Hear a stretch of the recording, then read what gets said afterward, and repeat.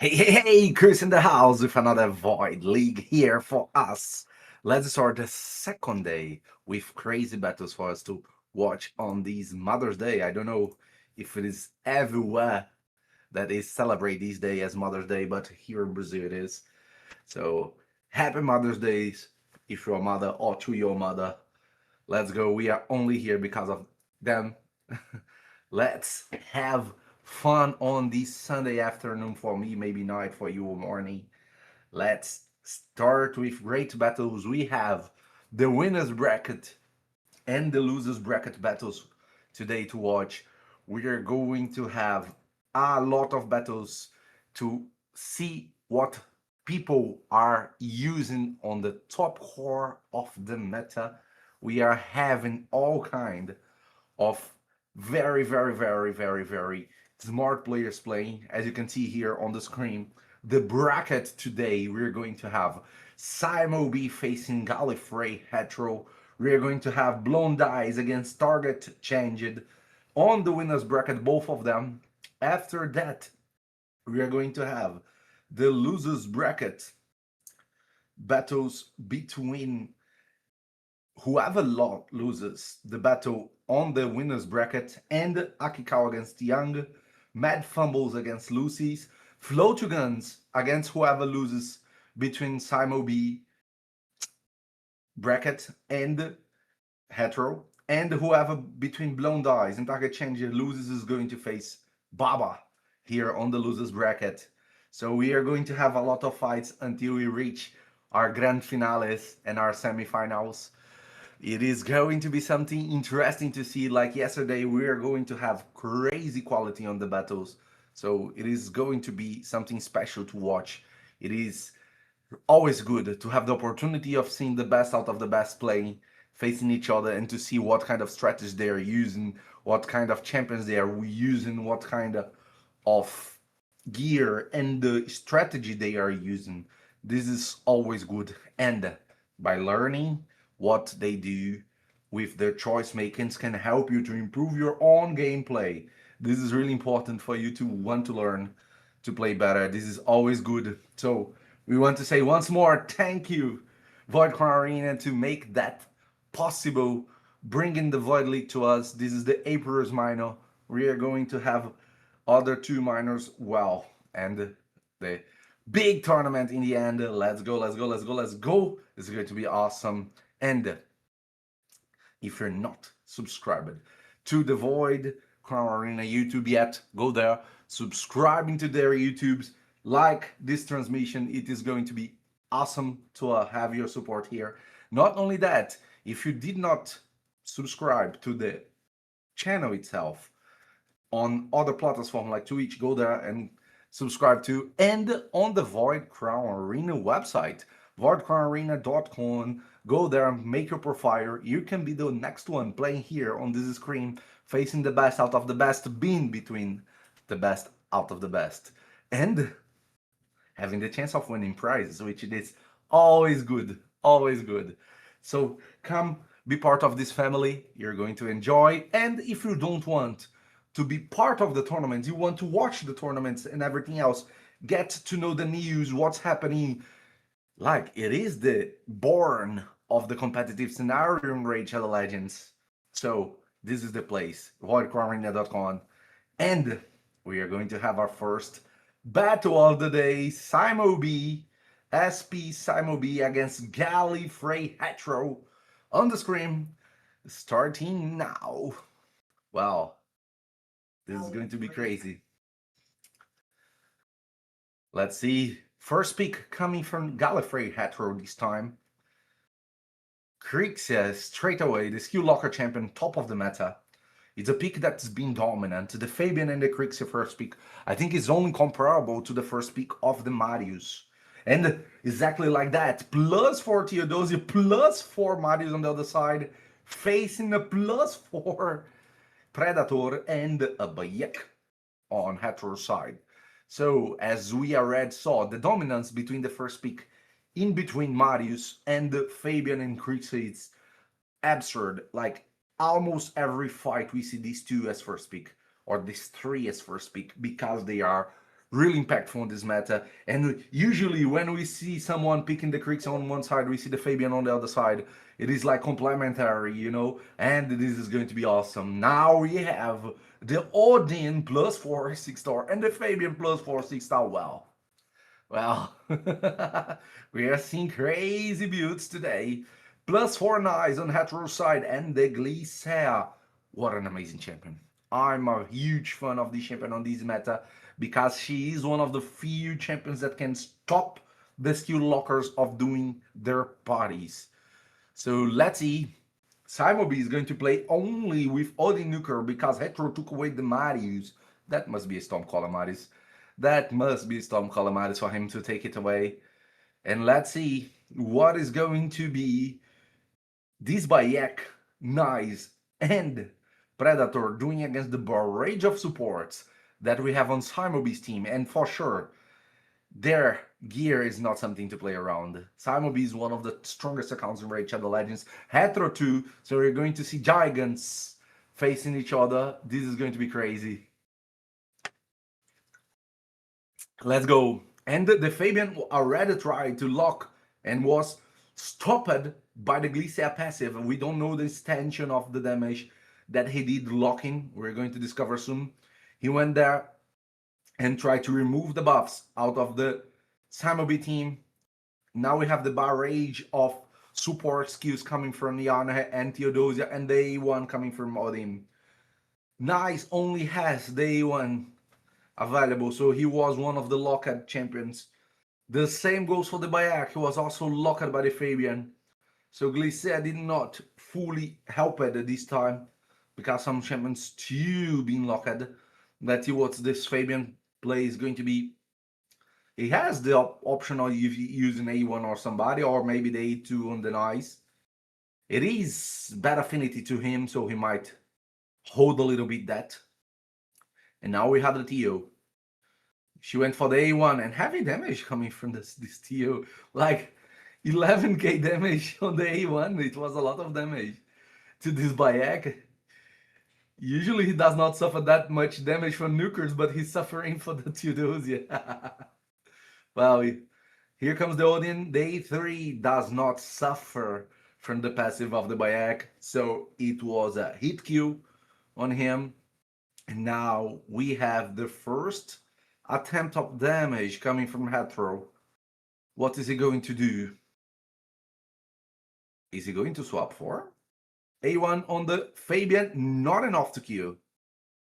Not enough to kill. He ignores the shield, but not enough to go through all these insane amount of HP that a +4 6-star champion has. So he was able to endure this damage. And now we have the passive of the Odin kicking. And let's see if he's going to control all these nukers. Well, the crowd control is out there. That Nice red facing the crowd control. Glycea went to take some stacks out of the Odin, but he still got one stack of the Mercurio. What a crazy champion he is. Okay. We have the Nice cleansing with the chain breaker, but not enough to do much. Oh, he has now the opportunity of killing one champion. No, not enough damage. Not enough damage. Why he didn't choose the Odin? That's the question. He went straight to the Theodosia trying to block the revive, but it was a hard decision. Let's see, now probably they are going to be protected again by the heavy barrage of buffs and passives that's coming from the other side. Well, he had a chance. He had a chance. Now it's going to be a little bit hard to face that again. A2 coming from the TU. Wow, she's now vulnerable for the first time in the match. Clear shot, but weak hit. Wow, not enough to handle that Theodosia +4. And now the skews are gone or not. Let's see what he's going to do with the Glycea attempt to freeze. Deniahan not able to. Here comes her. Oh my god, look at the damage. And the Pred Boy, it is done.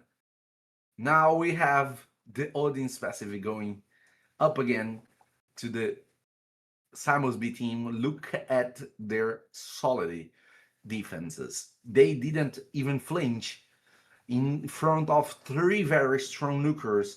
And now Hathor is in a difficult situation. He's facing a barrage of champions, a lot of support, a lot of crowd control, and he only has the Nice to try to come back. But we know if a champion is able to do it, Nice is that champion. He is a master of the coming back. But to be fair, the situation is not easy. The situation is pretty damn hard because he's not going to fully buff himself, and they ignore the Shibayas, both Odin and Nianhe. So 1-0 to Simonsby, and is Hathor going to be able to do the comeback? If you watch yesterday's transmission, if you didn't, go there and watch. Hathor had this situation twice yesterday on this road to this moment. He lost the first battle and won like crazy comebacks on the next two battles. So if someone is able to pull it, it is him, because he already did it yesterday twice. So let's see if he's able to pull this comeback against Simonsby, one of the monsters of this tournament. Let's go. Let's see what it is going to happen now. Simonsby has the first pick. He has the upper hand, and he already got one victory on the bag. So Hathor, it's not on the most comfortable situation here. He still needs to figure out a way of dealing with that champions, and they swap the picks that they had last battle. So we're having Krix as first pick from Simonsby, and the Hathor went straight to the Theodosia plus the Marius.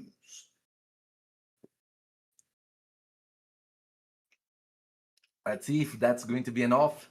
Stealing the picks out of your opponent. Well, we have the Bayek this time coming from Simonsby. Odin is a very strong champion on this meta. Lovely champion. Let's see what he's going to play with this Bayek. Wow. The Solonar is always a champion to be recognized. Let's see what it is going to be. The last two picks of Simonsby, since he has had the first pick advantage, Hathor is going to have the last pick opportunity. So he might choose something to counter what he's seen on the screen. Maybe it's a way. Maybe he finds a way to face that strong picks of Simonsby. Everything plus 4 6-star. Well, definitely not easy to deal with. But I know Hathor is able to. So let's go, Hathor. Do your best. You're facing a monster. Well, last pick coming from Hathor. Let's see what he's going to choose to face all these strong opponents that he has in front of him. And he's going for the Glisser. Wow, interesting choice. Who he's going to take away? The Bayek? Oh, he's thinking about. And he went straight to it, the Bayek. Let's see what Simonsby is going to ban on the other side. If I was him, I would maybe go for the support champion. But we never know what is on their minds. He went for the Marius, afraid of being a Stormcaller 1, we don't know. Let's see. Let's see. Starting in a few moments, the second battle of the winner bracket between Simonsby and Hathor. Simonsby had the upper hand on the first battle and came out with the first victory. And now Hathor is trying his comeback. Okay, he has the first move with the Fabian. Is going to try to remove their skills? And yes, he's going. He went there and removed their skills. The Donny is able to replace everything. So now they have their skills back, and now he's going to take down the skills or not. Glisser is out there to prevent these. Well, there she is. Coming with the freeze, and Odin is now vulnerable. She's going. She's going to transform and attempt the A2 to prevent him of putting his passive buffs. No, she went for the sleep. Okay, okay. What is he going to do? Oh my god, not a weak hit on the nice, preventing him. Oh, the cleanse! The cleanse on the right moment brought the nice back to life, and the Fabian is no more. Gosh, it was the perfect moment for him to make that cleanse. The Donny saving, very fast Donny by the way. Let's see what is he going to do now. The Solinar went there, not being able to kill the Odin, but we still got the A2 of the... Not able to deliver the debuffs. What was that? 3%? 3%? Unbelievable. Unbelievable. That might make the life of Hetero a way harder. Way harder. Because now he has to deal with this Odin passive again. Wow, and now he had to deal with the nice. Transformed. Here it comes, the damage, not enough. Let's see what this Odin's going to do. A3 coming on the side, brought Donny back. Wow. The situation is not that easy, but let's go. He still has opportunities and chances. Is he going to attempt to freeze? He tried, but resisted. Not enough accuracy in the Glycea. The Donatello sped up the champions, and now we have the +4 nice going for the attack. Not enough damage. Odin coming on his way. No, but the passive kick in. Well, what is he going to do with the Crixia? He sped up again.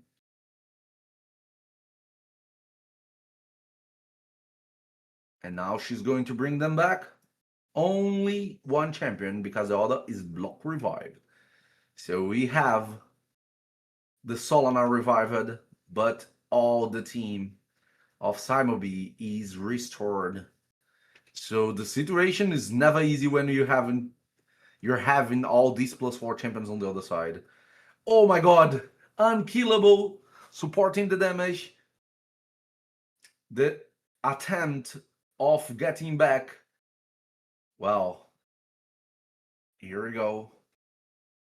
The passive of the Odin is taking all the damage of the Solinar down to 0 because of the block damage. And now we're going to have one attempt of taking down their skews. And he was able to cleanse almost every team.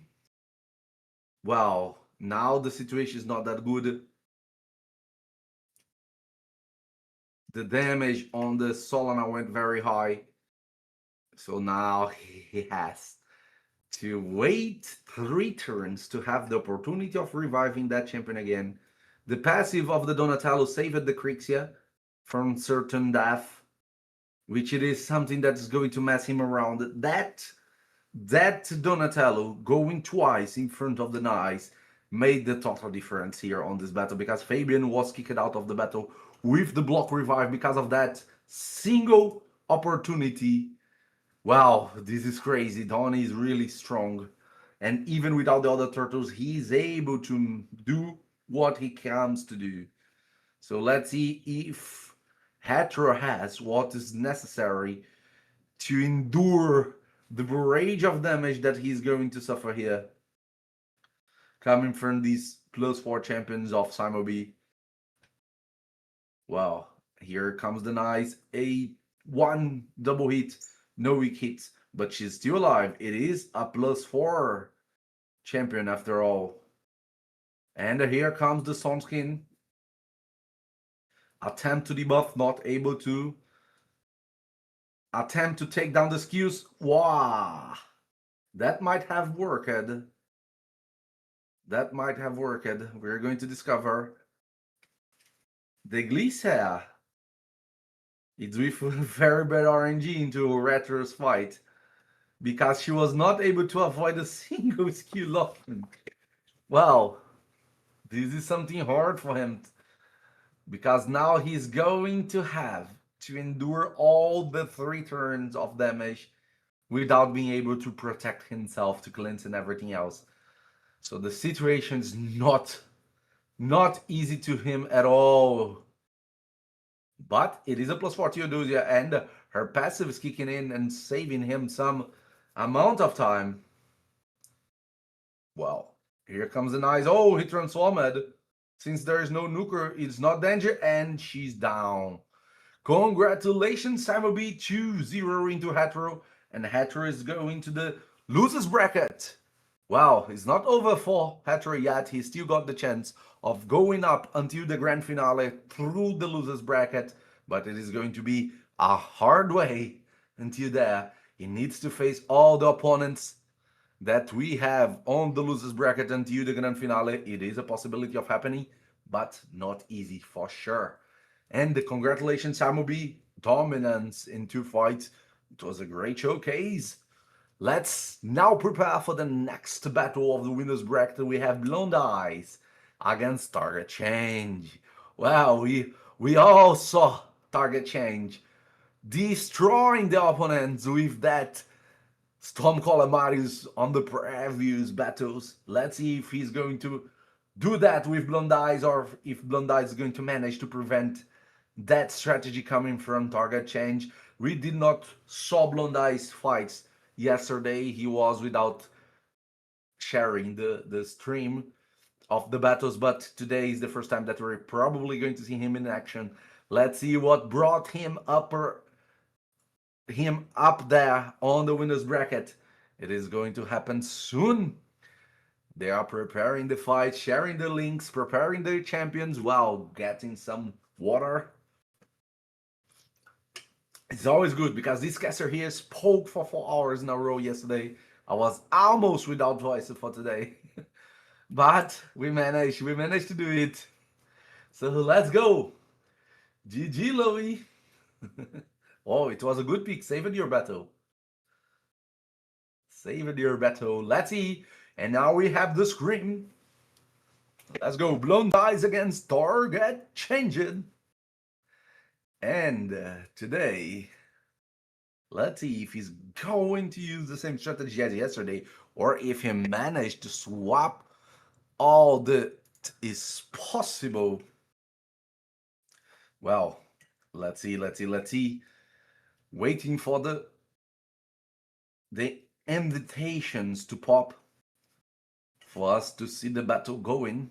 Remembering that all that transmission here, it is a signal that comes from the players. So the quality sometimes is not that great, or sometimes we have technical issues because we need to wait for the player to share their screen with us for us to be able to transmit for you.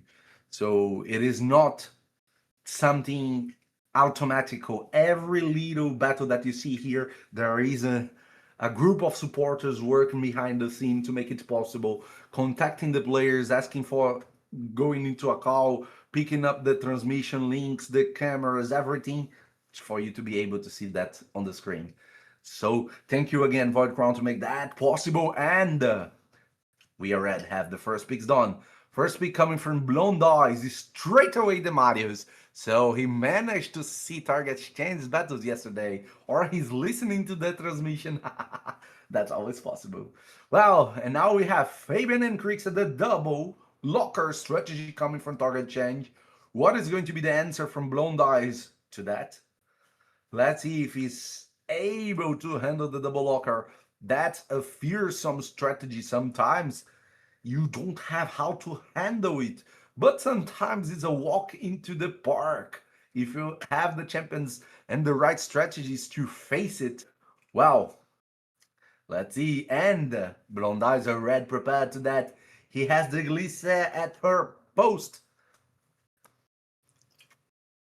She's one of the right champions to try to face that strategy of double locker. Well, she's able to. At least she should be, because to Hatros did not look like this way.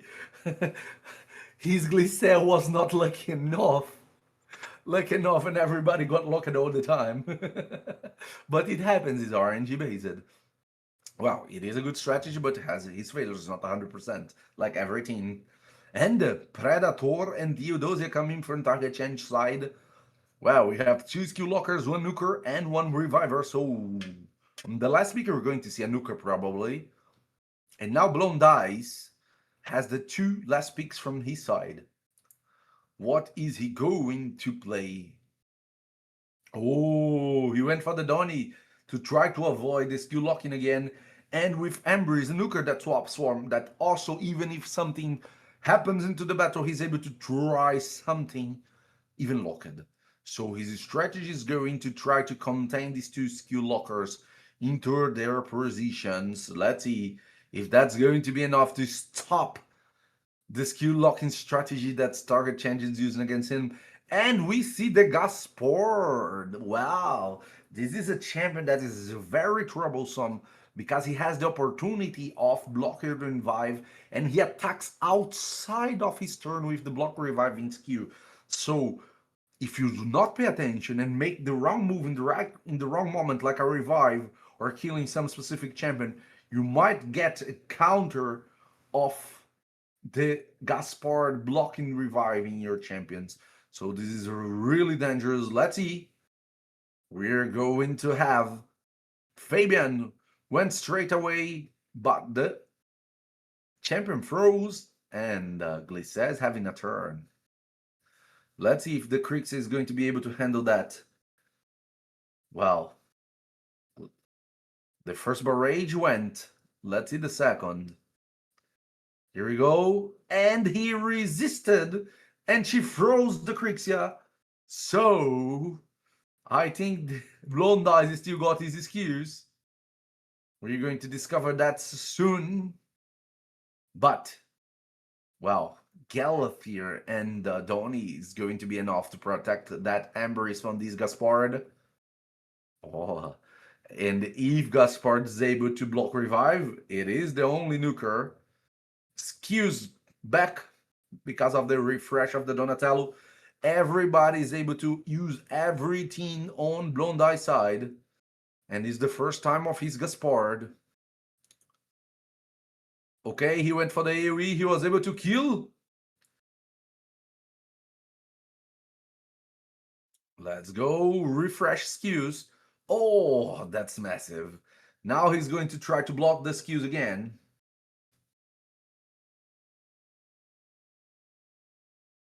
A1 coming from Theodosia. Ooh, the reviver is up there before the skew locking. But the block revive, like I said, this is the Gaspard gameplay. If you revive, he has the chance of counter-attacking with the block revive skill, and that play exactly the way Target Change planned. He was able to block Blown Dice. He was able to block Blown Dice, revive, and won the battle. Now is his time to be the first pick. So he's sending the invitation to Blown Dice. And now, did you see Gaspard making the move?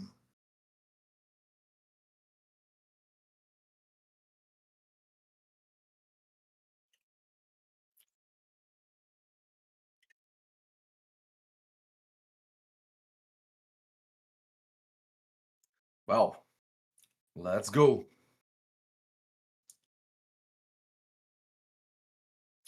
First pick coming from Target Change for sure. It is the Marius. That was the first pick of Blown Dice last time. And now we have the Fabian and the Carnage as secondary picks from Blown Dice. Coming as answer to that, Target Change brought the Krixia and the Theodosia. And now Blown Dice has 2 more picks to do.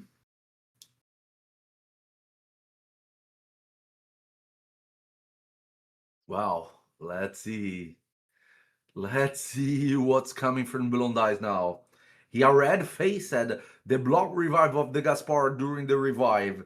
Is he going to do the same thing again? Or now he's going to play with more nukers to try to avoid that of happening? Now he has another things to think about. He has the Marius on Target Change side to be afraid of, because we already saw what this Marius is able to do with the less opponents of Target Change. Let's see if Blown Dice is going to be able to handle that. And here comes Hekaton and Galathier. Wow, Hekaton is a good champion to try to block what's coming on his side. He has the block damage. He might be 9 pieces of Mercurio. He's a great champion, one of my favorites, and what a great champion to have. Wish everybody had enough luck to pull him during this boosted summoning chance that we had for him during this week. Wish you was one of the people that was lucky enough to have him. So 2 last picks coming from Target Change. Let's see what he's going to pull for us. Well, are we going to see the Gaspard again? Or he's going to swap the strategy? We still got 1 pick from Blonde Eyes, so he does not know what necessarily is going to appear on the other side. Oh, Odin, 2 seconds. Odin, no, he swapped the picks. Predator and Joanne on the last second. I don't even know if he clicked on the Joanne or if it was the automatic pick because of the amount of play power. Well, now we have a last pick from Blonde Eyes. It is the Glisea. Well, what is going to be the bun about? We have again 2 nukers on Blonde Eye side, 3 supports. One of them is a reviver, and the Target Change is thinking about who to ban. And he went to the Fabian, and the Krix is going to face the Glisea. Well, let's see what he's going to do. If this Krix is going to be able to handle the Glisea or not. Everybody but the Carnage on the new set, and she went there and froze. Glisea's passive. Now she's having a turn. She's trying to debuff. Well, will she be able?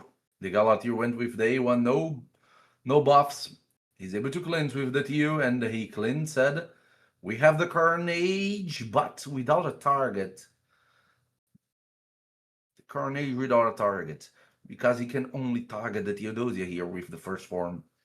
Unless he swaps to the second form, which I don't know if it is the best option to do. He went for the A1. And now it is a dangerous moment. Every time Joanne plays, something can happen. Let's see what this Joanne is all about.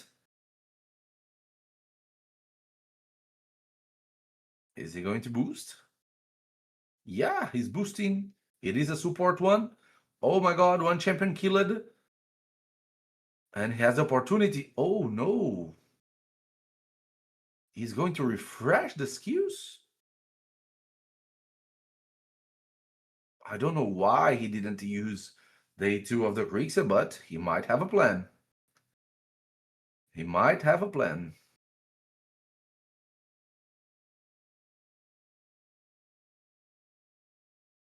Well, let's see. Now Hekaton has the opportunity of playing.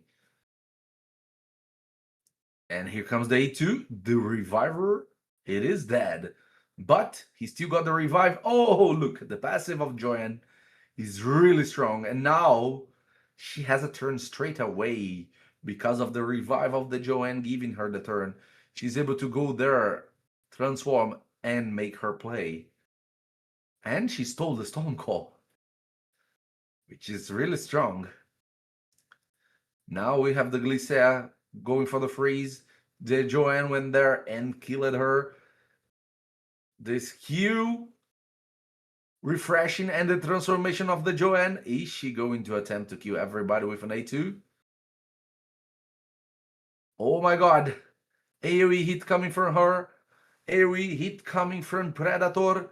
And now we only have the Galathier against all of them. It's not looking easy to Blonde Eyes. Not looking easy. A3 coming. Oh, the Galathier survived.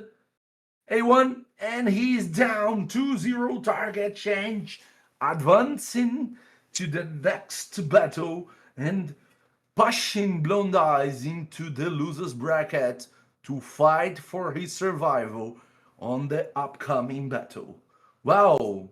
And now we're going to have SP Rim, him, against Pack Daddy. A fight of a loser bracket. Well, and now they are fighting for the survival because the winners bracket, even if they lose, they still got the opportunity of fight again on the loser bracket. But who is on the loser bracket? If they lose, they get eliminated. Oh, sorry, myself. They are still from the winner bracket. Saw it wrong, saw it wrong. Sorry him, sorry Pack Dad. They are actually on the round 4 of the winners bracket. My mistake. My mistake. So can we have a fight of the winner bracket now? And in a few moments we're going down for the losers bracket to see what are they doing to survive in the tournament. Well. SP him and Pack Daddy, they are undefeated on the tournament until now in the result, remembering that we are having best out of threes until now, and it is going to stay this way, best out of 3 for a while. So let's wait for them to give us the sign of the transmission for us to share that with you. We're going to see great players facing each other. It is going to be savage. Well, or it's going to be lethal. We never know. And we are going to have best out of 3 between them. Yeah, still best out of 3 until the grand finale. I think it is best out of 3. Let me check the bracket. Yeah, until the grand finale, that is a best out of 5. We're going to have best out of 3 in all the battles. So great battles and opportunities out there. And starting the battle, we are red have Pack Daddy going straight to the Crixia on the first pick, and SP him that renamed himself for free-to-play epics. Well, it does not sound like that much as a free-to-play.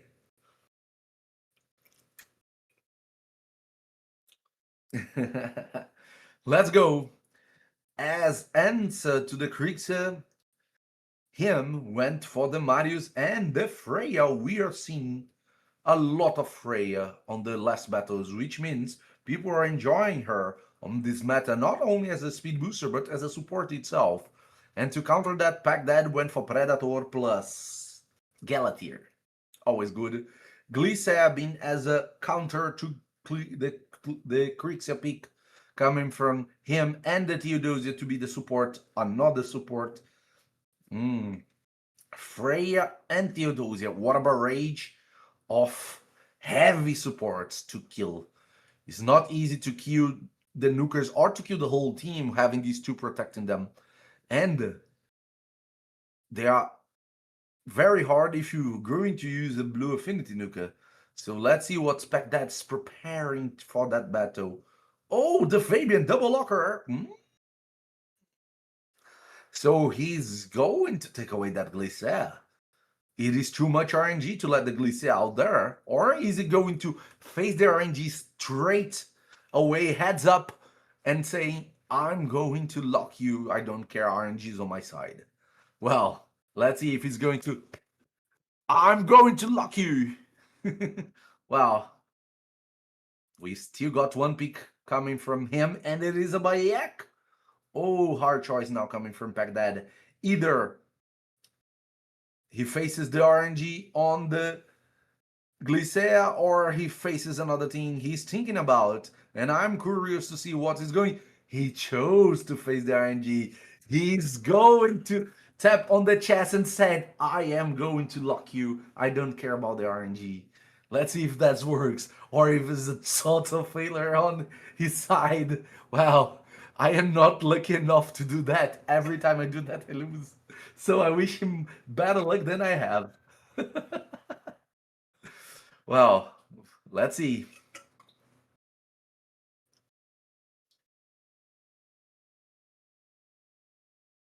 First turn coming from Freya. She's a speed booster on his side.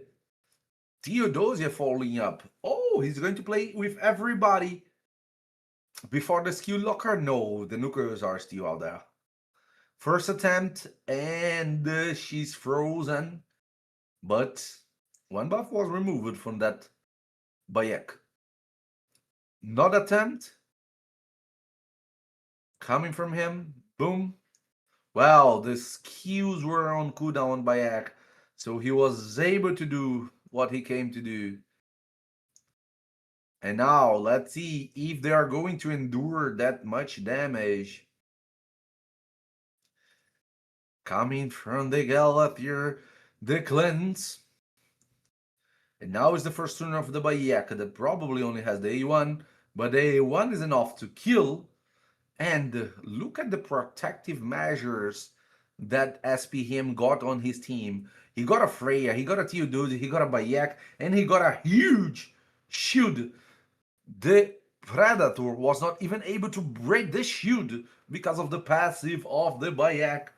What is Pack Daddy going to do to face this tremendous barrage that is in front of him? He has the damage, but he's not able to deliver the damage because of the passive of the Bayek plus the constitution of the team. Oh, he delayed the comeback. He delayed the revival. What is he waiting for? That's the question. Is he going to refresh the skills? Yeah, he refreshed the skills. And another A1. And another champion dead. Oh gosh. This Bayek just with the A1 is getting down all the nukers of Pack Daddy team. And now he has a difficult situation on his side. Because he might have the AoE on the Bayek coming at his head right now. Let's see. And that is it. The AoE went there and destroyed the champions that he just revived. So he has now to face all the strong team of him without his nukers, and he needs to survive that for 3 whole turns to be able to revive again. Is he able to? Is he able to? That's what we need to discover. He has opportunity of baby swapping form. He didn't want to. He's going to face the damage straight away. And here comes the Bayek. Boom, boom, boom. Everybody dead. Baghdad was obliterated by that Bayek on the first battle. He single-handedly the damage and also done all the damage. And what a champion. What a champion is Bayek. He's doing everything, tanking and killing. Now we're going for the second battle. SPHim got the first win against Baghdad, and now he has the upper hand with the first pick. He went straight to the Marius. Wow. Well. Wow, Krixia and Galathier. Baghdad went for Krixia and Galathier. What is going to be the countermeasures that him is going to take?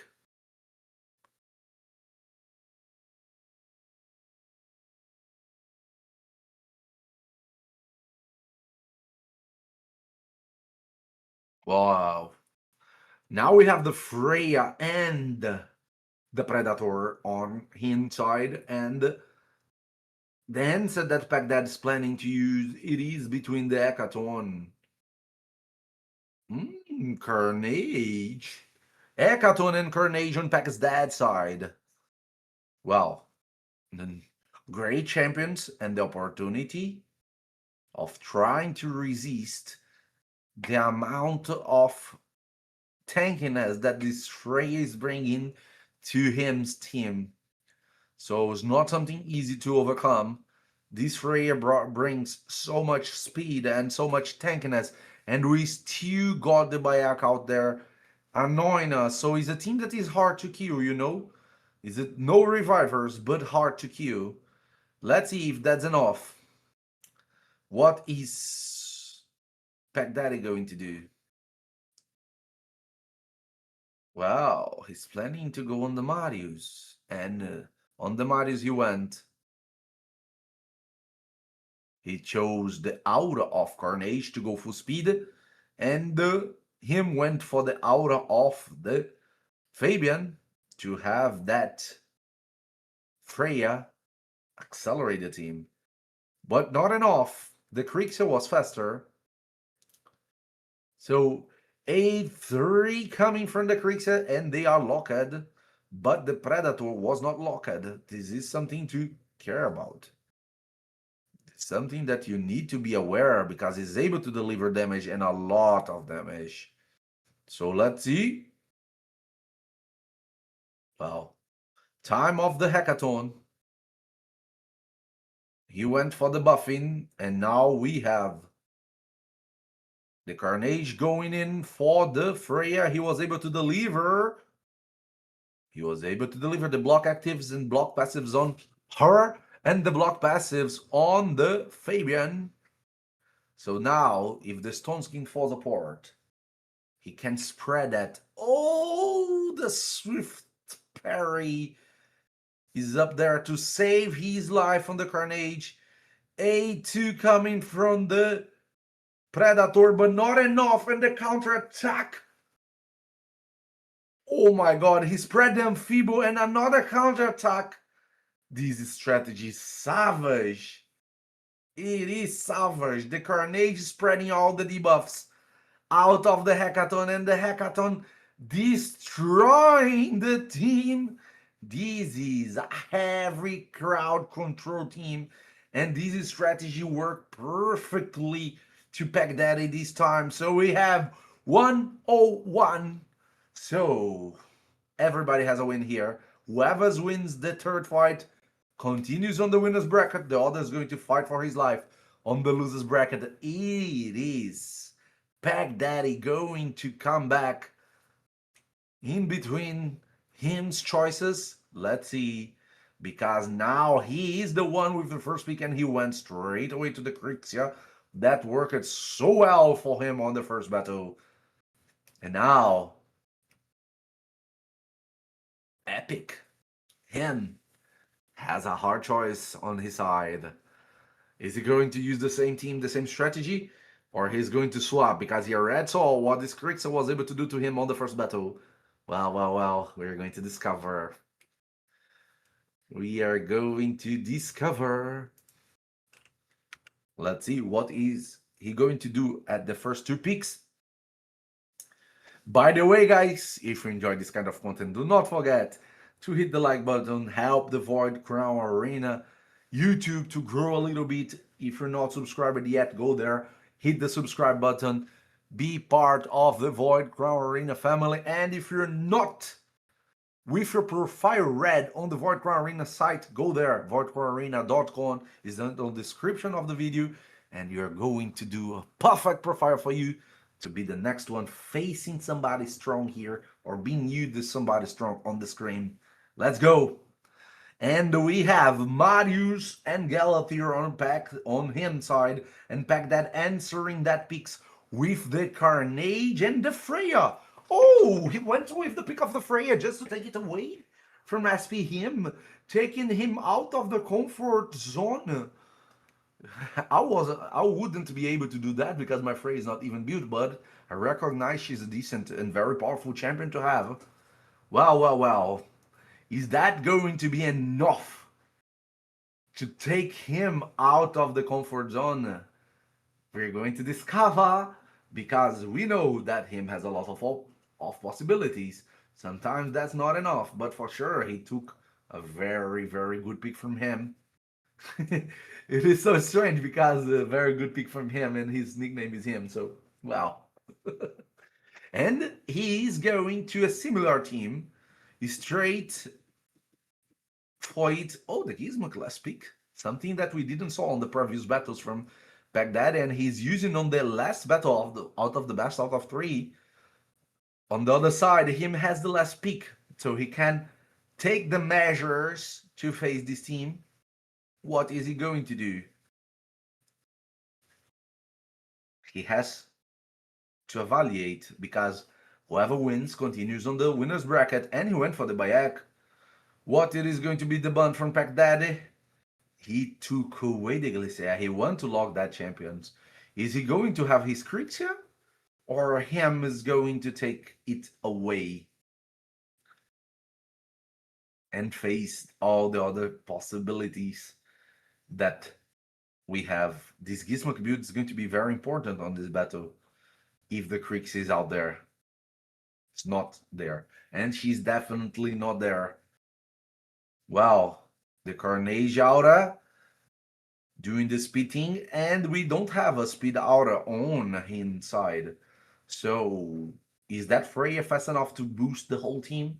Maybe. We are going to see what's going to happen now.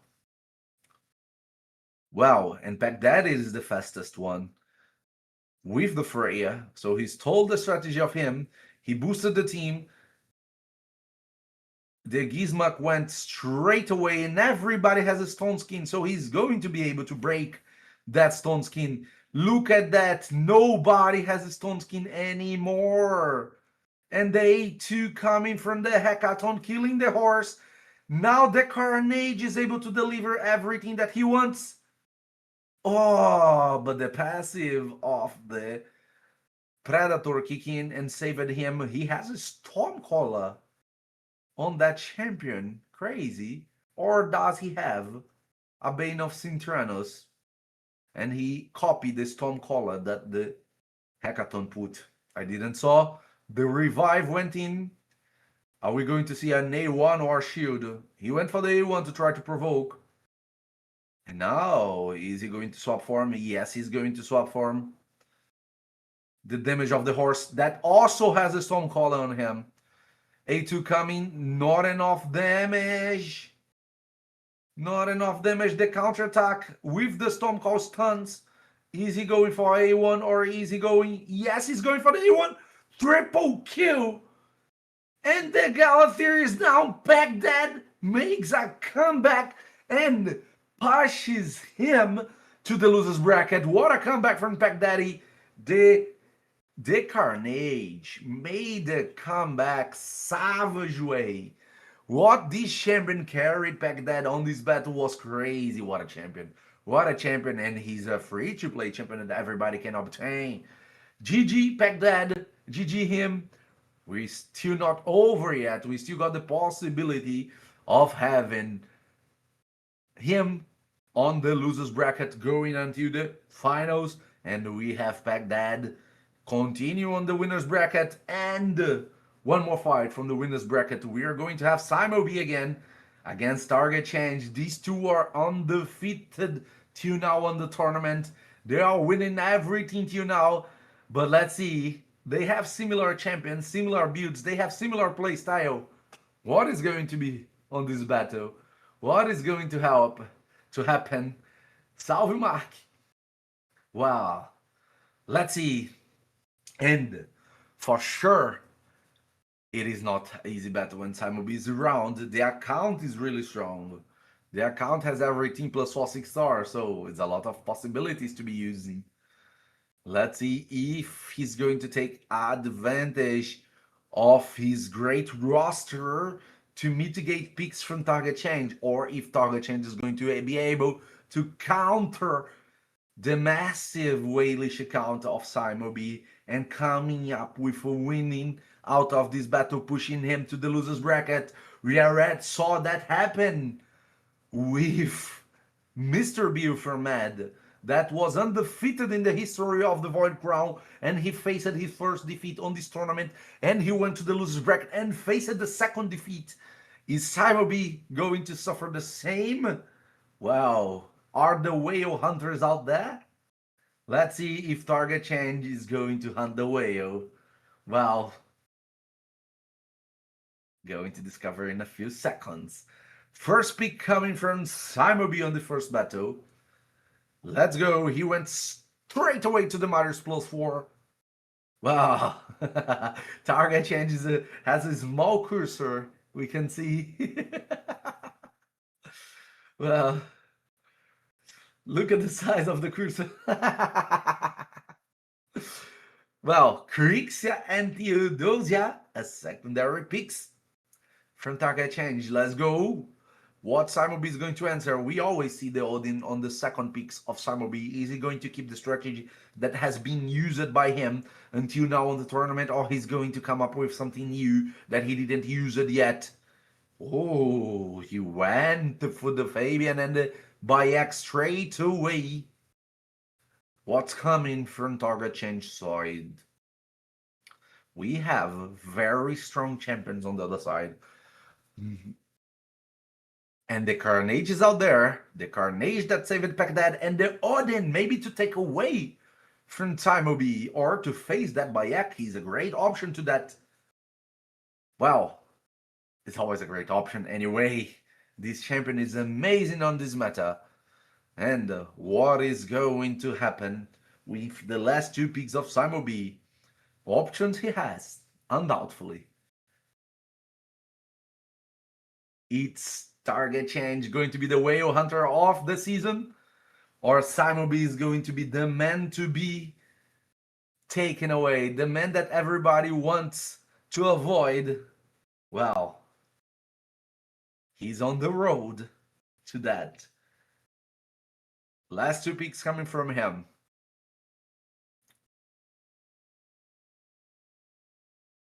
Well, he's thinking, he's taking his time, 6 seconds to go, and he's still thinking, and he went for the Shuzen plus Yumeko. So he's using a very void-based team. Interesting, no mythicals, but everything almost +4. The Yumeko is not, but she's there to be able to avoid the Crixia. Well, and that Shuzen is a menace. What is going to be the last pick coming from Target Change? The Tormin. I didn't expect that at all, even more because the Yumeko cannot be crowd controlled while on the Veil, so this is going to be a hard thing to handle.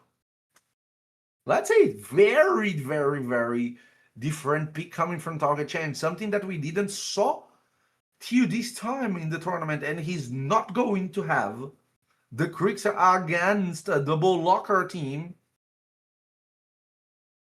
That Shuzen went straight away. She speed boosts the team.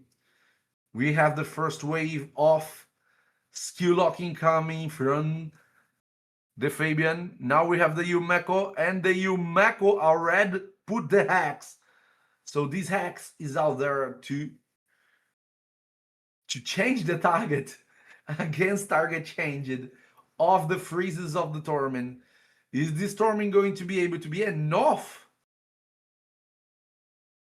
That's something really hard to face. This is a very fast team, and he's going out there with, oh my god, everybody didn't got the debuffs because the Odin absorbed everything with the hex of the Yumeko. Oh my god, the situation is not easy.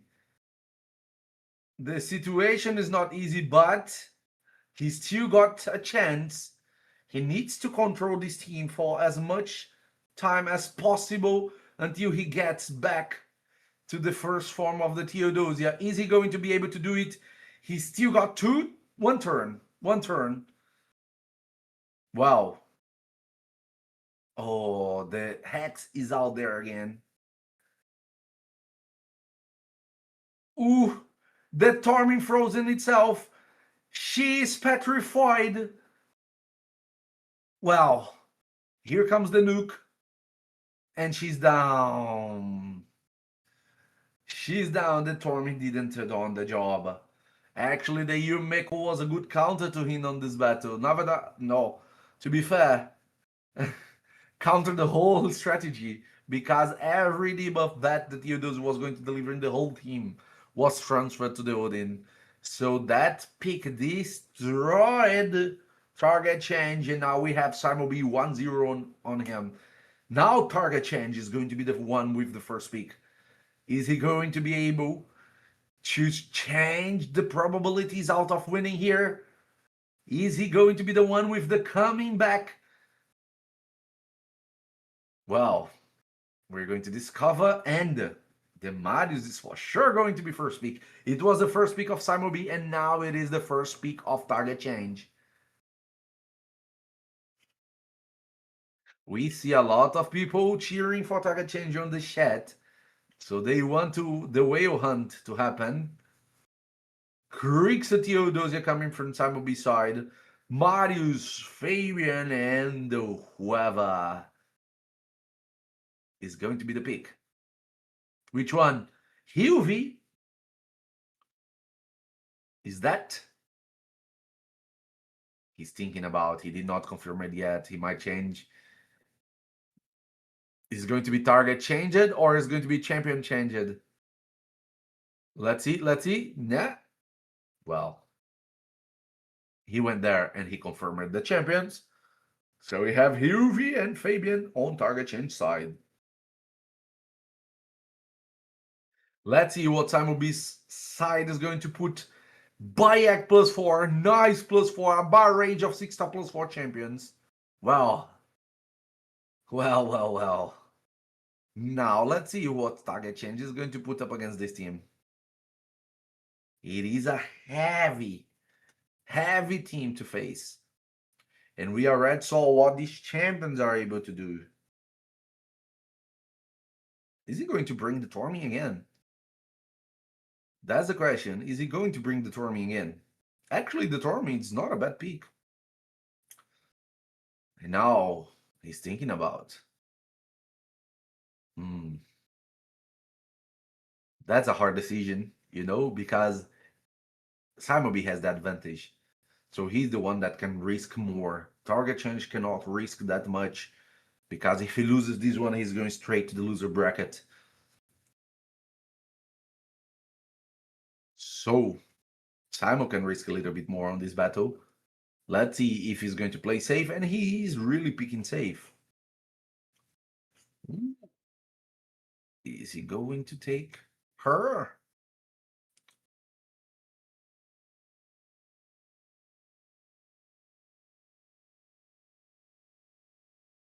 He's in doubt. Creeks are taking out. Let's see what Simon B is going to ban. He went for the horse. So we are having the Carnage out on target change side. Is he going for speed team? Wow. Not that easy having that Yumeko on the other side. And there's a very fast Yumeko. She played in between and revert the situation. Now his whole team is countered. The Fabian is a red block revived. And he doesn't have a single skill to use to face all the heavy team of Simon B. The situation is not easy for target change. That was dominating his fights until there. Well, not easy to face these double lockers, and this is a very fast Yumeko.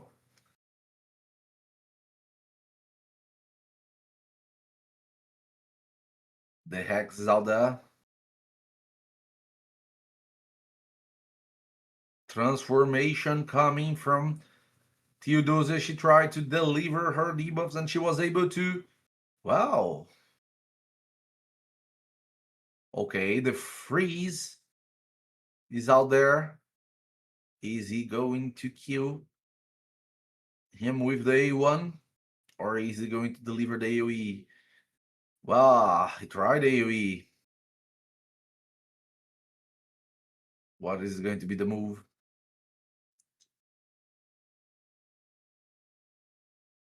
I'm curious.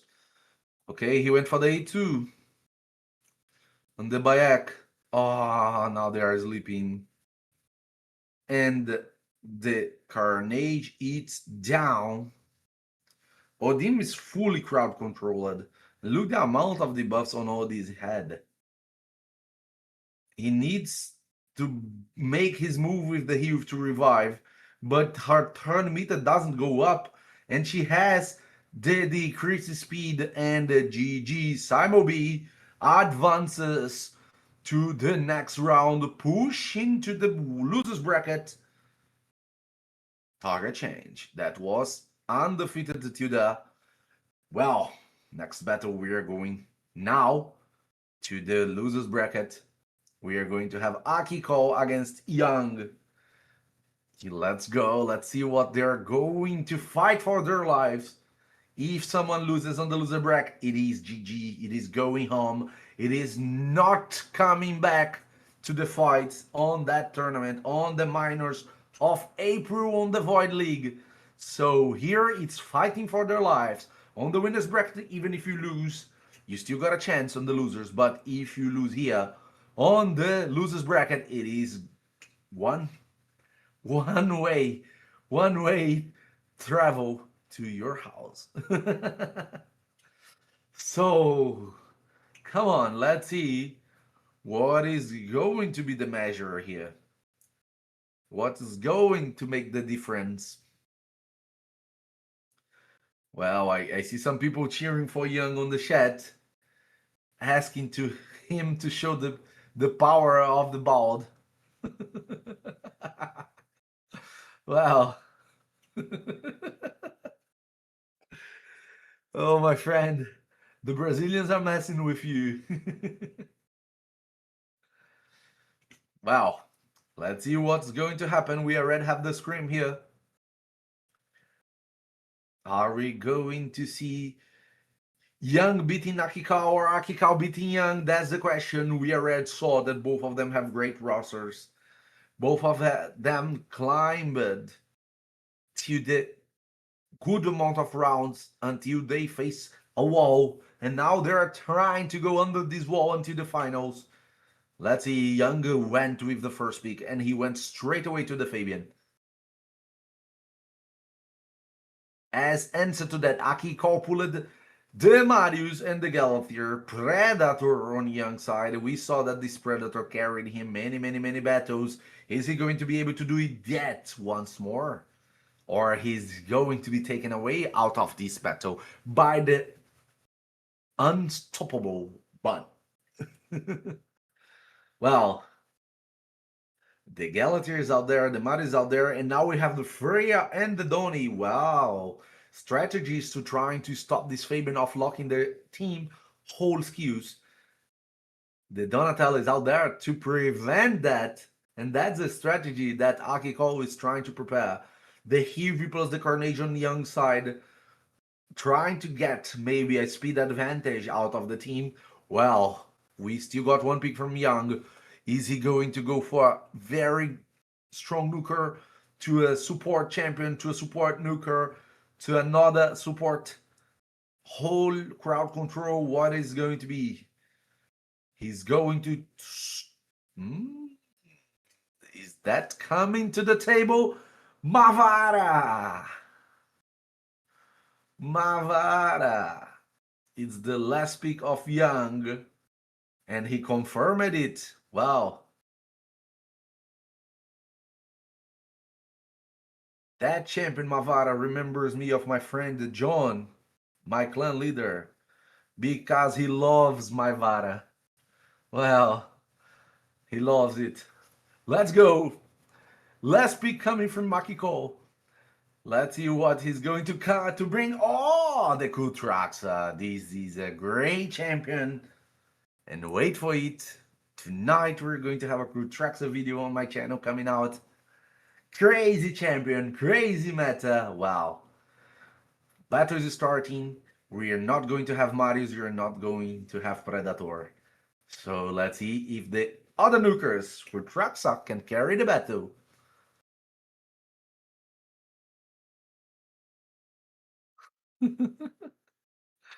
First turn coming from Young. The Fabian has his opportunity.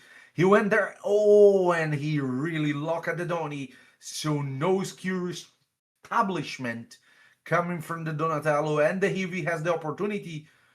Oh, he took the stacks because he's planning to deliver.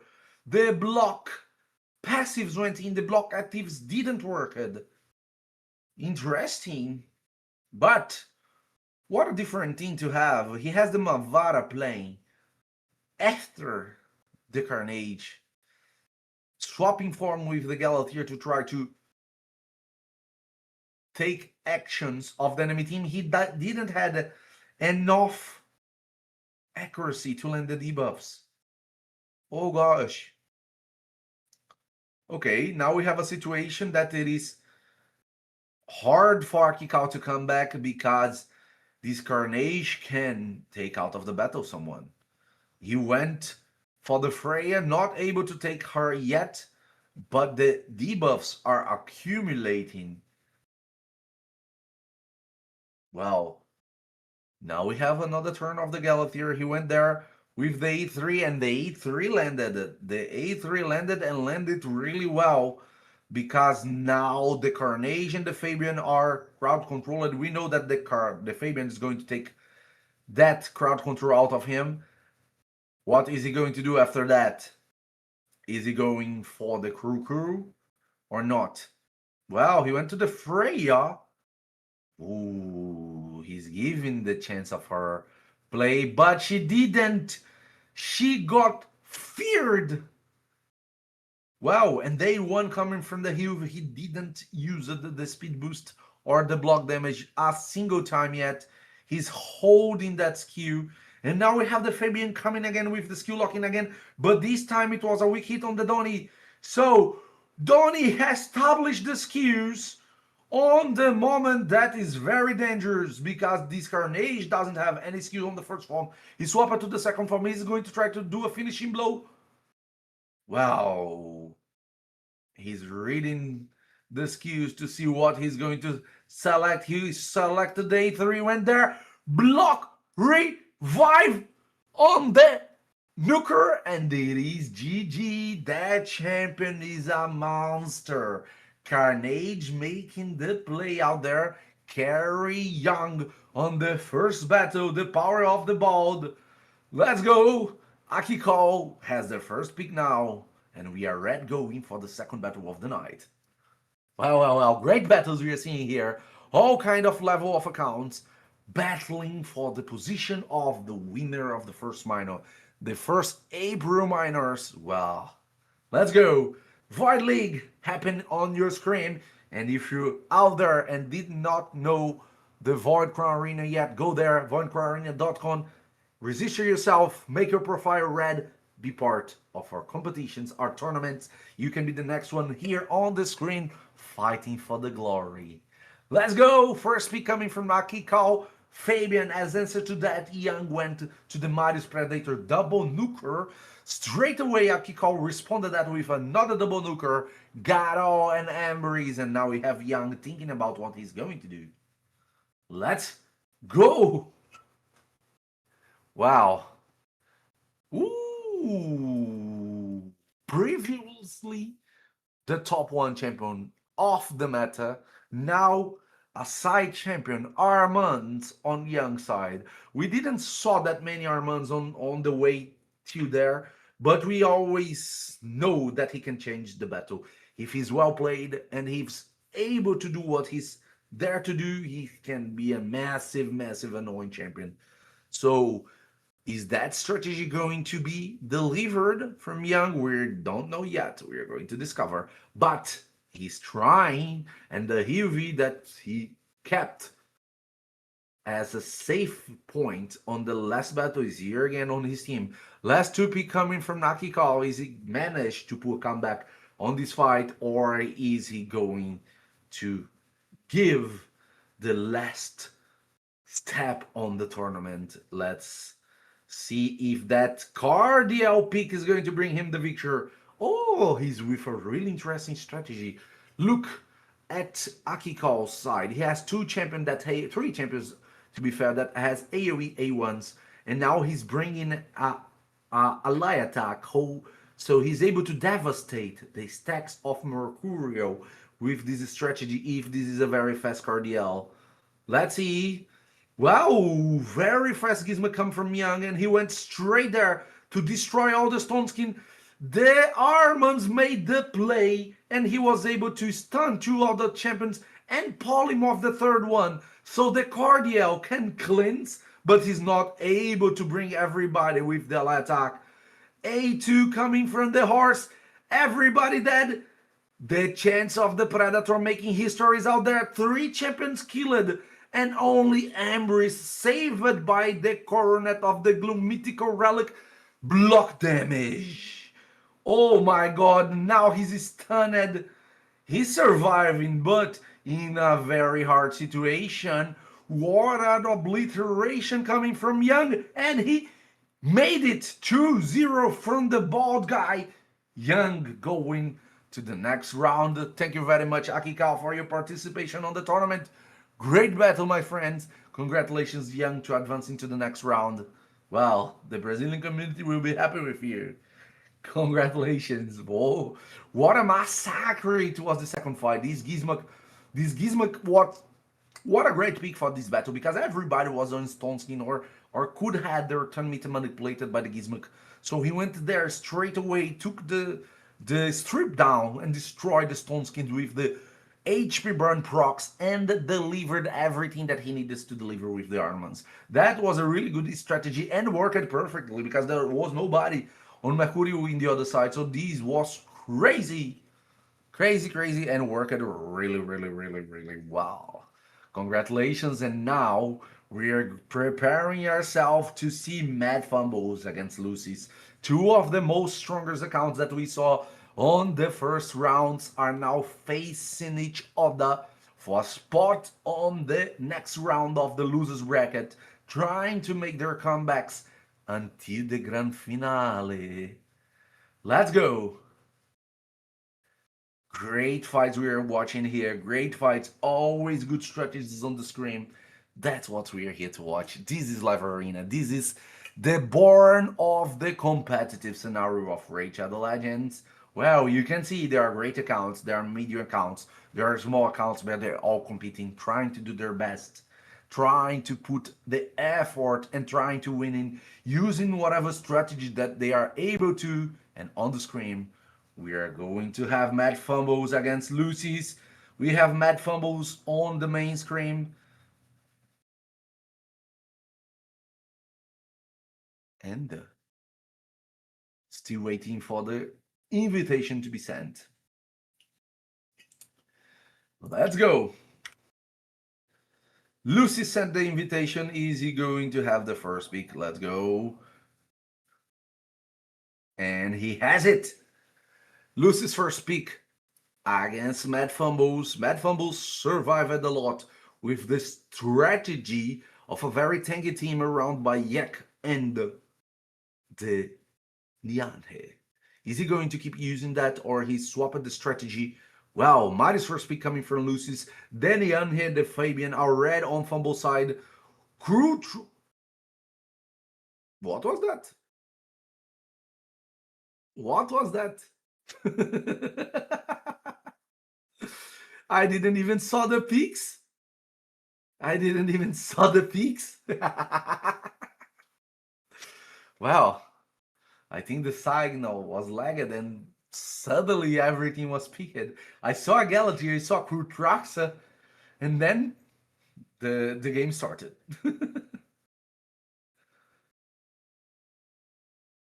Well, as soon as it starts, we're gonna discover. Let's hope it's not a bug. And the game starts. Because the screen seems frozen, but we can see the cursor going from side to side, so it's not frozen, probably.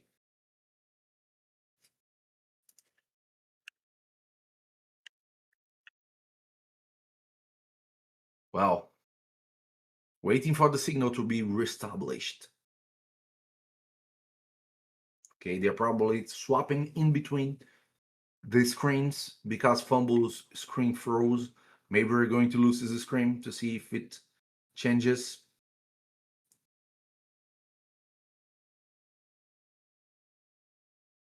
Okay, it might be Raid itself. Wow. Let's wait to see if we get a sign of the battle. Maybe we can reestablish. It seems like it was a bug with the server. If that's it, we are going to redo the picks and restart the battle.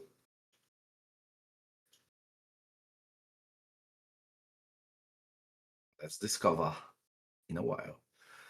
Our men's working behind the cameras are trying to do the best of reestablishing the signal.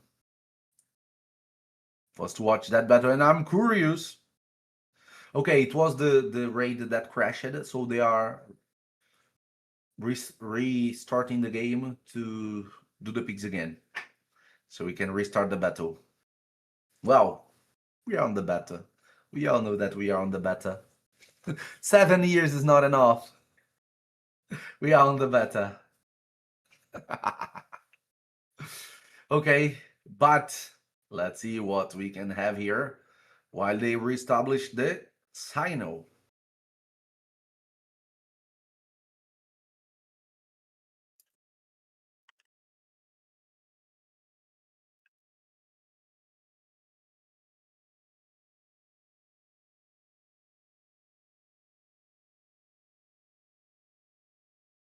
Well, we need to wait them for restart the game to set up the battle again.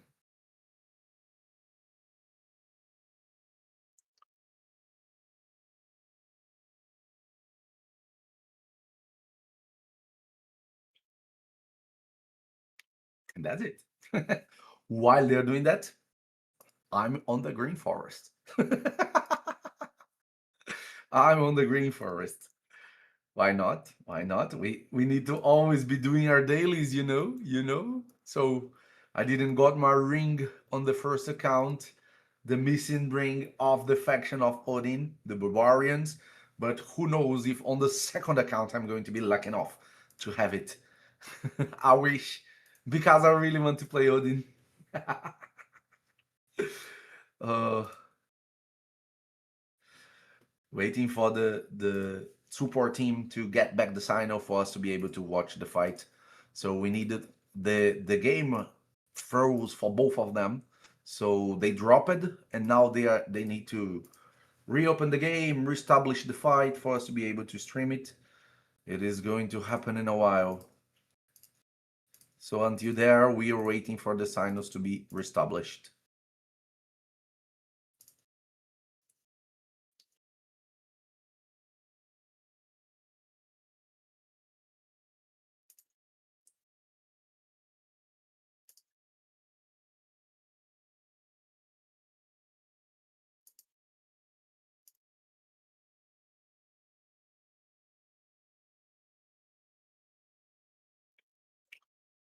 Okay, we are on the screen again. They are ready, redoing picks. Okay, now we can see, and the teams are red Dono, and we are going to see Maria actually here, and the Odin that I want to play, that I don't have built at the moment. It is going to be played by Lucis. We have the buns on Maria and on Fabian. Let's see what they are able to perform here. I'm a huge fan of that Maria champion. Let's see if her bun was the right thing to do. Mad fumbles with Theodosia, Nianhe, Predator, and the Bayek. Lucy's with the Storm Marius, the Krixia, and the Storm Marius was faster than the Krixia, by the way. That's interesting. With Armand's being played again. And Odin, wow, a very heavy crowd control team coming from Lucy's. His strategy is to not let fumbles have a single move. Is it going to work? Oh my god, he was able to deliver the sheep.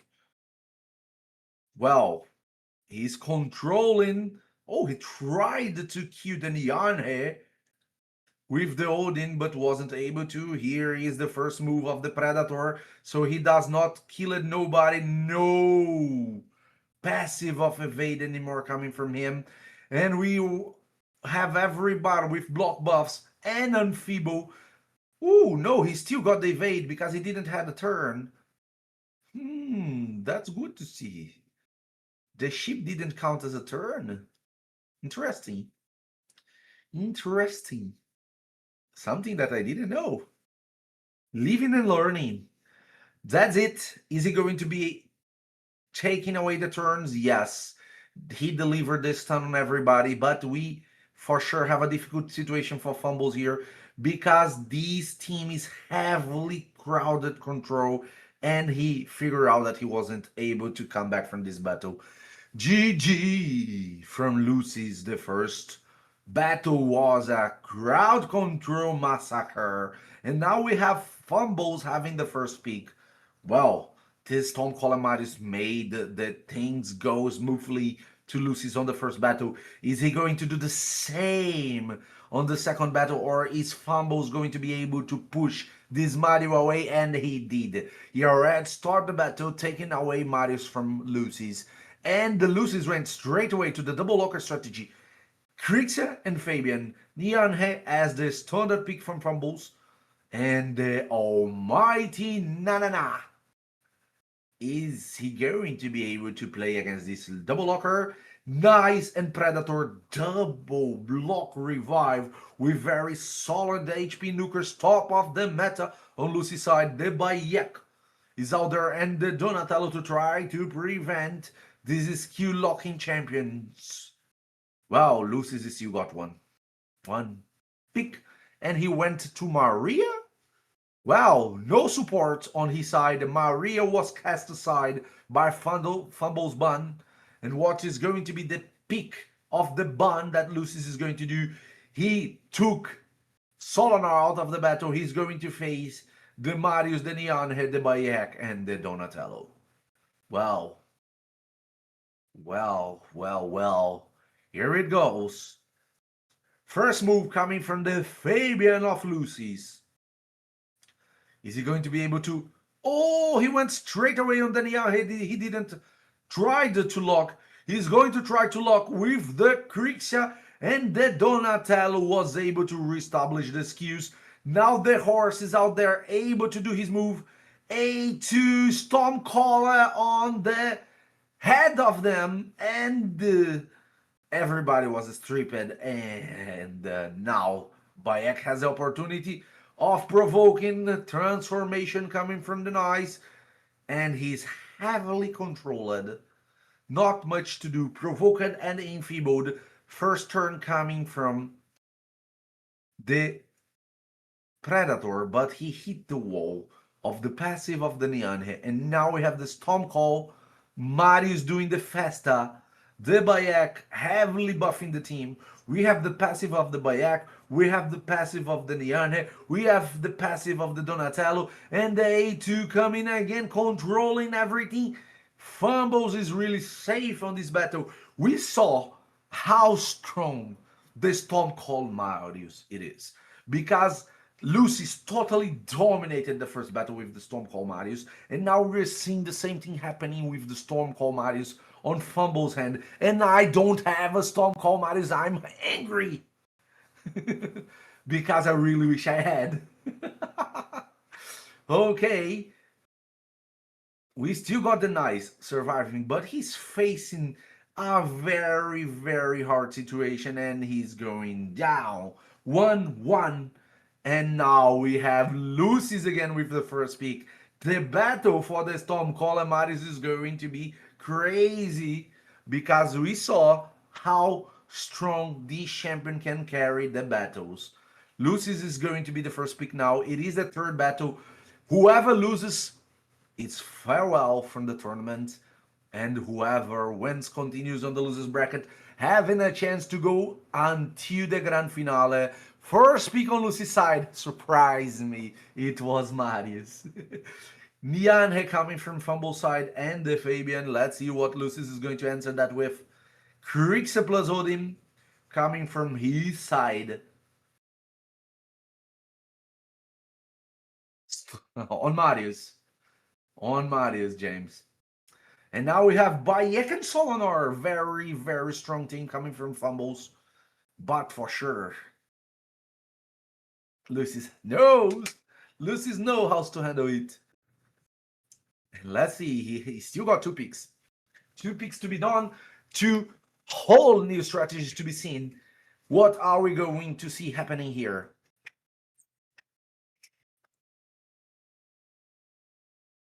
Well, I'm curious.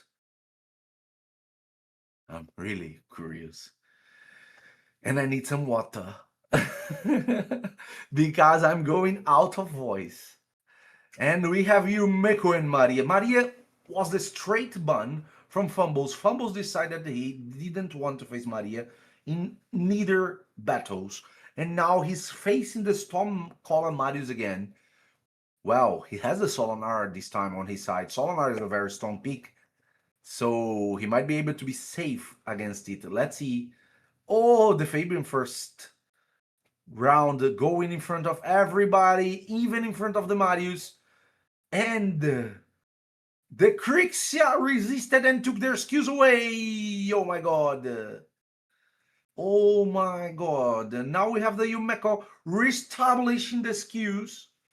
And now we have the Odin crowd control. Is going to be a crowd control faster? Is it going to be a crowd control faster? A1 of the Bayek can be massive out there. He went for the Odin. The Sarov saved him, but the counterattack of the Solinar finished the move. Well, A2 coming from the Marius, but not enough. Not enough on the Solinar. Solinar making the comeback and pushing Fumbles into the next round. Great battle. What a comeback from Fumbles. He showed that the Stormcaller Marius is not always going to be decisive. And he pushed the counter to that.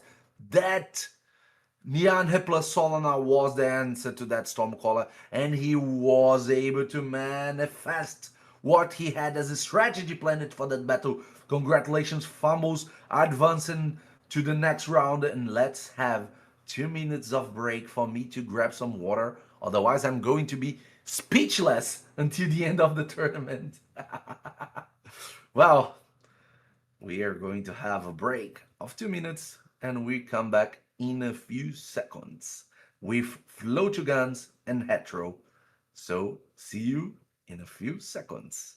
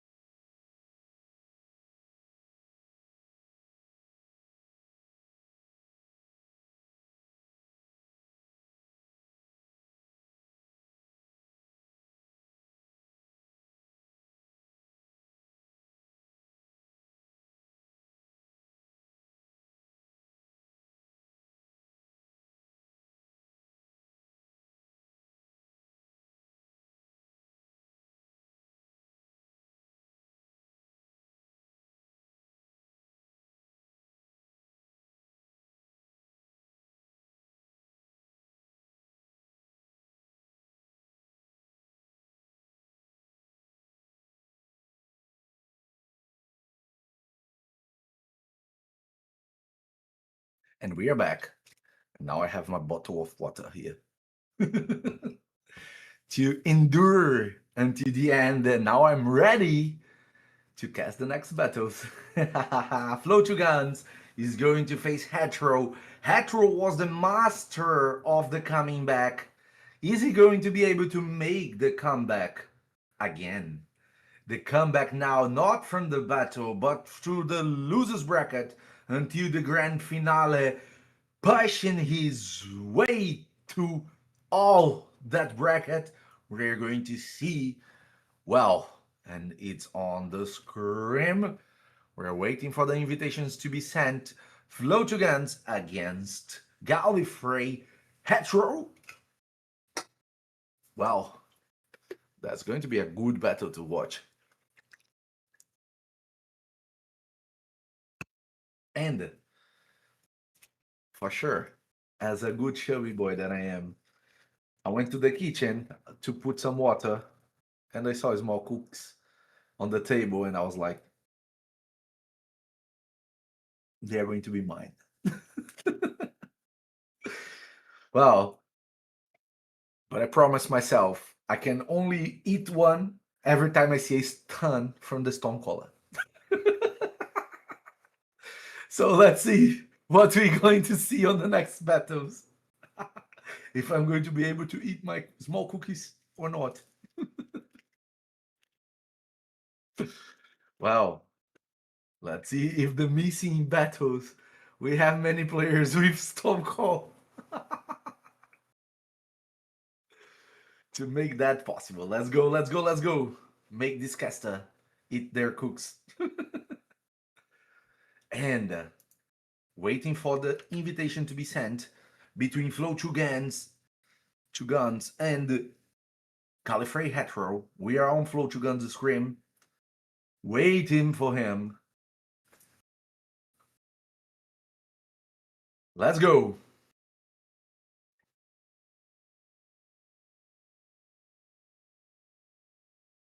And here it is.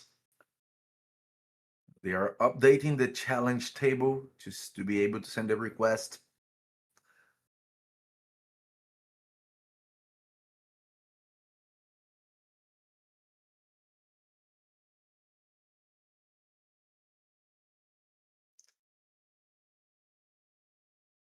Oh, he does not have Hetero yet added, probably.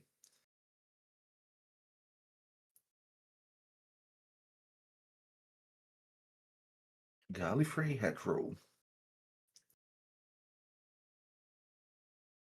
Need to wait them to add to be able to send the invitation.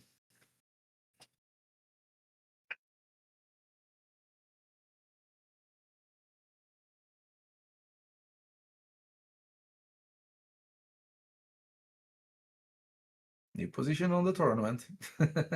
And here it is. Hetero went in with the first invitation. He's the first pick. Does Hetero have a Stonecaller, Marius? I want a cookie. Okay, we have Crixia as first pick coming from Flow Two Guns and followed by, coming from Hetero and Flow Two Guns following that with the Predator and Marius, hopefully Stormcaller one. And now we have two picks coming from Hetero's side. He went straight away to the Teodosi +4 and the Bayek safe. He played safe. The Bayek is a huge counter to the Predator because he's a raw damage dealer. Oh, straight away Shazan and Fabian coming from Flow Two Guns. Having the speed booster picked early, it's something that we didn't saw that much on this meta. Because we have so many ways of countering the speed meta right now, that is not the safest pick. And having that in the middle picks is even more rare because your exposure, your whole strategy are read to your opponent in the middle of the picks. But that's some great move from Flow Two Guns. He might have a strategy on his mind to be able to perform. Let's see what's going to be the answer to that coming from Hetero. He went for Noise and Solanar threw 3 nukers on his side. Very strong meta nukers, very safe nukers, and nukers with the power to handle damage and to deliver counters to the damage offered to them. So we have a last spot on Flow Two Guns side to be picked. What it is going to be that he's going to use to dismantle this defense? Wow, Armands.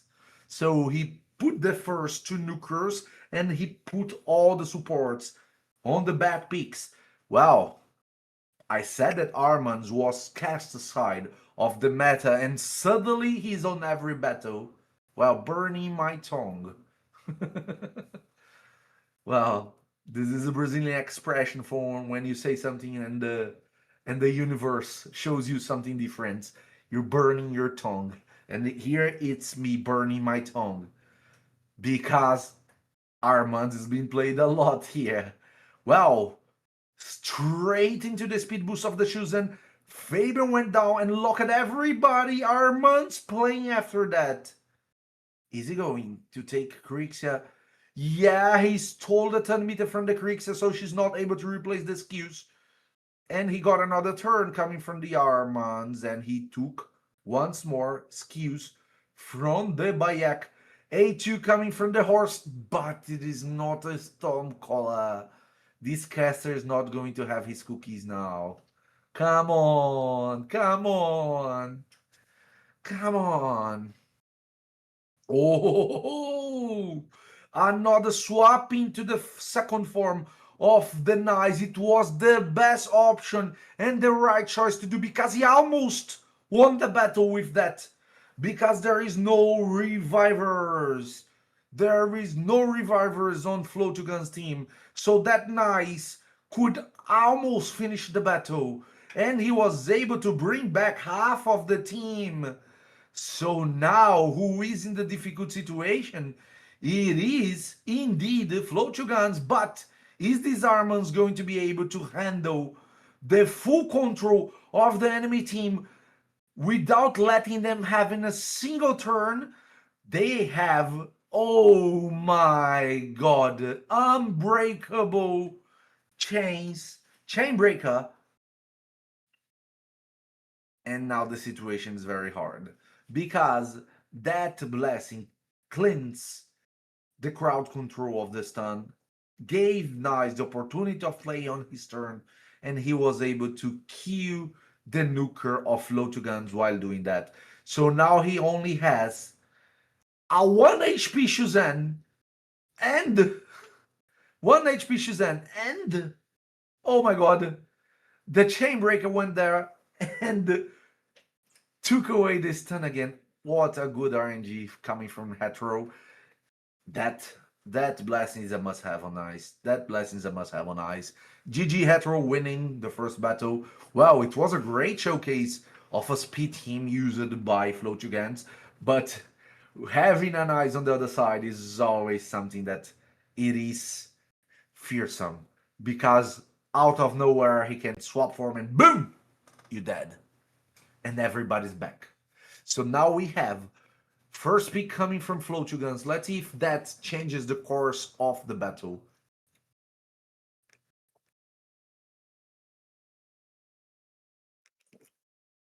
And since I'm having no cooks, I'm having water. Wow. Let's see. Now we have Predator as first pick from Flow2Guns. Theodosi plus Krix are coming from Hetero side. Bayek and Fabian as Flow2Guns answer to that.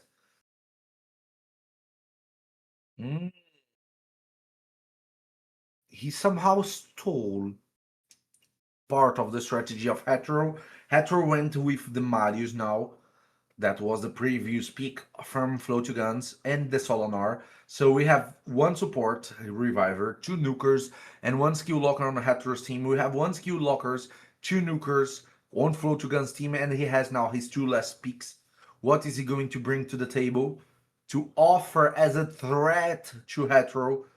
Well, Hetero has the advantage here of the first winning, and Flow2Guns is on a difficult position, but everything can happen. Everything can happen. They are well alive on the competition, fighting for the next round on the losers bracket until the grand finale. Let's go. Krutraxa. Great champion. And the Shuzen again. Krutraxa telling you guys again, we are going to have a Krutraxa video coming on my channel tonight, probably after this tournament because I still needed to record a little bit of the video. So it will come tonight, but a few hours after the tournament ends. Well, and we have as last pick from Hetero, Queen of Hearts. She's a good counter to a heavy buffy team, but Shuzan is not a heavy buff champion. So what it is going to be the ban, and what it is going to be the ban of both of them, because the ban plays a major role here. He took away the Theodosian Let Solonar having a speed booster on the team. Well, that's something like courage. He had a lot of courage. Some very unorthodox cool move. He's going to give extra turn to the Traxa, and she's a red dead, but she was able to kill the Crixia. I love that champion. I love that champion exactly for that. That's what she does, and that's what she is able to perform really well. The thing is, what she can do now. Oh my god! Through the stone skin of the Marius, she went there and melt the stone skin of that Marius, taking him out of the battle. And now she has her first turn. Is she going to try to kill the Solinar? She's dead. She comes back. She kills the Solinar. What is this champion? Oh my god. She's carrying the battle alone. And now we have. Well, what is he going to do? He has opportunity. Okay. Heavy shield. Heavy shield. Oh, Solinar is going to have his turn. He's going to kill the Krutraxa. And she's going to come back.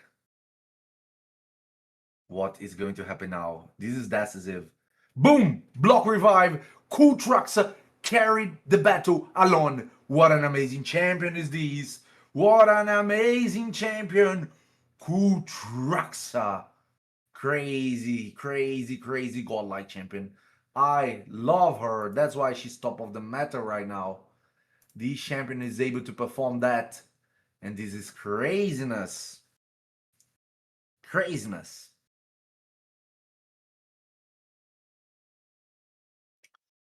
Come on. She melted everything in front of her and was able to deliver the final blows in everything that she touches. Crazy champion. What a great damage dealer, top of the meta. And Flow to Guns really manifested a good strategy around her. She was able to control everything that was thrown on her while doing finishing blows. This is crazy. And that's what we want to see on her.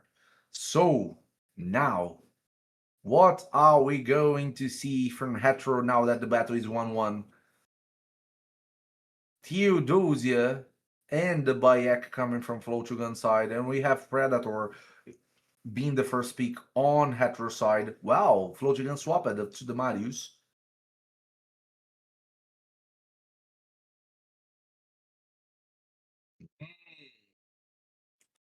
Hmm. Let's see. Two picks coming from Hetero now. Yared know that Shuzan, it is a massive strategy that Flotugans use. Can he mitigate that strategy? Oh, the Krixa plus the Bayek. And was exactly the champion that Flotugans was in doubt of picking or not picking. And now he went there and mitigate that pick from him. Flotugans now has to think another strategy to use, or he's going to face that Bayek with the same cool tracks that gave him the first winning. Wow, Fabian's now what he picks. Is he going to be able to deliver the message? Well, we're going to discover.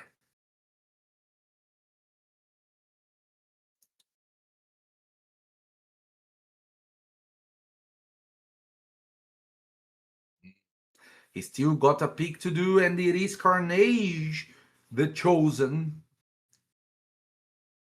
2 picks coming from Hetero now. Is the last 2 picks that he's going to do here. So it is the final moment of him deciding the strategy that he's going to use. But we still got a pick on Flow2Gun side to maybe counter what's coming from Hetero here. So he got a red 2 nukers and 1 skill locker on his side. Is he going to play more offensive, defensive, since it's the best out of 3 last battle? He went for the Yumeko and the nice. No active revivers, 2 skill lockers. Interesting choice. Interesting choice. And we have Donatello as a possible pick coming from Flow2Guns, but very heavy champions on Hetero side. Not going to be easy. If a champion can make it, it is that little dude here. Let's see what are going to be the buns. What is going to be the selection here? He's in doubt. He's in doubt. He's in doubt because everything can be dangerous on the other side. Everything can make the difference. So he's in doubt what to do. But he decided himself. It's the Predator, and the Carnage was the champion that could be the best solution into Flow2Gun's team. Now he's going to have a hard situation because Marius might be a great champion, but to face a +4 nice with just Marius, it's sometimes something hard. Even more because Bayek is on the other side. Oh, Crixel went there, took skills away from the team, but the Donatello resisted and he was able to replace the skills. Now he can use his skills freely. Well, we don't know because Yumeko is still out there. Is she going to play before the Marius? We're going to discover. No, Marius is faster than Yumeko, so Marius is going to use his skills. Boom, boom, boom. The Bayek eats down. But Donatello's passive saved Marius. Oh my gosh. Now he needs to find a way to prevent these knights of having another turn. Because if these knights have another turn, he's going to block revive on these Marius. And it is game over. So it is a run against the clock for Flow2Guns. He needs to prevent these knights to make his move. If this knight has another 8-3 on the Marius, it is game over. Resisted, but he was able to deliver. Oh my god. That knight came out of the stun so many times on the previous battle. And now he's out of the sleep, but he's enfeebled. Oh my god. He swapped form. Boom. Resisted. He cleansed, but all right. Not the best out of the world, but it is something that he might be able to come back. We need to know what is this nice damage going to be here. Boom. Everybody provoked 1 champion down. 2 champions down. Oh my god. She's provoked. Boom, boom. No weak hits, and it's now the decisive moment. If he kills Theodosia, it is game over, and she's down. GG from Hetero, because there is no way of bringing back the team of Flow2Guns. Nice carried Hetero twice here, and was able to fully revive the team. Oh my god, great battle. GG guys, great participation of the tournament, Flow2Guns. Almost you had it. And what a great battle, great disposition of strategy coming from both of you. Oh, that's what we came here to watch. That's what we like on the live arena. That feeling of everything can be done. We are seeing top players facing each other, top strategy, all kind of accounts, whalish, medium-sized accounts, hard endgame, hard, crazy, whalish accounts, all kind of accounts facing each other, putting up the strategies out there.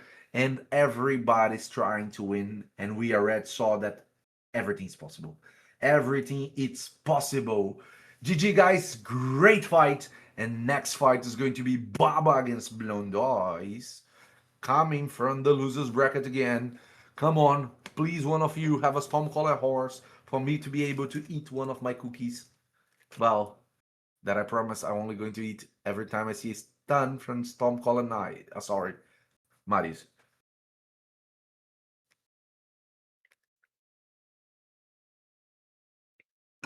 Well, well. Waiting for the signal to come from Baba and Blonde Eyes. As soon as they share the screen with us, we are going to be able to see the start of the match. Let's go, let's go, let's go, let's go. Well, what's up, guys, on the chat? Who are you cheering for? And what are your impressions? What are your thoughts about the tournament that we are having until now? Are you guys enjoying? What you guys want to see on the next battles? What you guys want to see on the next tournaments? Let us know in the comments. Let us know. This is very important. This is feedback that the Void Crown Arena team wants to have. And let me know, because I'm a curious guy too.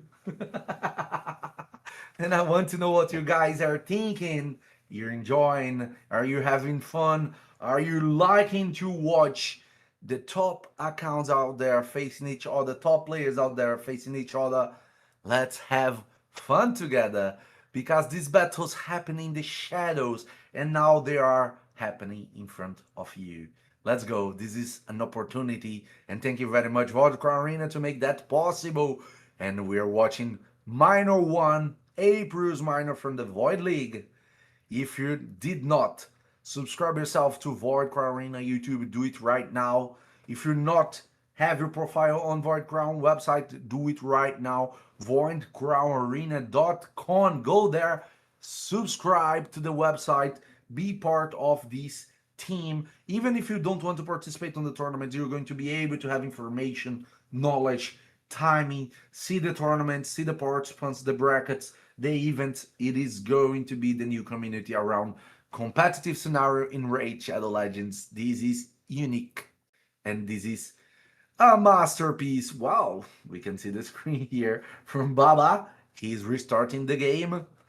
He's playing on the cell phone. That's great. Let's see what he brings to the table today. Is people going to let him play with that Freya that everybody banned on the first day, or not? Well, let's see. Let's see. And one more thing. Do not forget to leave the like on this transmission, okay? It is important. Okay, waiting for the battle to start. We're going to see Freya doing her job here, or she's going to be excluded from the battle again, like all the other battles of Baba.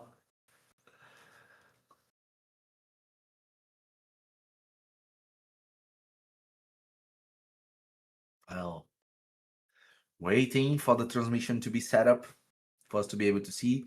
Invitations need to be sent. Blonde Eyes is already there on the screen. Oh, he's excluding it. Is he going to add it again? Blonde Eyes.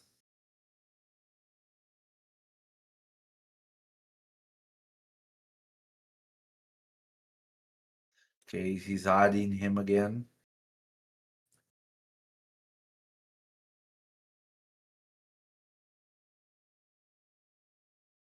And now he's able to send a request.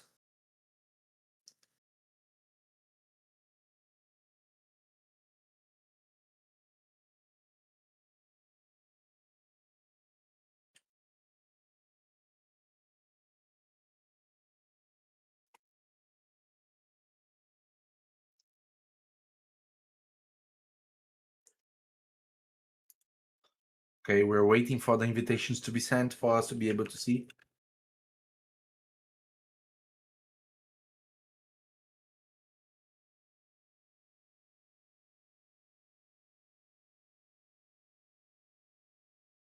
If we don't have an answer from Blonde Eyes, in 3 minutes, we're going to have to give the WO to Baba, and he's going for the next round.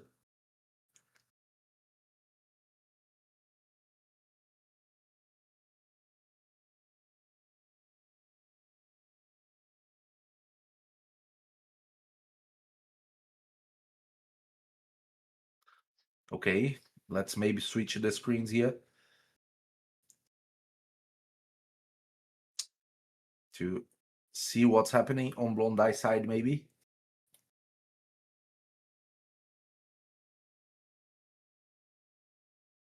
Well, as I said before, we are working with the transmission by the signals sent by the player. So we need them to send us a transmission for us to be able to share here with you.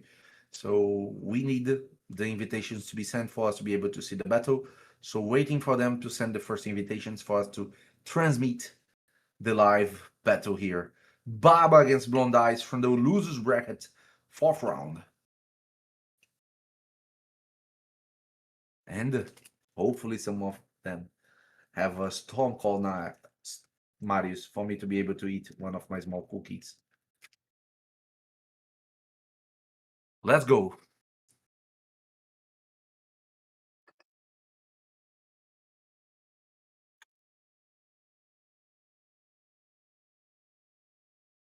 Let me communicate with the support to see if they are waiting for an answer of them, because I think it is the case.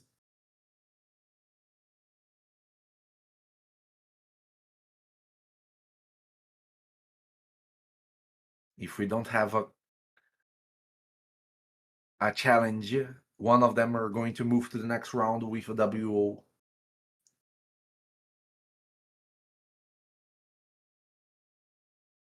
Because I cannot do two things at the same time, Norby.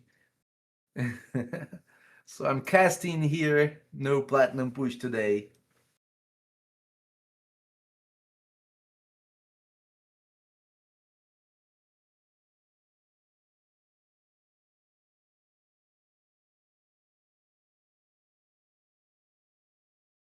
Okay.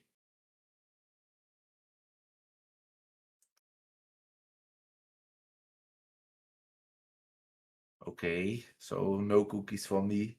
Come on. Tell me you guys have a Stormcaller, Marius. For us to be able. And here we go. On the screen, Blondie and Baba. Blondie are red pick and Marius. Let it be a Stormcaller one.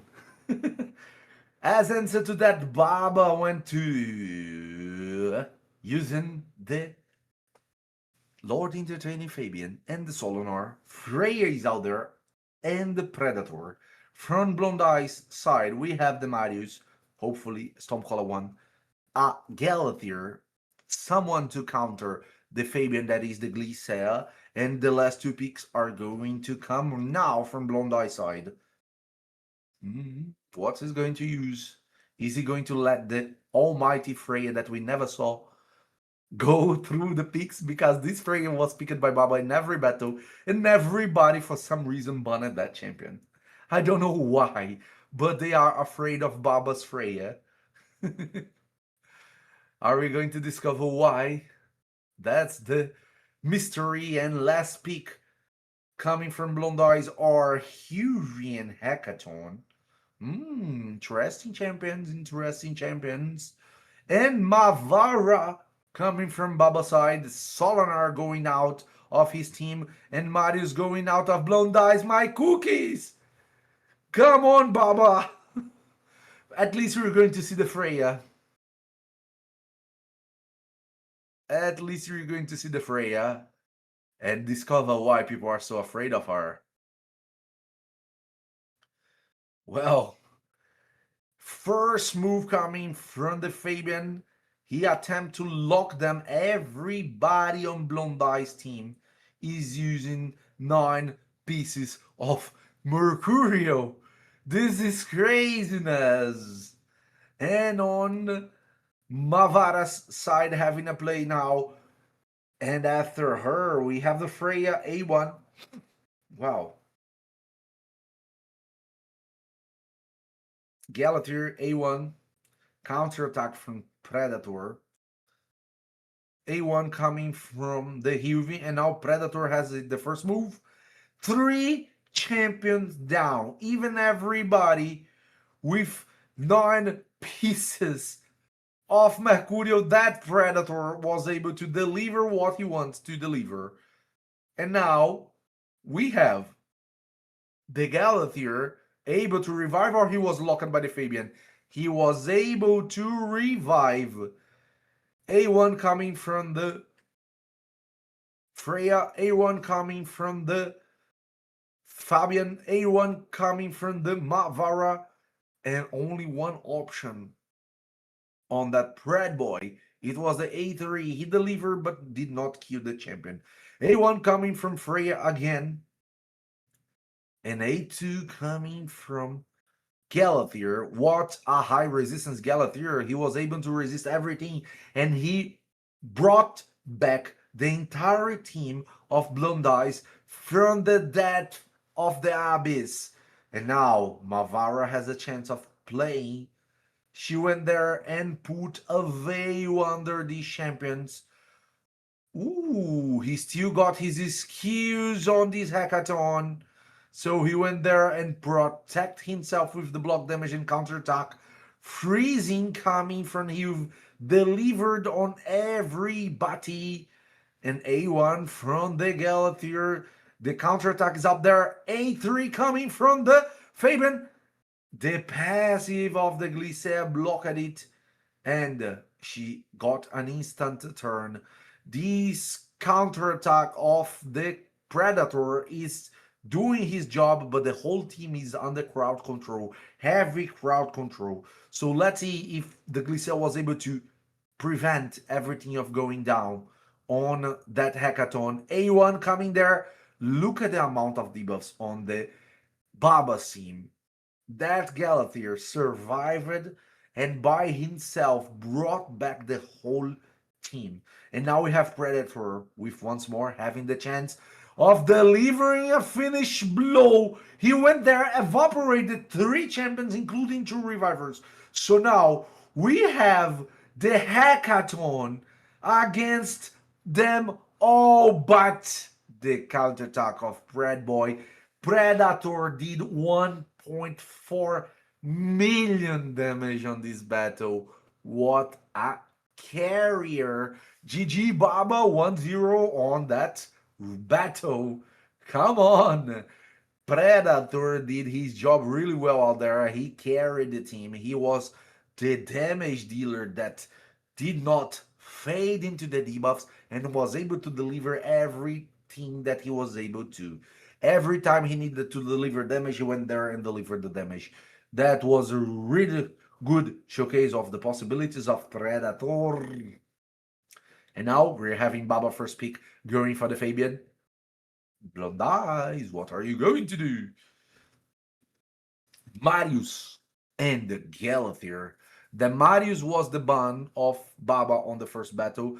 Now Baba went for Solanarm Predator.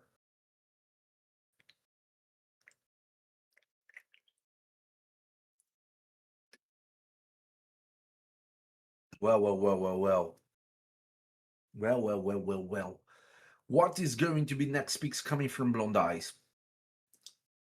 Now he needs to handle that Predator. He already knows that is a strong one, and he knows that these Fabians very fast. We also know that everybody in Blonde Eyes team it is with 9 pieces of Mercurio. So is Baba going to use his champ? Oh no, he cannot use the Galatiro. He figure out and swap at the peaks. He still got one last champion to choose. Last time he went for the Glycea. Is he going to repeat it now? To try to prevent his skills of going on the cooldown?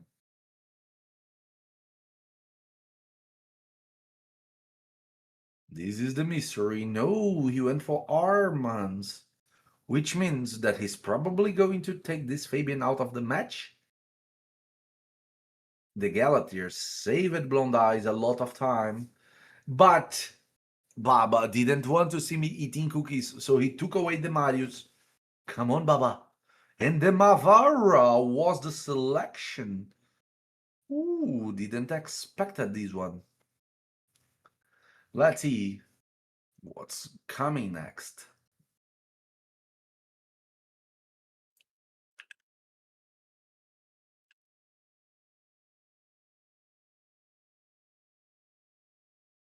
Waiting for the game to load.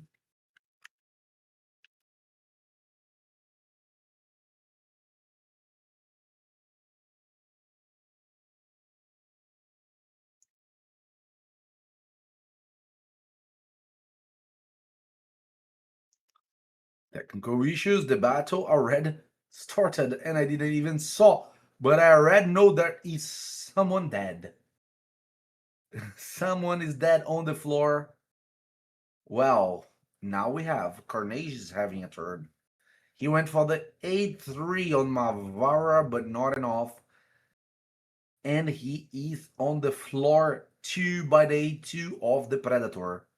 Well, Hekaton and Galathir still out there. What are they going to do? A1 from the Galathir. What is Hekaton going to do? He buffed himself, counterattack from the Solnar. Is he going to try to steal everything? And he went there and he stole the counterattack. Oh my god, that was really good. Look at the amount of buffs into the Baba team. I can even see who has each one of these buffs because there are so many. And now the Galatir was able to revive everybody from Blondie's team. Ooh, okay. Counterattack from the Carnage.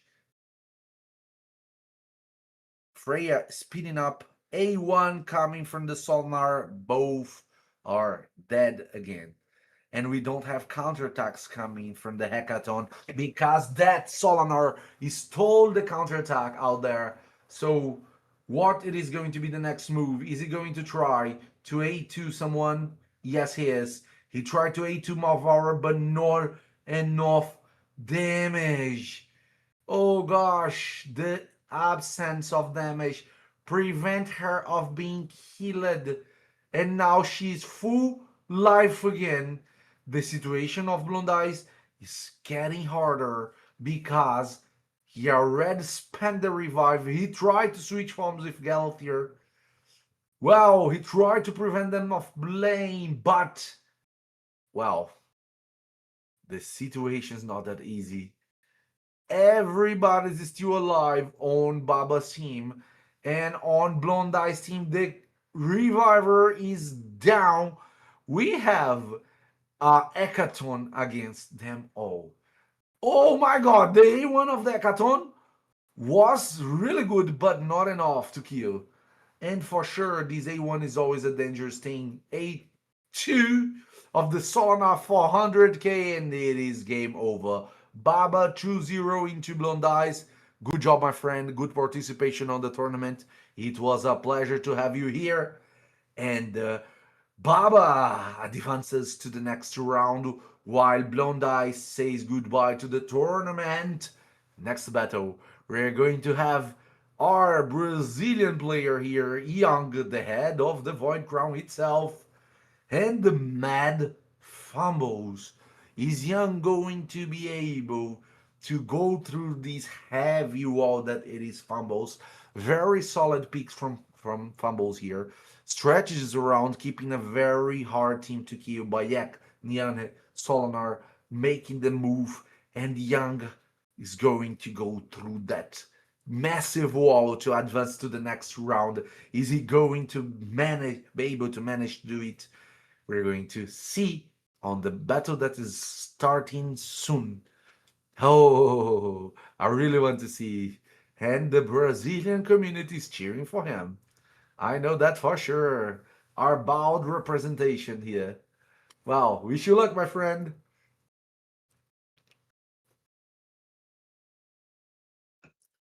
And does any of them have a storm caller, Marius? My cooks are waiting. Come on, come on, come on. Make this caster happy. Okay, on the screen we already have the sign of Young. So he's going to send the invitation to Mad Fumbles.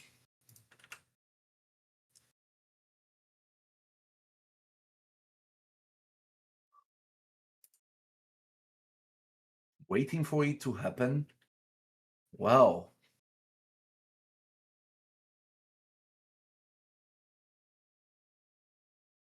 Small cookies. With small cookies with guava jelly.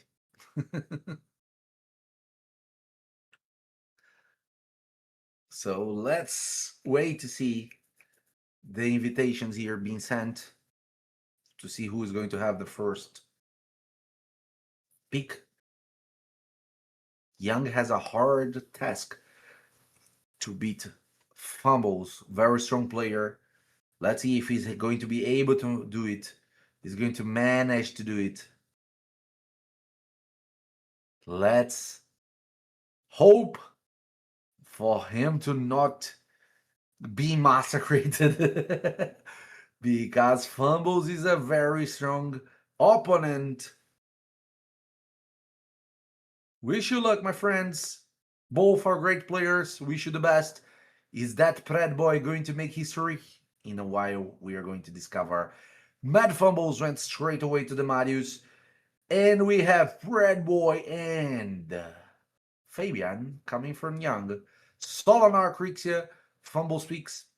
Well, what's going to be the answer to that?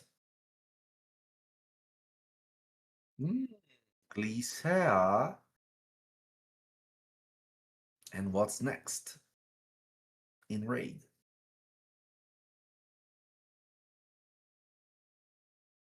Armands. The Armands carried him the previous battle. It was decisive pick for him the previous battle. Oh, he swapped for the Carnage. Great pick always. But he has a Solana on the other side, so a little bit dangerous. Since Fumbles still got 2 picks to do. So he needs to guarantee that he needs to ban that Solana. Otherwise, these Carnage is going to give him all the buffs in the world. Last pick coming from Young.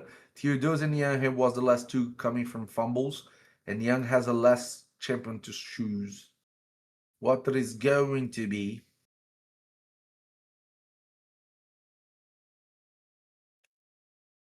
Oh, Huey.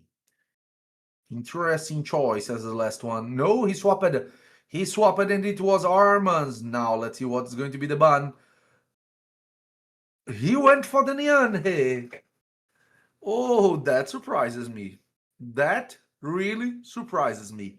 Because he has a ton of debuffs on his team. And that ton of debuffs are going to make this Solonar such a heavily buffed champion. What is he going to do? Well, we're going to discover. First turn coming from his Armands. And he went straight to the Solonar that converts that into a buff. I think he was not aware of how much a counter Solonar it is to debuffers. And now he needs this Glisea to stop the Crixia from taking away all his skills. He went there, counter track from the Solonar, and the Solonar has a Storm Call on it. Well, Crixia has the Glisea has the opportunity here. A1 on the Marius, buffing of the A2 coming from the Theodosia, and the Marius is going to make his move. Is this going to be the finishing blow? A2, A3, sorry, and A2. It is a Stormcall and Marius. Let me have my cooks. And he's dead. But at least 4 cooks can I have.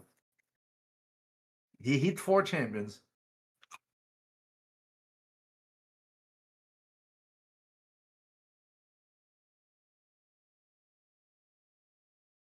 Well, this Solonar, like I said, is being really troublesome. If you're going to use a strategy around debuffs, you need to ban the Solonar if you don't have how to handle it. And it was the case here. He tried to control it with Armands, doesn't work. He's immune to debuffs.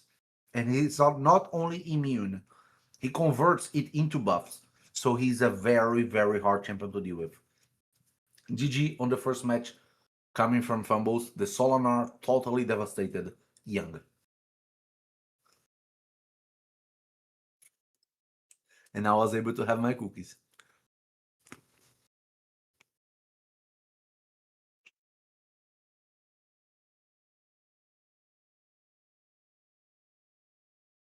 Let me fast eat before they start.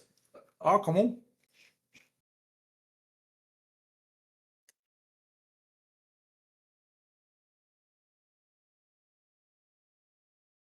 Fabian first pick coming from Young. Well, he now knows that Solinar can be a massive counter to what he planned of playing. So he needs to figure out a way of dealing with him or taking him out of the equation if he's not going to deal with him. Marius coming from fumbles and he took away the Carnage from Young. Well,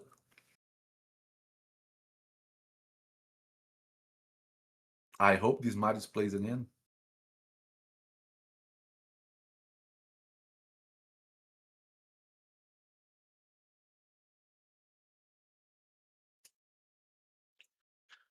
Young is thinking about the next two picks that he's going to do.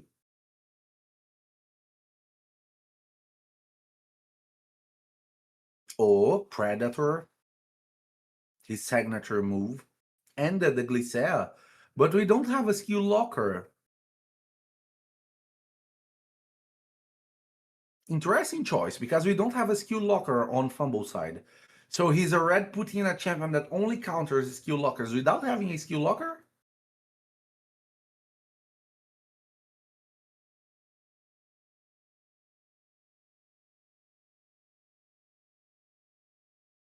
That was a strange move. Well, Yane and Solinar again. This is Fumble's signature move.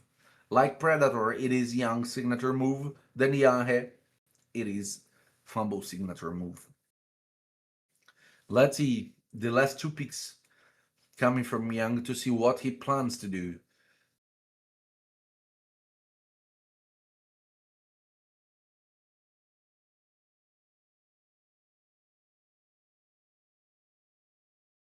Maria, really strong champion and can be one to make the difference. And Hilvi. Well, let's see if Fumbles is going to play with a skill locking champion. Otherwise, this Glycera pick makes no sense. We're going to discover now. Well, it was the Bayek. Well, so that Glycera won't help that much. Well, she can freeze. She can lens the block buffs with the 10-minute boost, but not crazy. Hilvi is doing the first move on Young's side.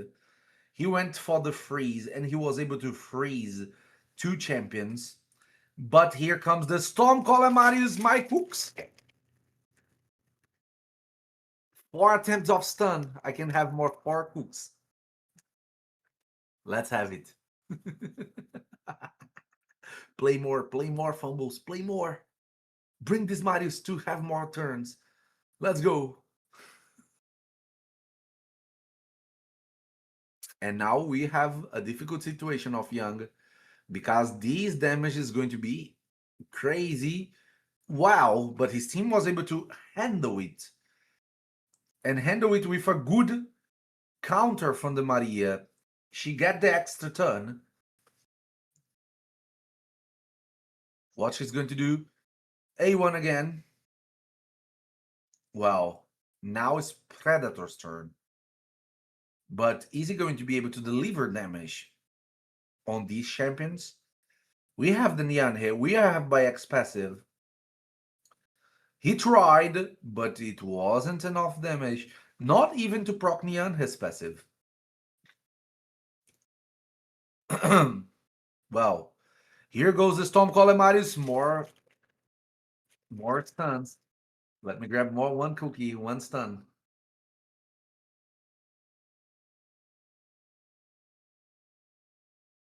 Wow. Is he going to burn the revive? Yes, he did. He did it to prevent his champions of falling dead. And maybe having a chance of having a turn.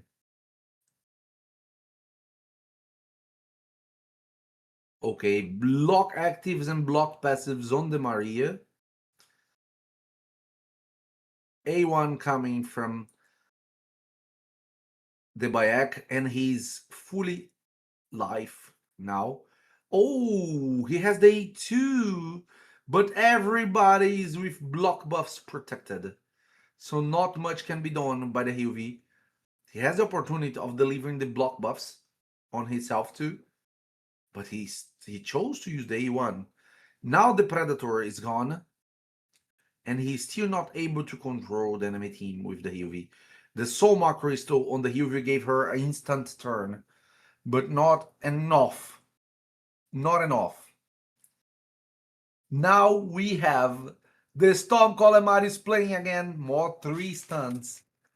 More 3 cookies. And it is GG from Fumbles. I love it, that match. It gave me 8 cookies to eat.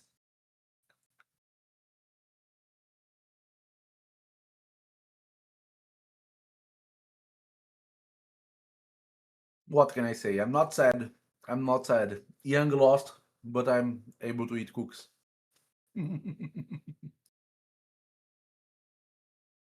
Congratulations to Fumbles to advancing to the next round.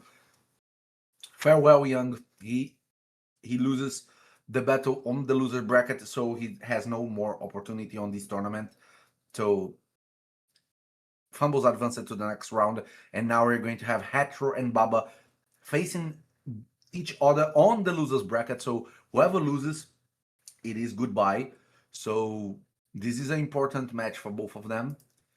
Whoever wins advances in the tournament. Whoever loses gets away of it. So it is a once chance. So having a lose on the losers bracket, it is GG. You're not going to have another opportunity. Okay, only on the winners bracket, if you lose, that you drop to the losers bracket and that you can have another battle.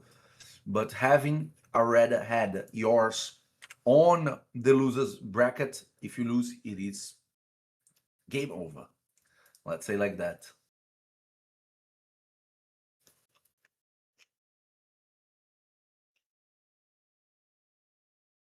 And while we wait for Heteros and Baba's match, I eat the cookies that Fumbles gave me because of his Tom Colin Marius.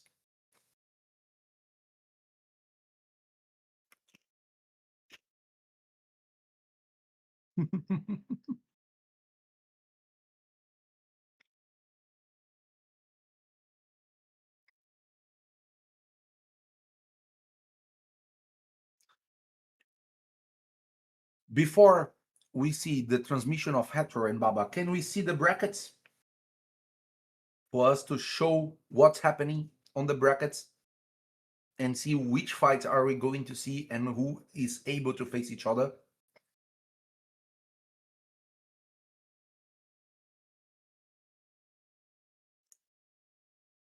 Okay, the brackets are on the screen. We have on the winners bracket. Okay, we had on the winners bracket almost all fights done, so we are only waiting for the semifinals between Pecky Daddy and Simon B to battle for a spot on the grand finale. And on the loser bracket, we still got a few fights. We have him that is going to face Fumbles that just beat Young. So he's going to be the next one facing Fumbles. SP him against Mad Fumbles. And we're going to have Gallifrey Hetero facing Baba. And the winner is going to face Target Change. Both of them between SP him and Mad Fumbles, whichever have the win, it is going to move to the other battle of the loser bracket that is going to face the winner of Target Change and the winner of Hetero and Baba's battle. So whoever wins that is going to face the Whoever wins the next one, it is going to be the one facing the winner between the loser between Pac Dad and Simon B. So we're going to have the winner of the losers bracket facing the winner of the winners bracket on the grand finale. So this is how the battles is set up, and now we have signals to transmit here. We are going to have Hetero against Baba.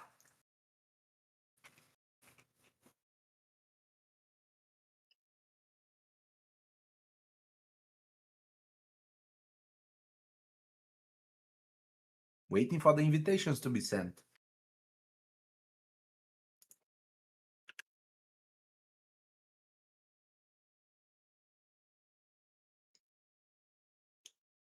Okay, on the screen, Hetero against Baba.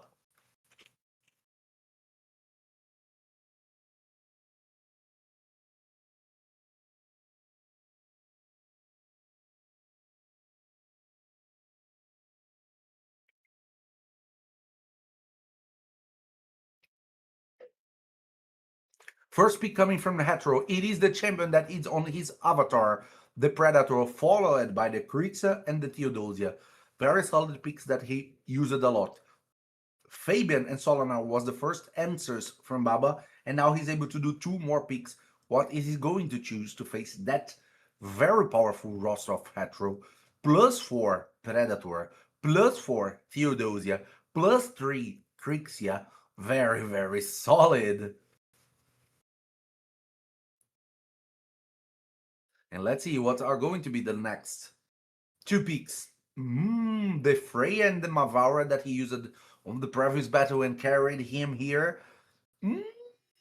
Queen of Hearts and Marius. Hope it is a storm calling Marius for me to have one more cookie. All right, I yet have 2 from the last battle.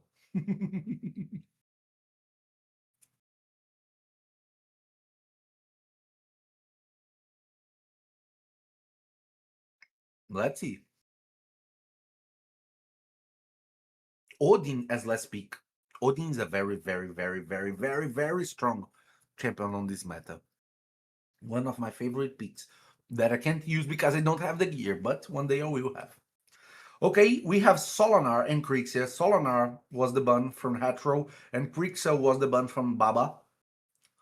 So we gonna have Predator and Marius being pushed by very fast Mavara from Baba. She starts with the buff, which gives an instant turn to the Queen of Hearts. And she went with the ally attack on the Mavara, but the Mavara wasn't killed by that. She actually didn't receive any damage.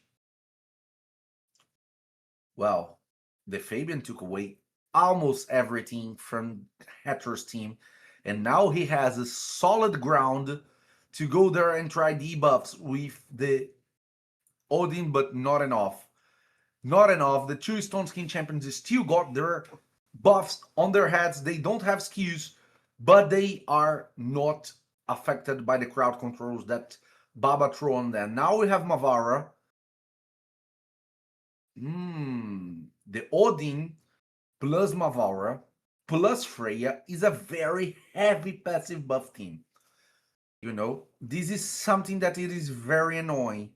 Very annoying. And Odin is the only nuker on the... Oh my god, look at the damage. 100k, but the +40 doesn't survive it, and her passive equalizes the HP with everybody, so she reestablished the HP on herself, which is something too hard to handle. But at the same time, look at the amount of buffs on Baba's team. Some champions have like 7 buffs on them. Is he going to swap the Theodosia form to try to avoid these heavy buffs? No, he's not. A1 from the Marius, but it is not a Stormcaller Marius. Hetero is as unlucky as me, so no cookies for me. A1 coming from the Queen of Hearts, 3 champions with decreased defense, but they have a ton of buffs on their heads. Faber went there and petrified the horse, which leaves the Predator, without evade, being targeted by the fear. Okay, we have the opportunity of landing the Death Brand, but it didn't land anything. Three champions were not stripped. A1 coming from the Pred Boy, and is the first kill that we have from this Predator. 20% evade. The horse is going to make his move. A2 is ready, and he went there to strip everything and did some good damage, but the Odin was able to survive. Now we have the pass, the A3 coming from the Queen of Hearts. She is delivering a lot of blows, but did not kill their champions. The passive of the Freya gave a turn to the Odin. He went there, strip and crowd control half of Hetero's team, and he's still on the match. Mavara can maybe revive or not. A1 coming from the Queen of Hearts, passive of the Odin, sharing the block damage, and all the buffs with all Baba's team. This is a heavily buffed team competition. These Theodosi surviving with almost no HP. And what is she going to do? A2 with the Queen of Hearts, Death Ran on Mavara. Is he going to swap form? Is he going to swap form? No, he went for the A1. Mavara got a turn. She reestablished everything on her. Unkillable, and she revived the Fabian with Veil. A1 from the Queen, decreased defense on 3 champions. Clint's coming from the Freya. Look at the amount of buff and healing and everything else on Baba's team. The Queen of Hearts got an instant turn because of the amount of buffs on Baba's team. And now she's delivering her A1. She got another turn because of the buffs. And she's not using the AoE because everybody has block damage. Come on. What heavy buffed teams are they? The Odin went there and tried to deliver the debuff on everybody. We have a problem. Baba's team has a lot of survivability, but only one nuker. That is the Odin. And the Odin has only one nuking skill. So he needs to kill the Reviver. Oh, that Freya was able to nuke and brought down the horse. So maybe he can use now the other champions of the team to bring down this Theodosi. And now the passive of the Theodosi is working on Baba's favor, because using it right now is making her equalize for lower amount of HP. The heavy control of Baba team is making everybody suffer with the crowd control and heavy debuffs. We have the Predator out there, but he has been petrified, leaving him evade. Oh my god, but everybody has full. Hetero lost the first battle here. Baba has 1-0 into Hetero. What a crazy battle.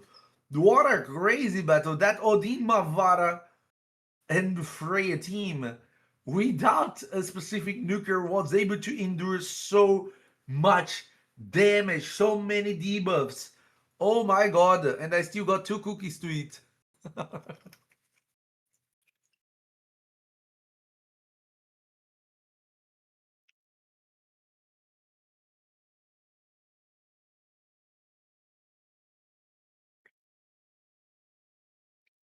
Okay, first pick coming from Baba. And Baba is now on a comfortable situation because he won the first battle and now he has the first pick. He went straight to Fabian. Creature and Predator are Hetero's answer to that. We already saw that happening. We already saw that happening many, many times. Hetero lost almost all of his first battles, and he won all of his second and third battles on this tournament. Almost. So we can never say that he's the underdog, because I think it is his strategy. He plays soft on the first battle and he goes all in on the second and on the third one. Well, and now he's facing a Solinar with the Grixia, Yumeko, and Odin. He told the Odin that it was the masterpiece of Baba's strategy on the previous battle. Is Baba going to maintain the Mavara pick here?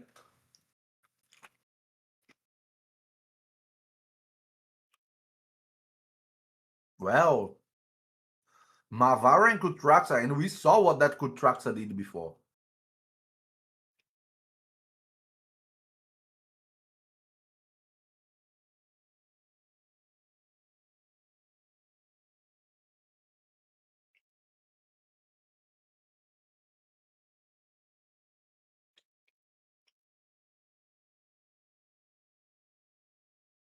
Here we go. Battle starting. 1-0 to Baba. And he has the first move with the Fabian. Fabian attempted to lock the skills. Freya speed boost. Mavara has a turn. Mavara used her skills. And now it is the almighty Kutraxa. I love that champion. Okay, she went on the nice, then she went on the Yumeko, but not able to penetrate their defenses. And oh my god, she survived because of Freya's passive and got an extra turn. Tried to go on the nice. Oh my god, the nice survived her blessing and was able to keep her buffs. But she went there with the A1 and killed him because of the extra turn. She comes back, attacks, but did not broke through the stone skin of the Yumeko. Now she's a little bit more vulnerable, let's say like that. But a heavy shield is on her head. Mavara has a turn now. That Kutraxa is a very, very strong champion. She went there, melted Odin. What it is going to be the sad choice? A3 of the bread boy. Mavara eats Vapu. Vapu on her. She's not coming back. He looked at her and said, "Hasta la vista, baby." Well, she's out of the match, but the situation still is complicated a little bit because we only have 20% of evade on this Predator, and we have 3 very heavy supports on the other side. A2 coming from there, and now he has 40% evade, but he still has to face 3 champions. 3 champions on the other side. Mavara is a reviver, so she can maybe bring back the Fabian, and she did it. She brought back the Fabian. We have 20%, 40% of evade on this Predator. He needs to shine here to make Hetero able to advance to the next round. A1 coming from him. And now it's Predator against them all with only 40% of evade. He is not with 60% yet. You still need to kill one more champion to be able to full evade. Okay, he didn't counterattack because of the fear. And look how heavy buffed Baba team it is. Skill control, he is without skills. Everybody's heavily buffed. Oh my god, he was not able to kill Petrified. Petrification coming from the Fabian, and the heavy buffs coming from Baba. This Predator carries all the honor of Hetero. It is the champion on his avatar, and it is the only hope that he has of continuing on the tournament. If this champion dies, his way of the tournament is also dies with him. So everything is on the hands, or to be fair, on the spear of that Predator. Is he going to be able to manage to win against these 3 supports that are controlling him that heavy, and he's not fully stacked on the evade? Counter. My god, Petrification again. I'm nervous. He's a heavy champion. Fear proccing again. Fear proccing again. Fear proccing again. Oh my god. Heavy buffs on Baba team. Skill control. Fear proccing again. Okay, counter. And he was petrified. A1. A1. Counter. Oh my god. A1. Petrification. Counter. He has a counter now. Boom. Not able to kill. If he evades. No, he didn't. What is he going to do? Healing coming from Mavara. And now Fabian is going to remove his skill of Petrification. A1. No evade. A1. No evade. Oh my god. And his HP is going down. A3, skill locking, he only got A1. A1, what is he going to do? Gosh, A1, oh my god, not kill. A1, counterattack.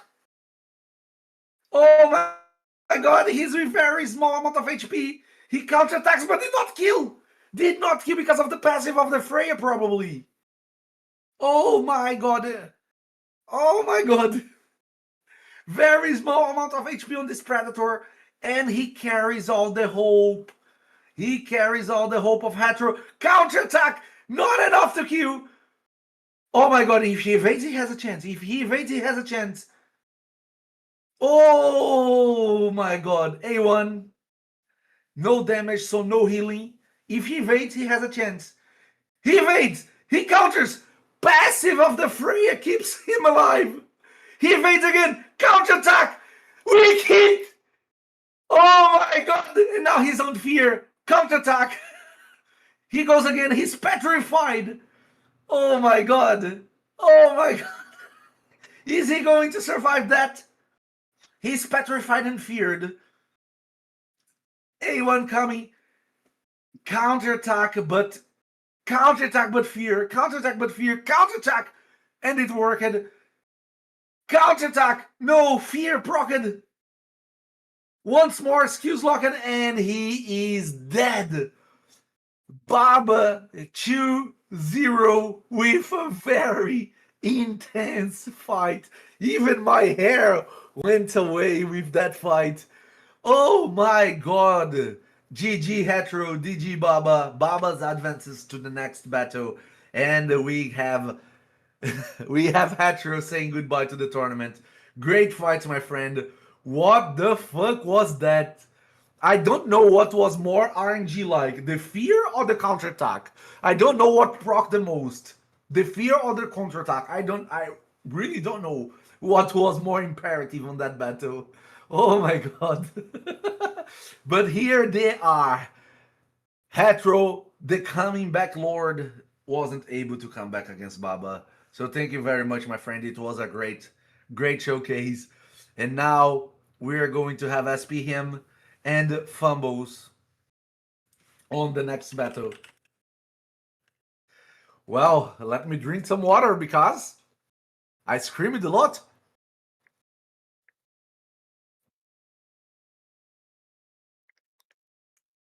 Would be better if it was vodka.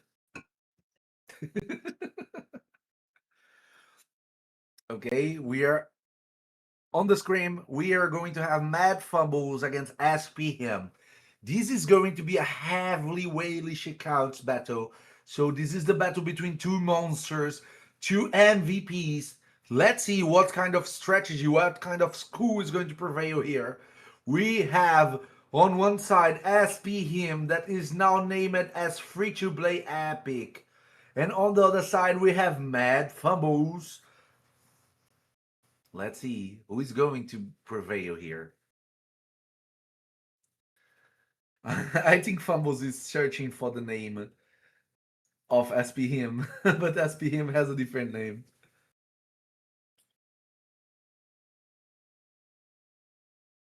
Okay, battle starting on the screen. We have SP him having the first pick. What he's going to go for. He went straight away to the Marius, and as answer to that signature move of Fumbles, Nyanhe. And the secondary pick, what is going to be? Fabian? He's thinking about his signature move he already did. That is the Nyanhe. And he went for the Nyanhe Bayek, the combo that carries him to the way here. Let's see what it is, the answer that him is going to apply to drag these heavy defenses down. Okay! He went for the double locking pick. Trixie +4 and Fabian. So now Fumbles cannot pick the champion that he's in doubt of picking. Okay. Okay, now he has a difficult choice to do. Theodosia, I don't remember him picking that before, but it is going to be his reviver on this battle, and for sure, Solanar, MVP of the world, and he is here making his presence, solid presence. Well, Let's see the last two picks of him, what he's going to use to counter Mad Fumbles choices. And remember that Mad Fumbles still got the last pick to maybe to dismantle the defenses of him. And we are waiting for it. He's thinking, because this is almost the final battles of the final rounds. So every choice here is very important. He went to Garou plus Carnage. And what's going to be the answer that Fumbles brings to destroy that? It is going to be Donatello. So he wants to use a little bit of the RNG against these skew lockers. And who is going to be the ban? I bet the Solonar is going to be the ban of him, but I don't know what is going to be the ban of Fumbles. It seems like he's in doubt, and he went straight to the Fabian. The Donatello was the ban of him, so I was wrong. He prefers to face the Solonar, and he took away the Donny to guarantee that he's going to lock their skews. And here it comes. The +4 Krixia making her move as first move of the battle. She went there and she removes everybody's skew. Nobody has a skew anymore. The Stormcaller horse went there and 3 stuns. So I can have 3 cookies out of my bag here for the future. Thank you very much. Thank you very much. Him. And now we have the Theodosia going for the A1 Carnage counterattack. Well, the horse stunned everybody, but no damage was applied. A3 of the Carnage going on the Theodosia, and he spread many block passives, and the situation is now hard, because without the passives, the defensive measures that Fumbles had on his team fall apart, and fall apart really heavy. A2 on the Bayek, and Bayek is going down. More 1 stun, more 2 cookies to be. More 2 champions stunned, more 2 cookies out of my bag. Let's go. And only Solonar alive. That counts as a stun. That counts as a stun. Okay, I'm satisfied. 5 cookies are red. Well.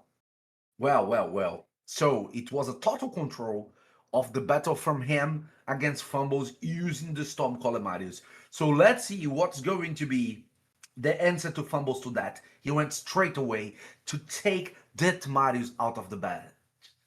That Marius is not going to be on his team because he faced that. And now him straight away answers with the double locker strategy again.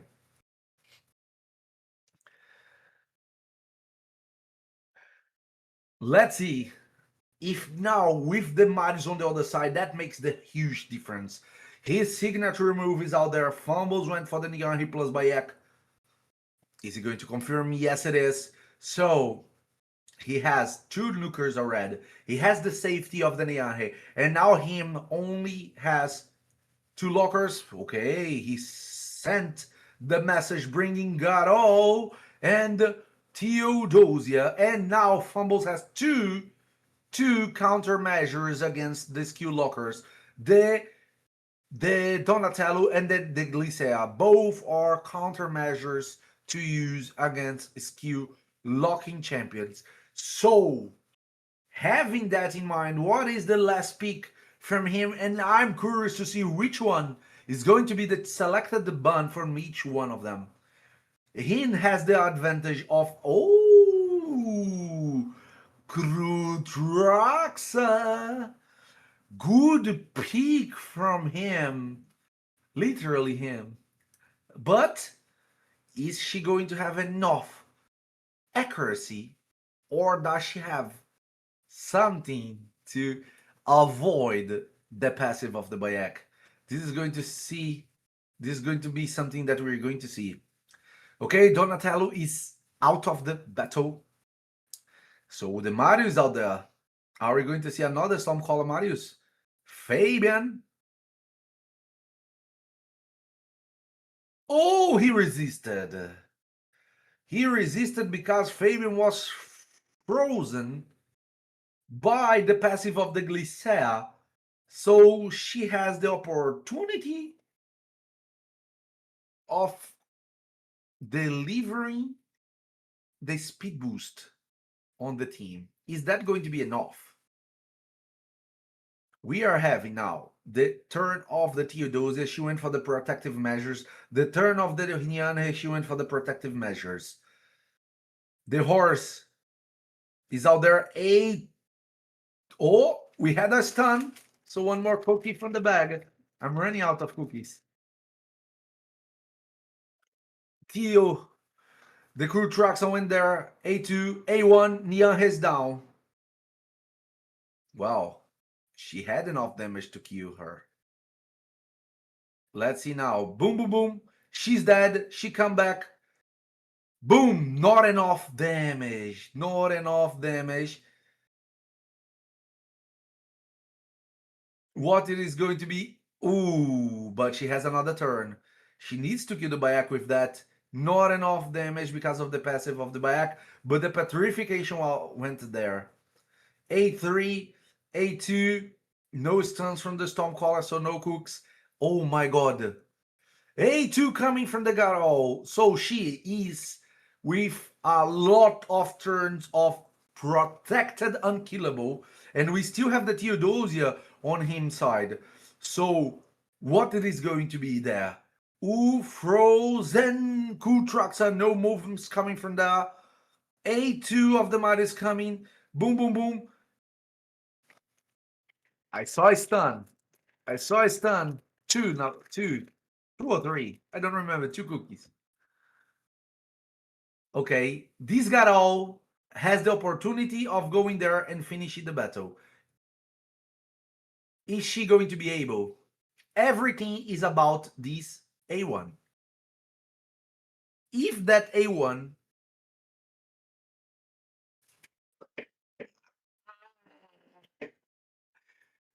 she went there and finished the battle 2-0 2-0 from him. And oh my god, look how many cookies I got from that Stormcaller Marius. So I cannot say that I'm sad, Fumbles, because you gave me a lot of cooks. Hello, Furious. Well, great battle. And now we have target change against Baba. I think it is the last battle before the pre-finale from the losers bracket. This cook is really good. Well. Waiting for the transmission while we don't have it. Let me eat some cookies.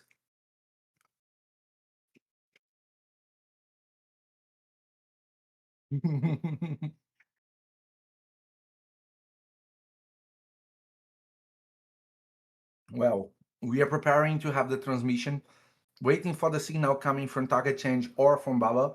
Baba that just massacred Retro with a RNG battle in the end. Like, what insane amount of procs of evade, what an insane amount of procs of through fear. That was a battle for the RNG coming from that and it was crazy.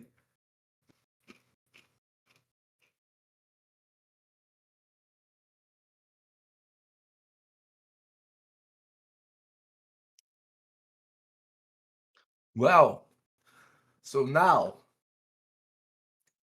it's on the screen. Let me eat my last cookie.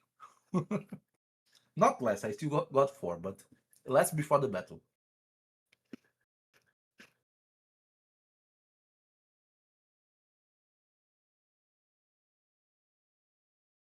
We are on target changer the screen. And he just got the invitation from Baba. Baba is going to do the first pick.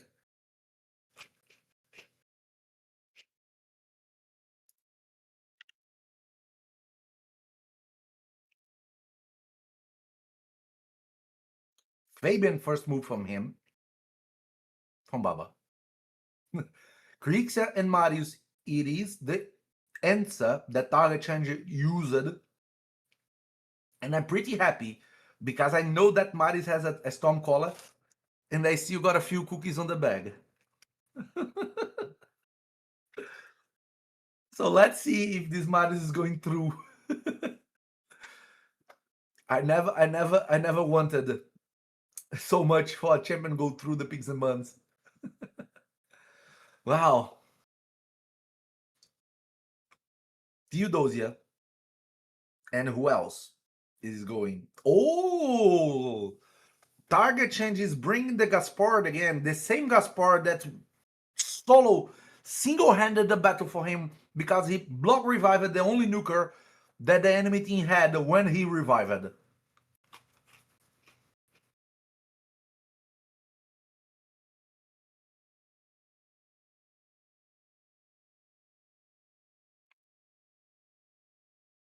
Last 2 picks coming from Baba. Let's see what he's going to play with.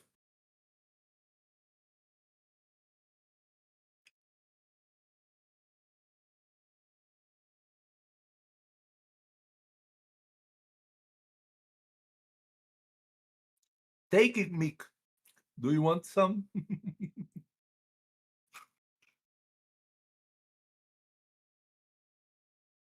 6 seconds to go. Calamitus. Calamitus and Mavara. I am suspicious to say I love Calamitus. I think I am the one that introducing him to the meta a little bit. He's one of my favorite picks to counter many of the things that happens on this meta. And maybe he's a champion that can face the Gaspard out there. Let's see. Joanne as last pick coming from Target Change. Let's see what the buns are going to be. I think one of the nukers is going to be the bun of Target Change because he wants to use this Gaspard to block revive. The same for the Joanne. His strategy is to block revival of this nuker. So probably he's going to take one away in the Pigs and Buns. Oh, he didn't. He didn't. I was wrong. I burned my tongue. Well, let's see.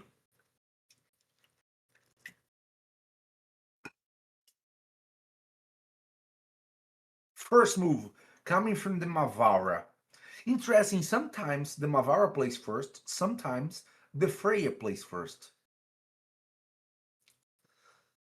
The Marius, the Stormcaller Marius, cut in between, but didn't deliver any stun, so no cooks for me. Come on. Come on. And now it's Baba's Freya turn, followed by the Theodosia. Oh my god, everybody's cutting everybody. Who is going to do anything here? Because the Calamitus can't do much. A1 not killing anybody. What is going to be the move of the Joanne? Oh.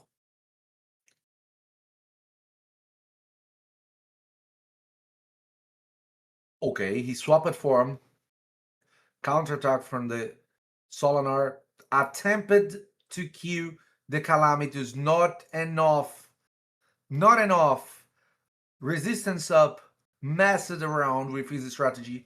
Because messed around with... Ooh! Crazy hit from the Solinar. What brought down the Theodosia. And now we have a very heavy buffed team from Baba against a solid team from Target Change, but without the support that was his safety before. Okay, AoE coming from Gaspard. Joanne is down. Counter coming from... Oh my god, look. The Gaspard wasn't able to kill nobody, even with the attempt of block and revive, because we had enough protections on the champions. So 1-0 from Baba, and his strategy is working.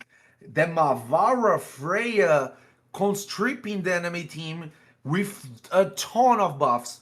It's making the situation really hard for most of the opponents that he have. Privyet Black Voga. Well, and I was sad because I got no cookies even with a Stormcaller horse. So now, first pick coming from Target Change, he went straight away for the Fabian and Freya Mavara. It was the answer from Baba. Freya Mavara and the Crixia Marius. It is the pick from Target Change. Now Baba has 1-0 and he is a little bit more comfortable in the situation because he can try or experiment some strategies without being so in danger. Target Change needs to win to continue on the competition. So if he loses, it is goodbye and farewell. So he has more pressure over him. Let's see if he's able to go over the pressure and manifest a good plan.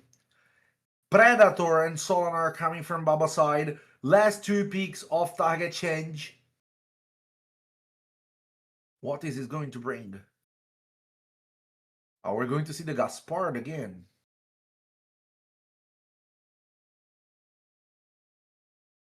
Well, we don't know yet, but we're going to discover in a while. He's thinking about, because it's a hard decision to make. The last two picks is going to be major impactful on his strategy. He went for the Teodosia and the Gaspard again. So, what it is going to be the last pick that Baba brings to the table? We have a double locker strategy on Target Change side. So, is that going to be what Baba is going to... Oh! He's going to face the Odin. What is going to be the ban? I'm curious to see which champion is going to be the ban of both. Because this plays a major role in this. Oh, the Mavara! Mavara was the champion selected and Marius from Baba. So Target Change has no Marius, no cookies for me, and no Mavara from Baba's side. Let's go.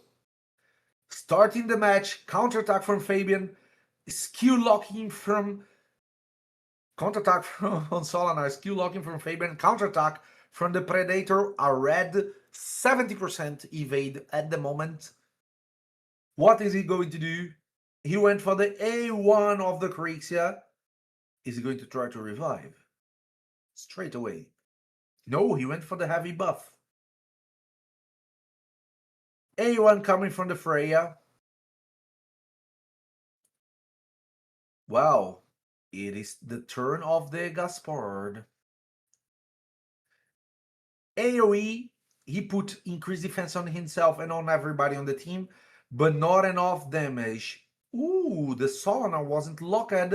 Neither it was the Predator. So many casualties. But now we have everybody settled back with Unkillable on this head from Target Change team. Is he going to try to put Petrification on the Solanar? Or is he going to try to put it on Odin? It went on Odin. And is he going to try to remove all the skills out there? And he removed everything? No. The Predator still got all his skills. Block Revive on the Solanar is going to be his attempt. Well, we're going to see. No. No.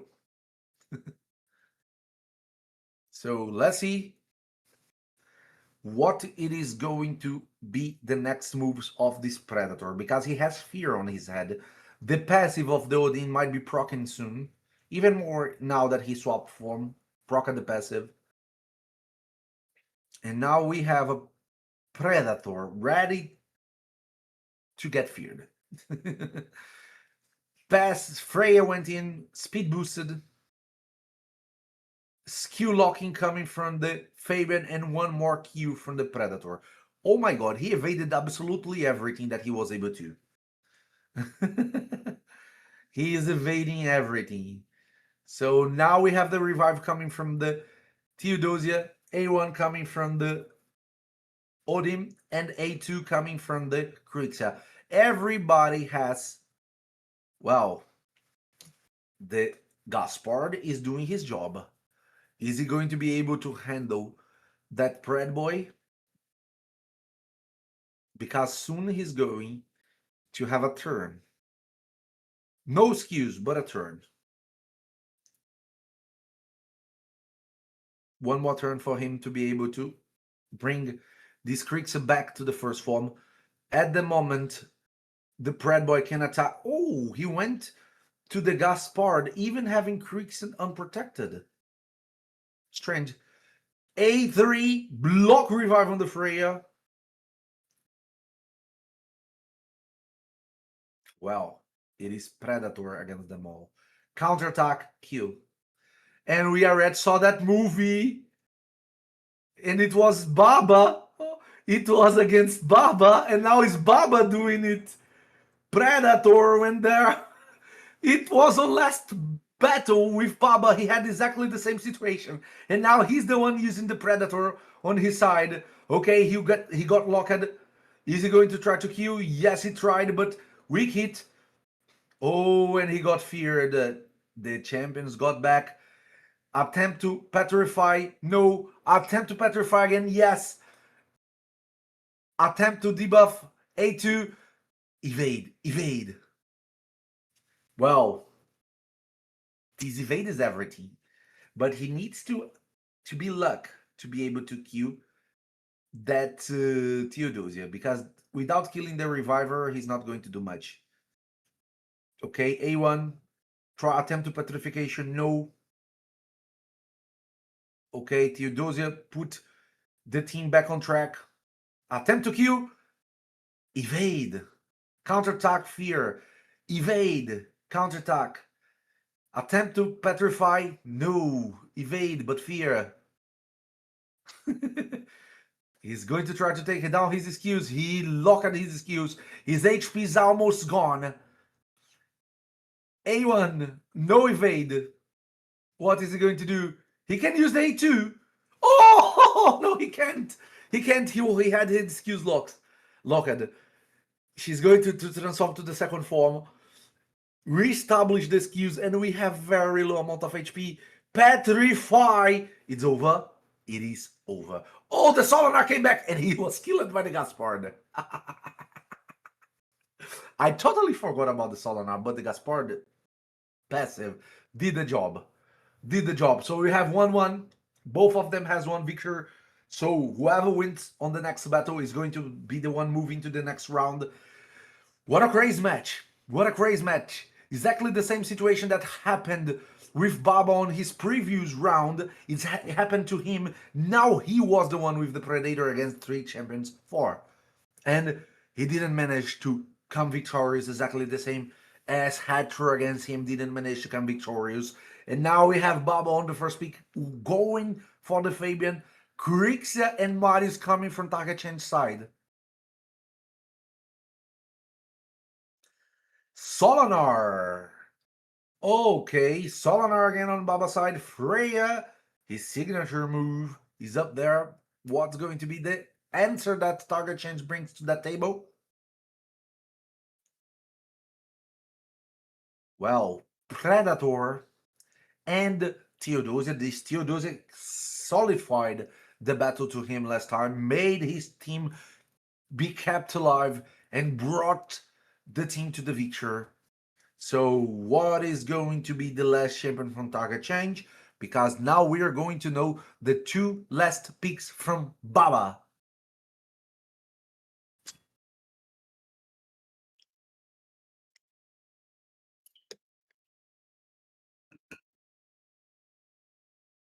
Well, Calamitus and Mavara. Good choices. And now Donatello coming from Takachen's side. No Gaspard. Is he going to ban the Mavara again? Because the Mavara ban grant him the victory on the last battle. Is he going to repeat the ban, or he's going to swap the strategy? We're going to see, and that is for major importance. Well, Solinar was his target. Crixia was Baba's choice. So now we have the Calamitus as main source of damage from Baba team. And we have the Marius Predator on target change team. And we know it is a Stormcaller horse that's going to deliver many stuns, and I'm getting many cookies. Okay, A3 coming from the Fabian. He was able to deliver 3. A1 coming from... Oh, the horse does not have all skews, so only A1 went there. Well, A1 coming from the TO. The Donatello reestablished the skews, but now we have the Calamitus with the play. What is he going to do? Multi-hit on the Theodosia that was saved by Donatello's passive. I think he forgot about Donatello's passive. Here comes the damage dealing from the Predator, and he was able to kill only one champion. So only 20% evade on his side. And now the horse is going to deliver 1, 2, 3. 3 cookies. 3 cookies. And now everybody's stunned. The Theodose is swapped to the second form. Oh, block revive can be definitive there. Boom. Ooh! Freya's passive kick in. Grant him a turn. And he went for the AoE, but did not kill nobody. Nobody. Marius went there, no stun, so means no cookies. Freya, it's trying to keep the team alive. Mavara was put to sleep. Predator went there, tried to kill Mavara. A1 from the horse, A3, A1, A2. Boom, down, dead. 2 stuns. And now, target change brings Baba down. Managed to deliver a comeback and go straight to the next round. And we have target change against SP, him doing the final battle of the... More 2 cookies for me. The final battle of the losers bracket before the semifinals. So whoever wins here has 1 place on the semifinals of the losers bracket. So this battle will define the first semi-finalist of the losers bracket, the one that is going to face whoever loses on the winners bracket semi-final. So we are going to wait. We're going to wait. As soon as we have the signal, we are going to have that battle, and I have 5 cookies to eat. Thank you very much, target change, for the stuns of these Stormcaller Marius.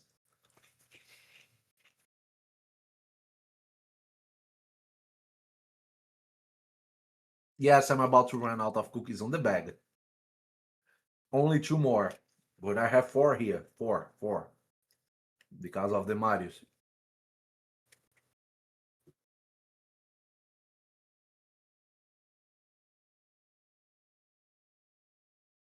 Let's see what runs out before my voice or my cookies. Well, we are on the screen. Target change is already there on the screen. And he's going to face SP him. SP him does not use SP him as a nuke. He uses free to play Epic.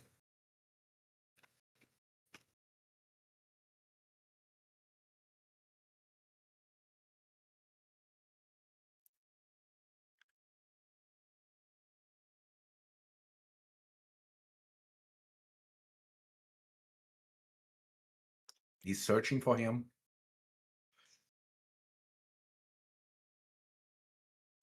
Okay.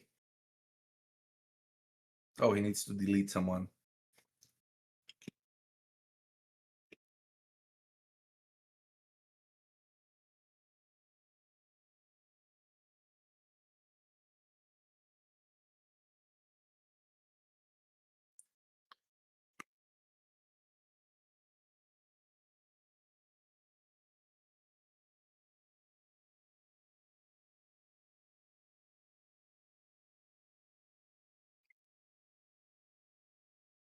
Here we go.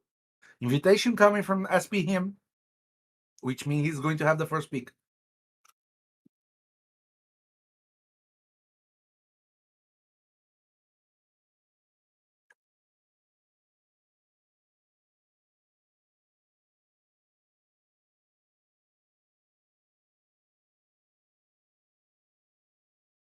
Both of them have Stormcaller Marius, and Marius is naturally the first pick of them. Double skill locker coming from target change. Interesting. Interesting. I didn't think I saw him pulling that. That initially against very strong opponents.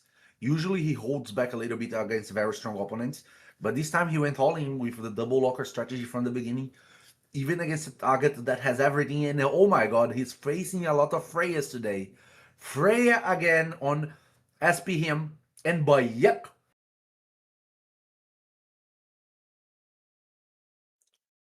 The answer to that, it is the Theodosia plus the Carnage.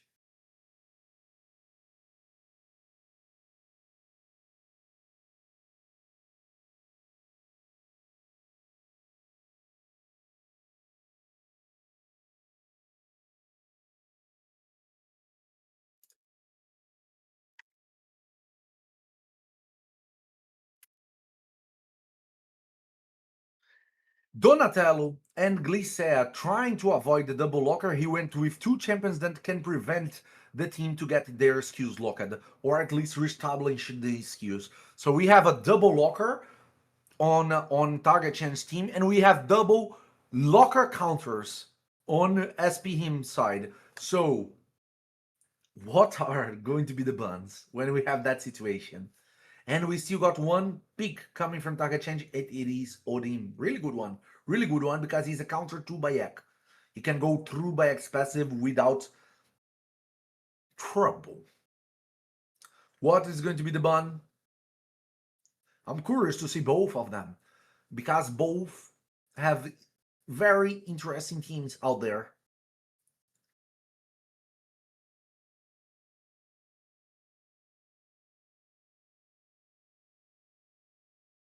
Marius, it is the bun of target change using Theodosius aura. And the Carnage was the bun of SP him. Okay, so we had one nuker from each side going out, but the remaining nukers that we have Odin as a good counter to Bayek. And Bayek is the only nuker from Epic. At the same time, we only have Odin as a nuker, and he only has one nuking skill on target change. So this is going to probably a very long battle. Let's see how it goes.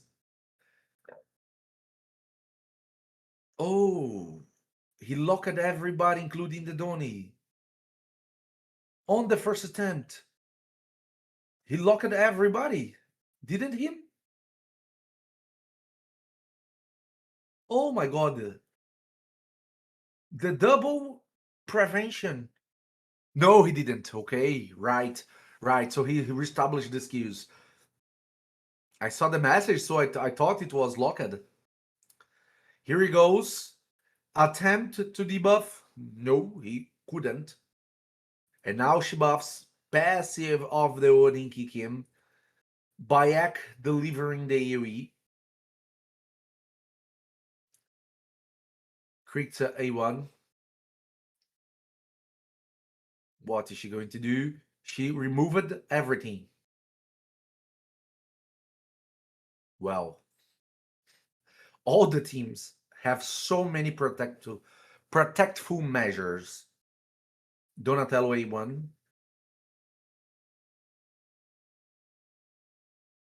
Speed boost coming from Freya. What is he going to do? A1 on the Bayek. Passive coming from Odin. Everybody's protected again. Okay, the Krix is going to swap form and reestablish everybody's skills. And now she's the only vulnerable champion. She's dead. Well, Now she can revive and put unkillable on everybody. Oh my god. This is going to be long. This is going to be really long. A1 coming from the Freya. Skill locking. Boom. Okay, he was frozen. And now the Glycea gets another turn. She attempts to freeze everybody, and that was good. But they still under the protection of the unkillable of the revive of the Theodosia. So not easy to go through it, and they got the block damage now from the passive of the Odin. This is a very long battle. Gosh. Because nobody did no damage to nobody. Both of them are playing really safe. They don't want to let their opponents have a small chance. But the HP of the Odin is going to be dragged down. If the whole team loses HP, the passive of the Theodosia starts to be annoying for her own team. Because at the moment that everybody has so much HP, it is a good passive. Because she avoids them of losing that much HP. But in the future, okay, he attempted to kill Freya, but he's not able to kill Freya because of the passive of the Donny. And now he attempted to take their skills, but the champion froze because of the passive of the Glycea. Very well protected team. Okay, everybody has their skills again. Now we have the first moment that the passive kick in. The champions are aligned in a way that these Bayek always plays on the 90th turn. And on the 90th turn, every time they're going to face the passive of the Odin, delivering the block damage, not letting them do anything. That's crazy. That's crazy because now he has a difficult situation once more. He just used the AoE, so he cannot reestablish the AoE again. And without the AoE, is he going to be able to have a turn to kill this Theodosia? Without killing Theodosia or Odin, he's not going to do much. See? No turn from the Bayek, and I read another passive of the Odin.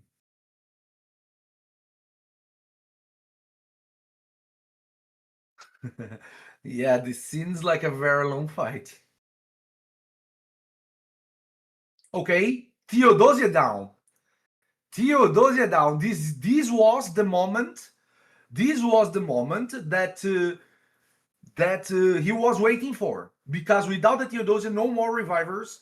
We have the Odin. We have the Odin, but no more AoE revivers and no more HP restore coming from target change. So now the upper hand it's with him. Well. We are going to have the next battle.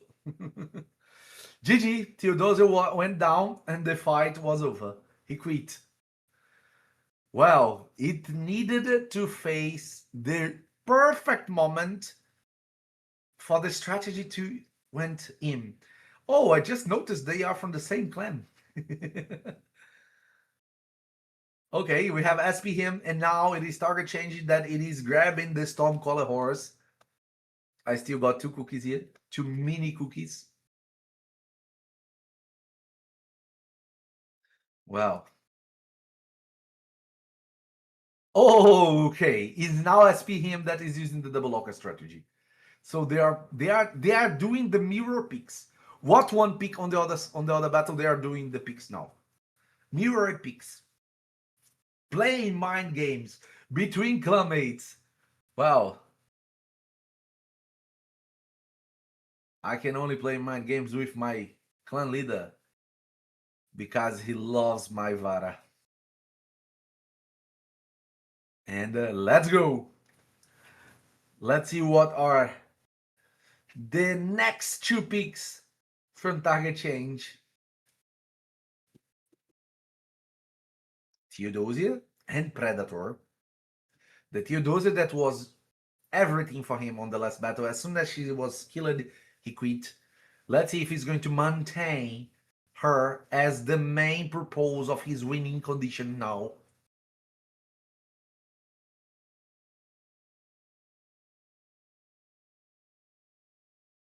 Two picks coming from him.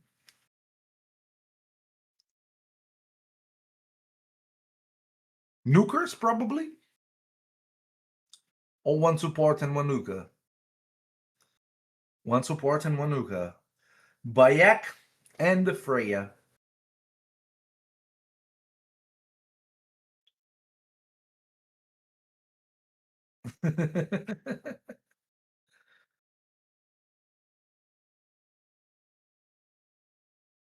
Okay, last two picks from target change. Here Red got two nukers, so he might be playing around some supports, maybe a third nuker. Wow, Joanne and Donnie. So it is indeed a third nuker, but it's a hybrid nuker and a support to try to avoid the double locking. And the last champion coming from him side must be a nuker, since he only got one until now.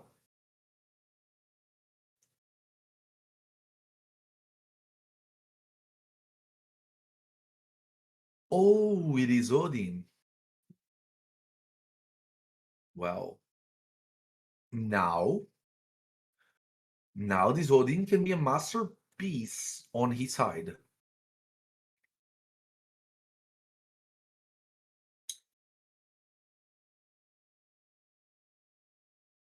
Joanne was the bun, and the Bayek was the bun. Interesting. Really interesting. We know that this is a speed boost Freya. She went there speed boost.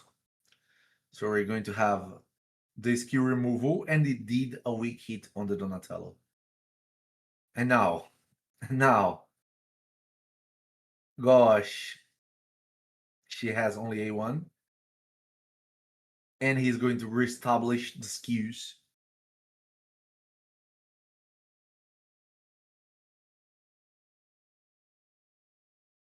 Well. A1. He didn't reestablish the skews.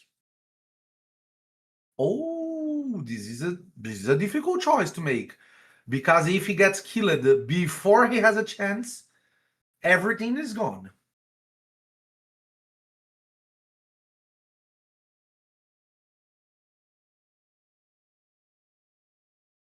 What's he going to do? Double skew coming from his side. Well, he can nuke, but he cannot kill nobody. Nobody there can be killed. A1 coming from the TO. And now, weak hit again.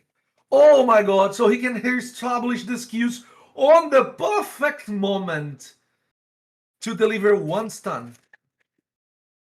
One stun. She's swapping form. No second stun.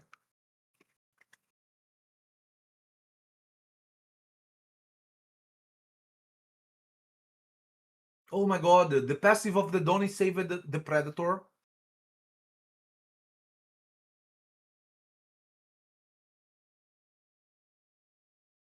AoE.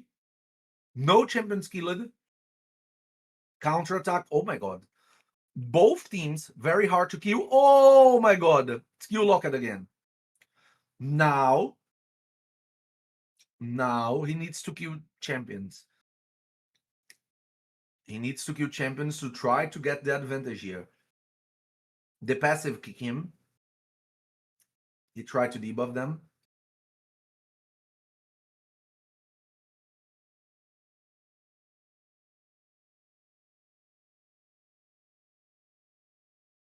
They are targeting the Mercurial stacks.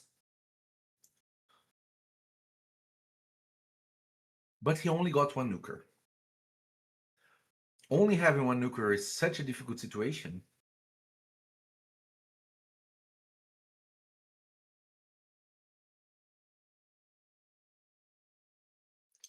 Let's see. A1.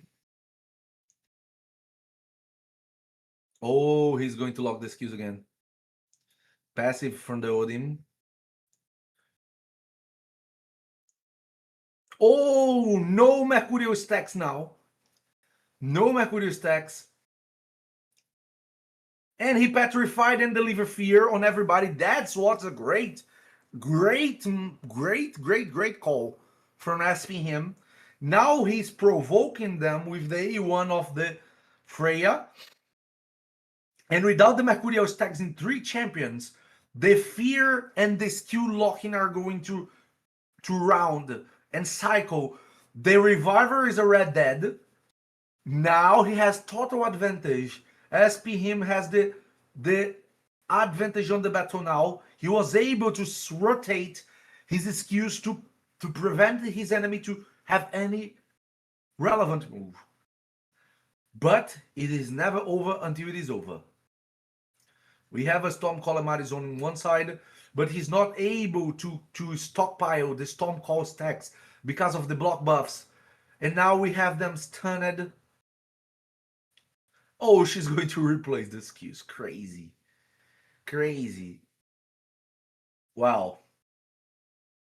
Fabian turn. He went on Donatello. A1 almost killed 2 champions with that A1. The horse is dead. The Dawn is dead. And SP him brings the victory home. And he's going to the semi-finals of the loser bracket.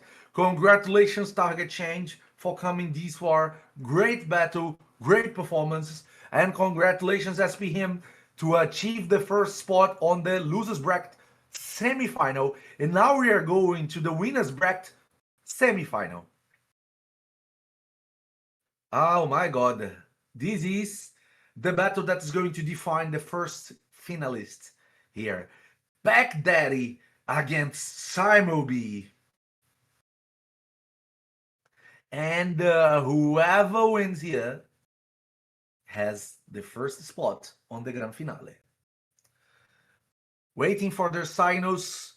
Wish you both good luck. Bring us a great battle to watch. And I don't even care about your Stormcaller Maris anymore. I only have one cookie.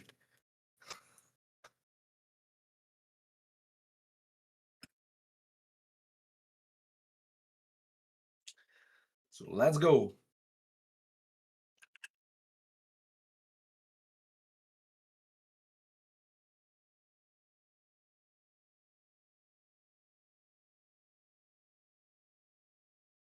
Waiting for the signals.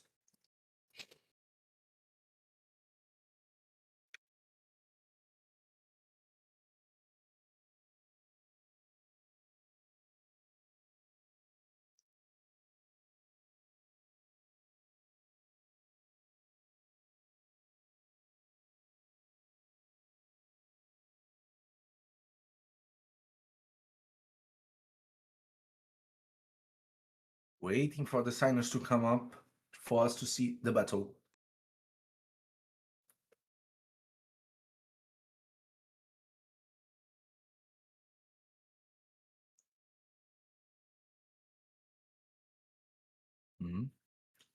They're preparing. As soon as we get a signal, we're going to go for the semifinals of the winners bracket. The first grand finalist is going to be there, and we are on SNA Pack Daddy's Scream. He's almost running out of gems.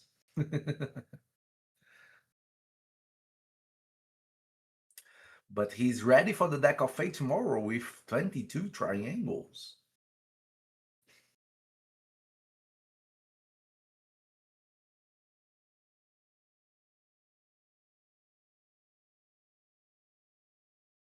And now we need them to send the invitation.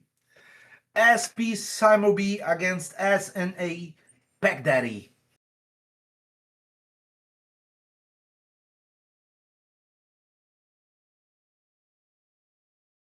Well,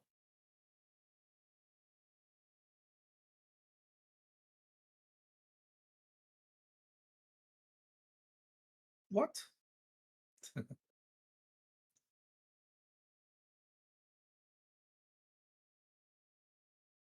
Okay, looks like that Pack Daddy is AFK.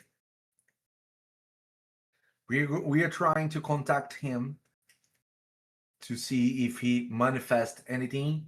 If he does not move, we're going to have to give him the WO.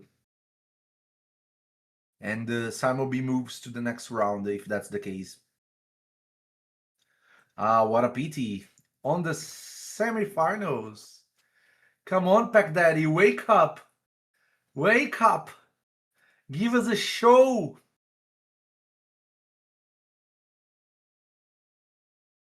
Give us a show. And while they are trying to contact him, let me give you one more thing to have in mind. You can be on the next screen here, battling, facing a lot of crazy opponents. You can be on the next minor. We have next minor prepared already. We are going to have the qualifier soon. So, well, if you're not on the Void Crown Arena website yet, go there, voidcrownarena.com, make your profile there, sign up, and prepare yourself to participate on the best tournaments out there.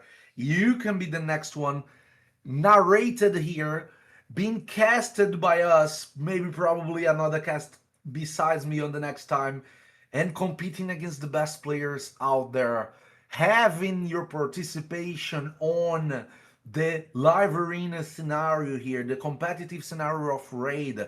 This is the kickstart of the competitive scenario in Raid. Be part of it. Go to the Void Crown Arena website, voidcrownarena.com, make your profile, and be part of this great community. And not only that, do not forget to leave the like on this transmission to help us grow this channel, to more people to know it and more people to participate in the tournaments. Is going to be fun. And right now we have the screen.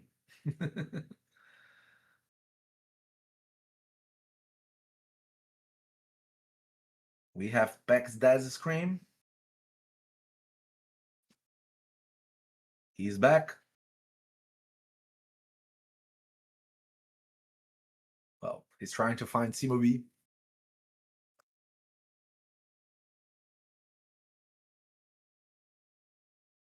To send the invitation.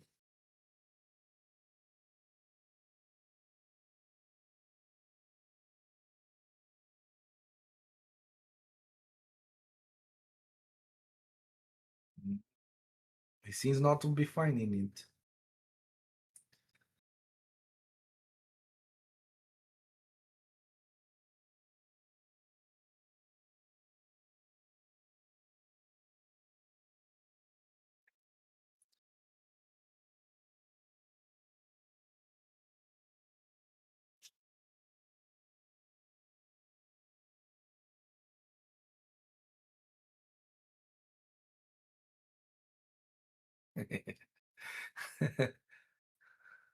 Okay, Simobi. He was able to find it now.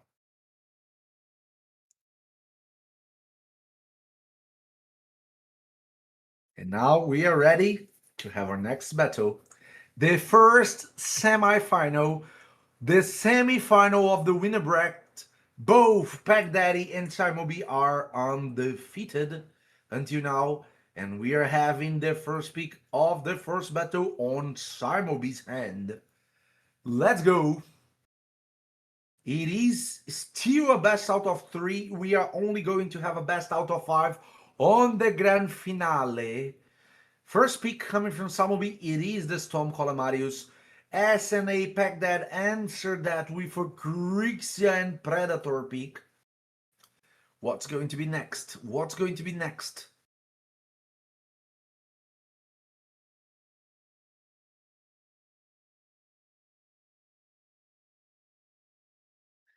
Bayek and Fabian coming from Simon B side. So he went for the skill locker. Well, he might have something prepared for that Crixia. Or the strategy it is to let the Crixia transform as soon as possible. Let's see what's going to be the answer that Baghdad brings to face these strong champions from Simon B. The Yumeko and the Galathier, one support and another skill locker. So we have the double locker strategy on Pack Daddy's side. He's preparing himself.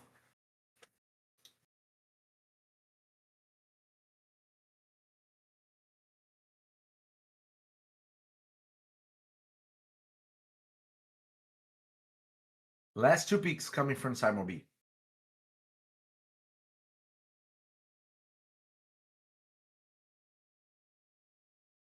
Well.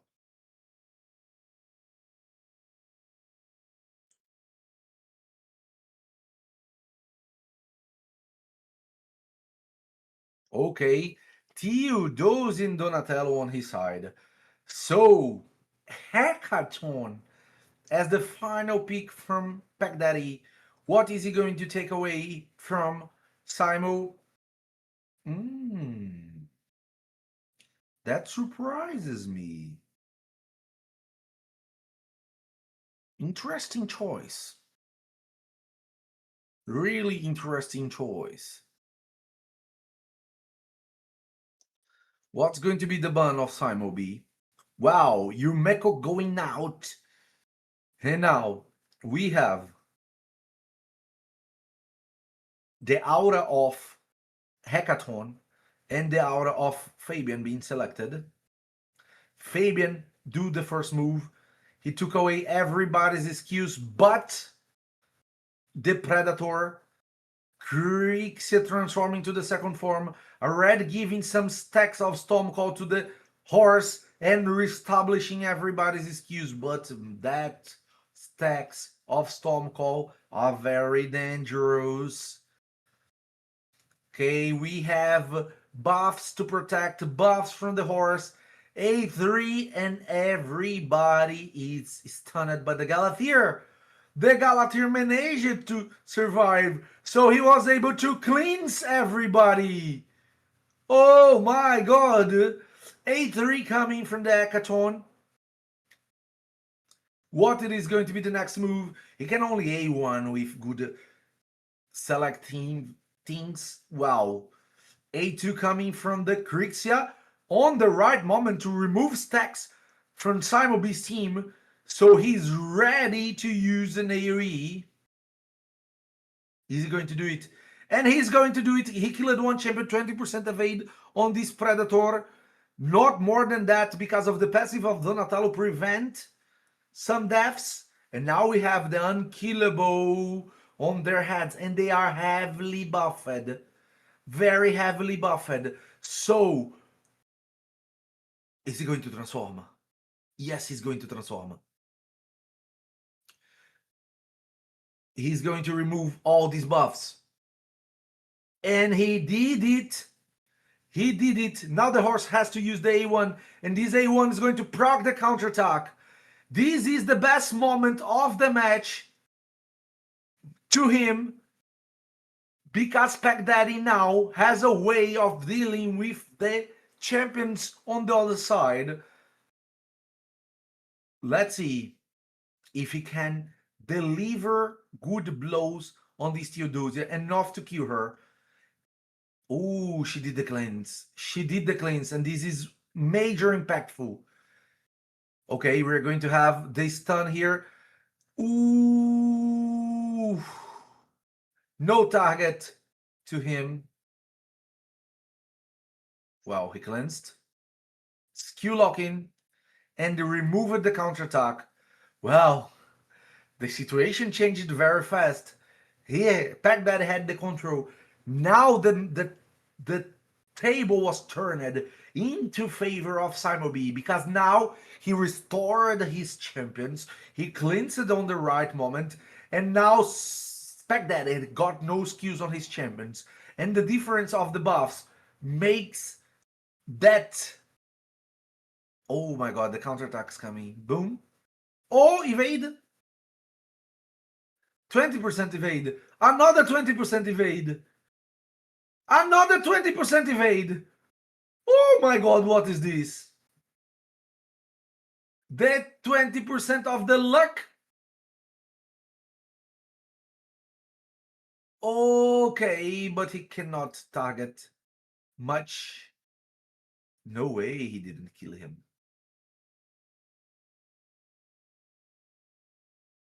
Enfeeble, and he's dead. Well, will he bring them back? I wouldn't risk if it wasn't him. What? A1.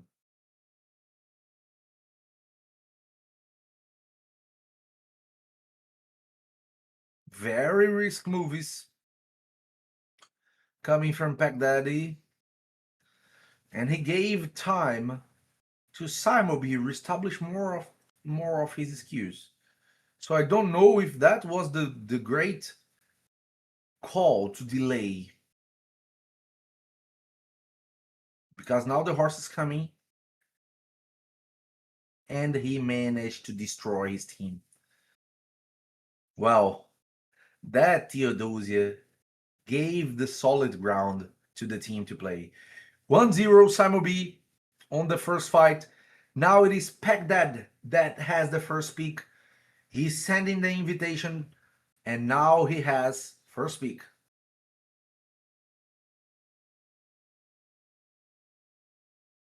Well. First pick coming from Pekdad this time. And he went straight away to the Marius, taking away that Marius from Simobi.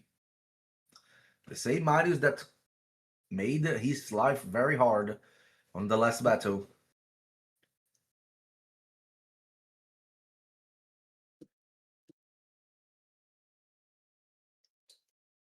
Ooh, Predator and Kriegser as first pick coming from Simobi.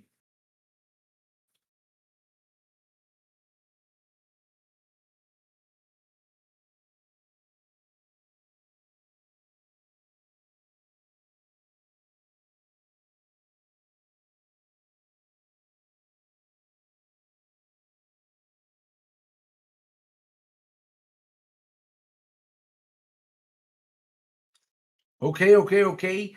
Galathier and Yumeko unpacked that side. Theodosia and Bayek, it was the answer that Simobi's choice. And Hekaton again, and Carnage being the last two picks coming from Pack Daddies. Well, what's going to be the last pick from Simobi? Fabian. Well.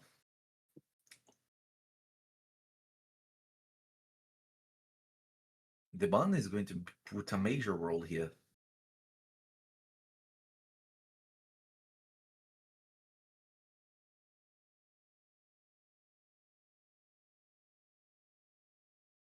Okay, Theodosia was the bun from Pack Daddy. Yumeko was the bun from Simobi, but can Pack Dad face a Predator and a Bayek without skills?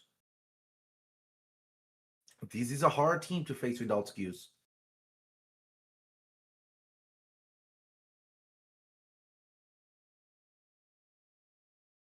Well, he's a red stripped and without skills.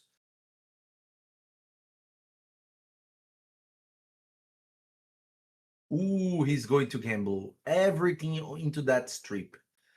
Everything he wasn't able to strip. Well, the situation now is very, very, very hard. Because we're going to have the AoE here, killing two champions, removing their stacks, turning his life into a very, very hard situation. and GG. He did what he needed to do. He gambled on it. It was not enough. Simo B conquering the first spot on the grand finale of the Void Crown League and being pushing Baghdad to the semi-finals of the loser bracket. So we are now going to have Baghdad fighting again for the spot on the grand finale on the losers bracket side. Well, SPM against Pac Daddy, it is going to be the semi-finals of the losers bracket. So Pac Dad has another chance of conquering the spot on the grand finale. He needs to beat him and have his revenge maybe against Simo B. We're going to discover that in a while. Let them prepare for the battle. We know that Pac Daddy is already here because he just faced Simo B. Let's call SP him. Is going to be SP against SP on the finale, but now SP him is not on SP anymore. Okay, so it's not SP against SP. At least the nicknames will be. If he goes to the final. Or Pac that is going to beat him and advance to get his revenge against Simo B. That's what we're going to see right now. Invitations prepared to be sent. At any moment, we're going to have them on the screen.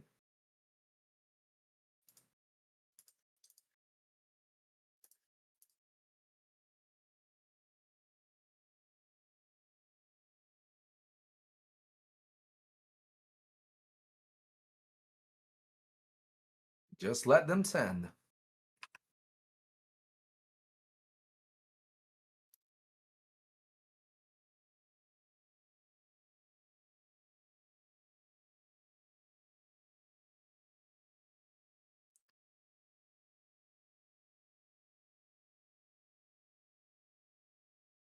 Well, and here we go. First pick to Baghdad this time. He went straight to the Krixia. Secondary picks on him side. Well, let's see what he's going to push on this battle. He has been played a lot of Marius, a lot of Freya. Let's see if he continues on the same strategy or he's going to swap. He went for the Marius and Fabian pick. Galateer and Predator being the answer that Baghdad is going to use. Wow. Well. Great picks. Solid picks. What it is going to be the next round of picks that SPM is going to use.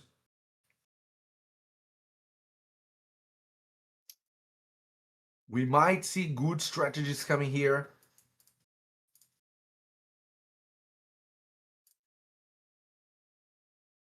Wow, he's thinking.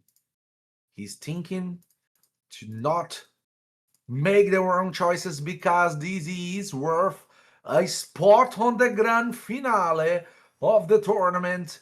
He went straight to Theodosian Freya. Last two picks coming from Pac Daddy.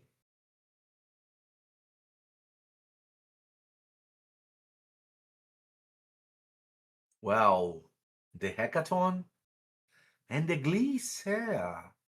Interesting picks. Last pick now, it's into hymns. Let's see what he brings to the table. And let's see if what he brings to the table, it is going to be enough. He brought the Bayek. What's going to be the bun of Pac Daddy? Well, he's in doubt. He's in doubt. Well, good choice. And now we have Krixia out of Pac Daddy's team. We have Bayek out of SPM team. It's a battle between RNG on the skill locker of the Fabian and the Glycera passive. Let's see what's going to be the difference here.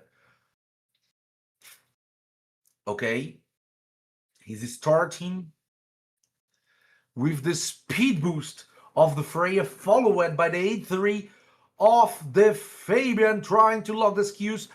The skill of the Predator, we already saw that was not locked, A2 coming from the Glycea Chrono Cube into the meta. Someone taught everybody this strategy. It is a great strategy.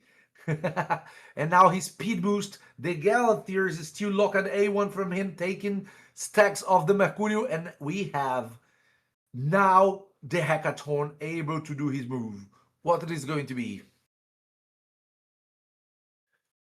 Well, he wanted to protective measure A2, sorry, from the Marius, and the Marius did not put everybody into stun, which it is something to be afraid of. 3 kills from the Predator, and now we have the revive of the Theodosia kicking in.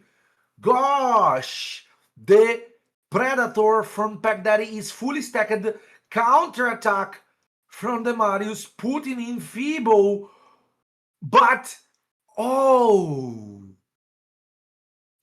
my god, the unkillable of the Marius was not removed.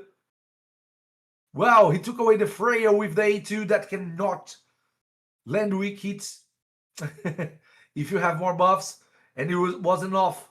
3 champions stunned by the Marius. My last cookie.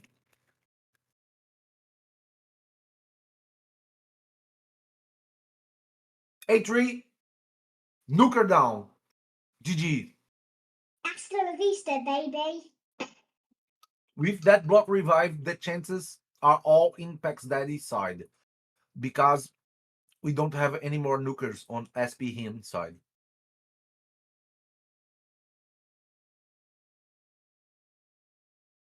He still can win, but it's a very hard fight. The Freya can manage to nuke a little bit, but we have a Galathier on the other side, and a fully stacked Predator.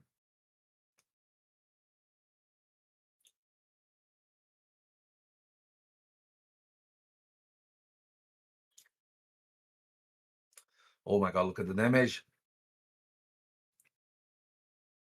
He managed to revive. A1. Is he going to cleanse? Yeah. Okay, the chances are very hard. And SP him quit, which gives Pegdad the first win on the losers bracket semi-finals. He's one step ahead into make his revenge into Simo Beat possible. First pick now coming from SP him. Is that going to make the difference having the first pick now? Well, it is possible. It is really possible. So let's see, it's going to make the real difference here.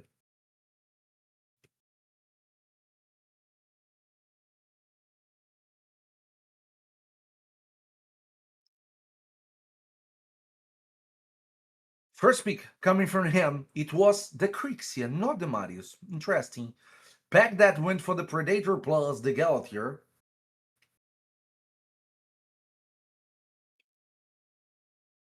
Marius Bayek now, it is his secondary move.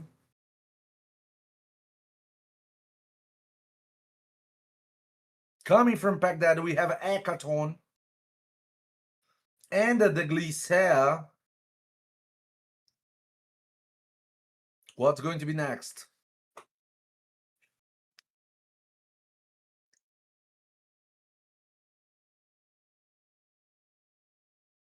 Two less picks coming from him. 2 less picks, and if they are not the right picks, are they real 2 less picks on the competition? Because Pack that already got 1 victory on these semifinals of the loser bracket. Theodos and Fabian on his side. And what are going to be the bans? Well. Interesting choices. We have Bayek and Glycea as the bans here. So we're going to have the double locker. We're going to have the double locker coming from SP him. Here goes the first round. He locked everybody.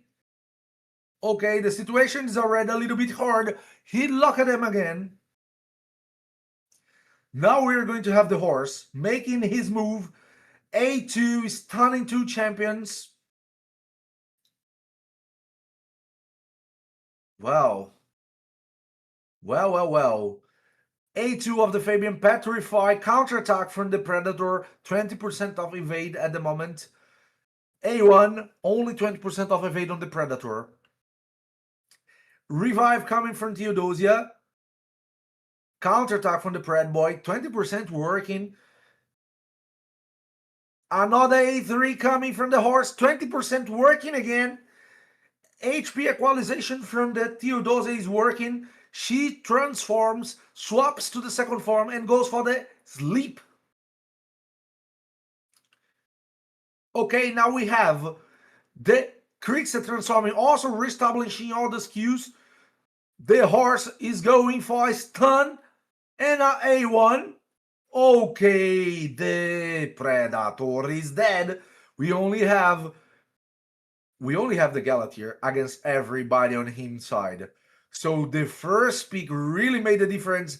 Him evaporated Pack Dead on the second battle. So now we have a 1-1 situation. Now it is Pack Dead with the first pick again.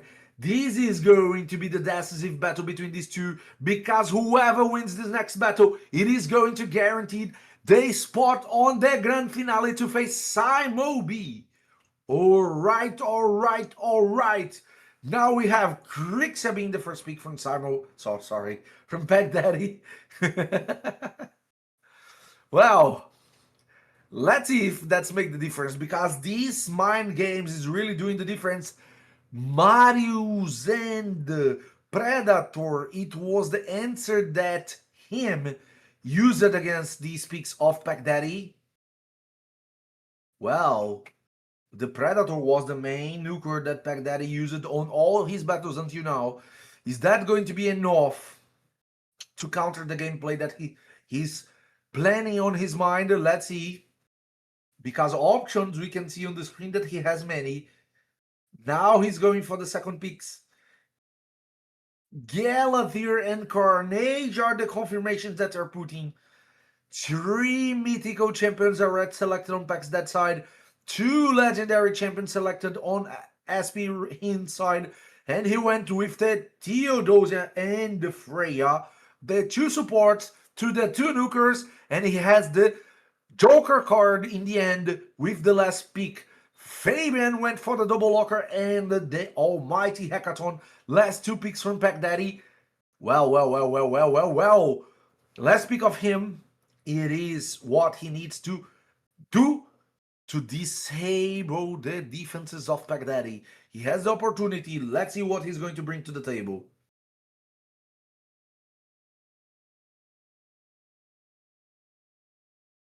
Oh, I didn't expect that. We have a Regimon as the last pick on his side. What is going to be the buns? Well, we already can see one. And it was Krixia and Regimon.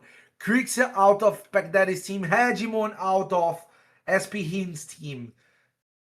Alright. Is that going to be enough? The Freya has the first move, followed by the Theodosia, and now we have the horse. He is playing before the Fabian, so he got the move. Now they are locked, but the counterattack procced from the Predator. Now he has 70% of evade. Well, the cleanse went in. Hekaton is going to do his move. He put the block damage to prevent his death. A1 coming from the Freya. Predator. A2, nobody dead. And now we have the first move of the Theodosia, swapping the form, trying to debuff them, but the Lightning Cage prevent the debuffs of being removed, and the Hekaton is still in live in the battle. All right, Freya went in. The Galathyr was killed by the Freya. What is going to be the move of this hackathon? A2 going in. The horse is down. A3 coming from the Theodosia put somebody to sleep, but the passive of the Fabian make him wake up. He went there and petrified the Freya. We have a turn coming from the the Predator. He went on the Fabian. Okay, all right. Turn coming from the Heka boy. He went for the protective measures. And now he can only A1. And he went there and A1 with the Theodosia. Well. Time to take their skews away. Is that going to be the move? A3 of the Fabian took their skews away. What are we going to see here? A1 from the... Oh my god, look at this counter with the Storm Call debuffs. Well, Theodosia is now able to... She did not went there and revive. She kept her buffs there. Oh, the HP equalization. The HP equalization brought the HP back to the Predator.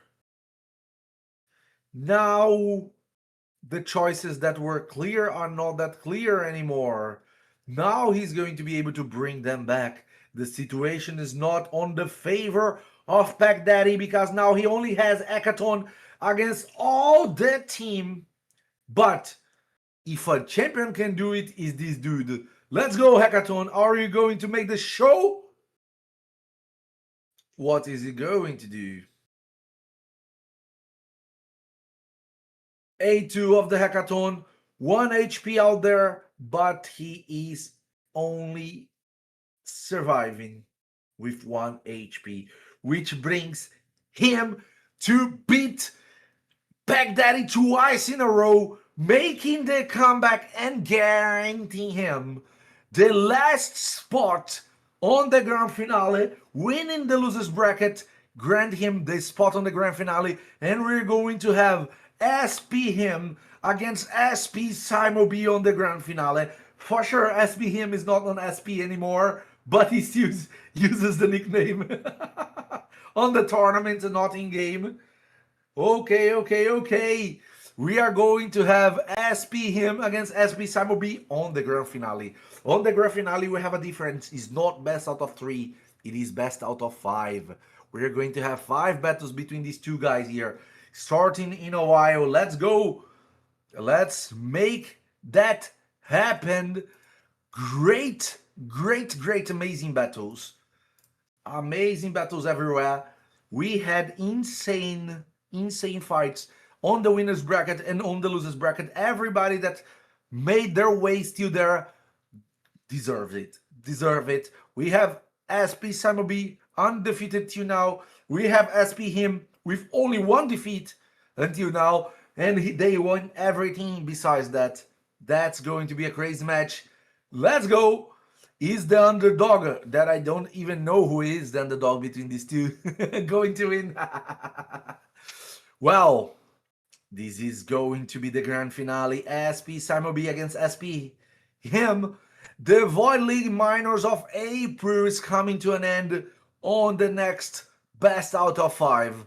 Well, it is your first time and your first chance of granting the access to the next tournament. Go there on voidcrownarena.com, register yourself, and participate on our next tournaments. You having qualifiers in a while to classify to the next minors. You might be the one fighting on the next transmission here. Let's go.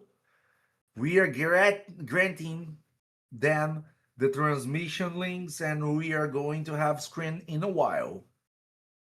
Let's go. Let's go.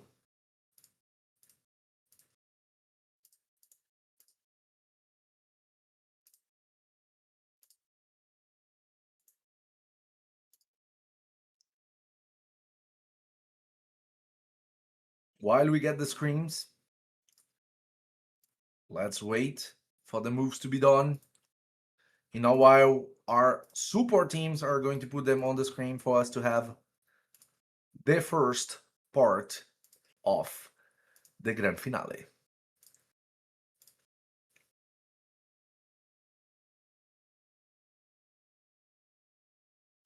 Well, who are you guys thinking has the upper hand here? Simon B or him? Both of them are extremely strong. Both of them drive crazy accounts. And now we're going to have a clash of titans, a clash of whales, a clash of masters, and it's on the screen. Well, let's see. SPM send the first invitation. So starting now, grand finale, best out of 5 of the minor of April on the Void League. Starting, we first speak on SPM, which champion is going to be.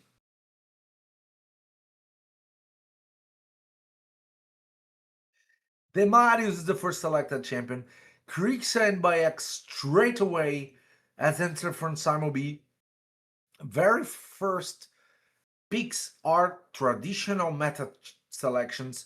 They are picking that really fast. Let's see what they are going to plan here. Fabian and Theodosia coming on him side.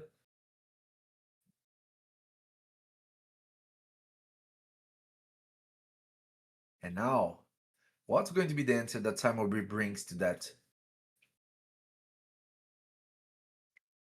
We are on Simon's screen. He has good options to use.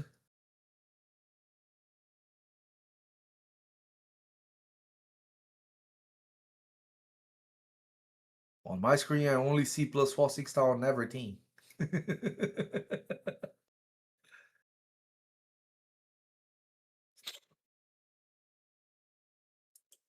Wow.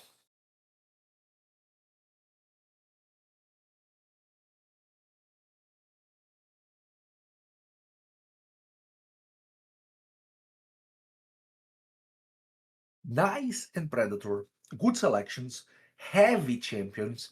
He's playing with a lot of safety, you know. When you use Bayek, Predator, nice. You're planning to use a long battle on your favor. So let's see if him is able to deliver the strategy that he has on his mind. The last champion from Simon B might be a supportive champion to bring unifying these picks. And we have Freya and Garo on him side. Interesting choices. Really interesting choices.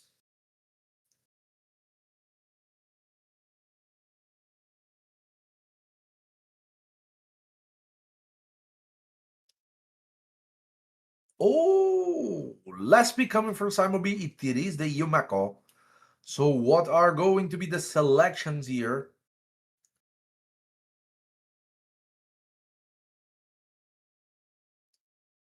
The bans are really important. The bans can make the difference here. We don't have active revivers on Simon B's team. We have one active revive on SP Hin's team. We have 3 nukers on Simon B team. We have 2 nukers on him team. And we have the ban of the Kriegser on Simon B teams. Wow. And we have the ban of the Freya on SP Him's side. First move coming from the Fabian. Skews getting away. Oh, what is he going to do now? Buffs, but you make or reestablish the skews. By reestablishing the skews, no AoE coming from the horse, multiple AoE, so no Stormcaller proc. AoE coming from the Marius, counterattack. Bayek going there, another AoE coming, another AoE coming. And now we have the Garou changing form. to deliver what? A3. Oh gosh. Big damage, but not enough to kill everybody. What are we going to see here? Are they going to sleep? Yes, they are going to sleep. But the nice cleanse.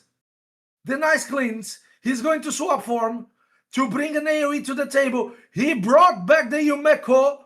Oh my god.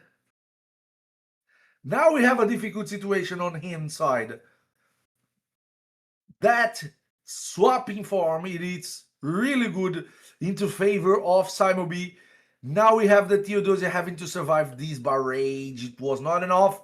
1-0 for Simon B, having the first win here. And now we have first pick on Simon B side. SP him fought really well. Was a great battle, but Simon B came up with the victorious side. The Yumeko cutting in between the horse made him have a really hard time because no Stormcaller delivering the stuns. That was hard. Now we have Marius as first pick from Simon B side. And we have Krixa Theodosia coming from him. Bayek Fabian as the answer coming from Simon B. What's going to be? Yumeko Garou on the other side. So he is doing the mirrored to the double locker strategy. The mirrored selection. Ooh, Glycea, really good choice. Really amazing choice and nice as the last champion. Again, another team without an active reviver. So SP Simon B, it's betting everything on the offensive measures. No, not many defensive measures in the absence of a proper reviver. He has a reviver on the nice, but if that's not enough, the situation becomes a lot harder. Arn. Oh, this is the first time that we're going to see that coming from SPM. Now we're going for the buns. The buns are really important here. Let's see what they are thinking about.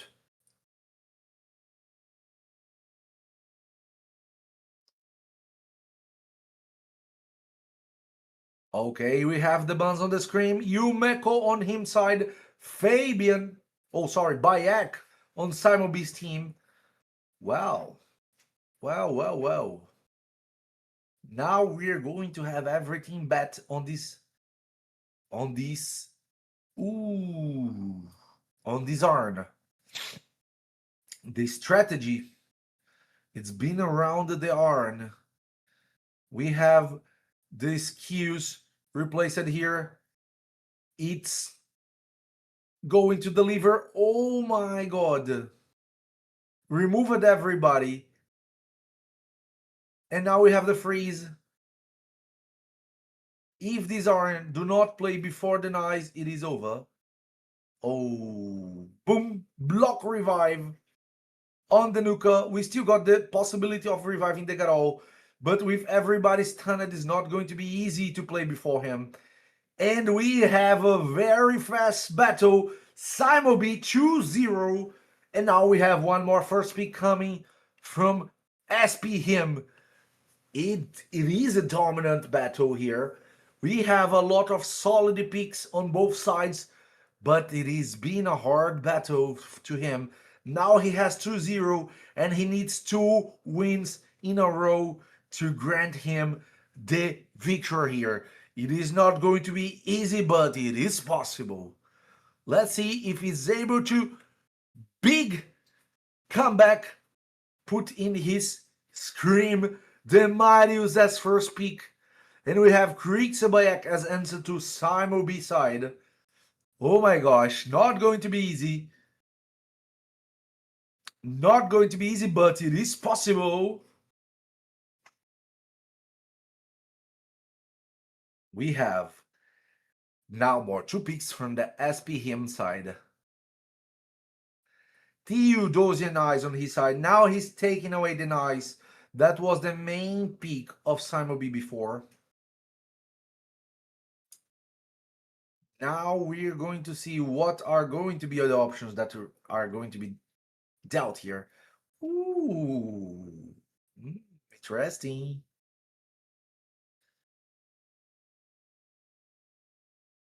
Confirmed and locked Odin and Predboy coming from Simon B side. We have SP him now having the two last picks, and it is the real two last picks of the tournament on his side if he loses this battle, because we are on the situation of 2 victories already on Simon B's favor, and that might be the last battle if it is a winning for Simon B.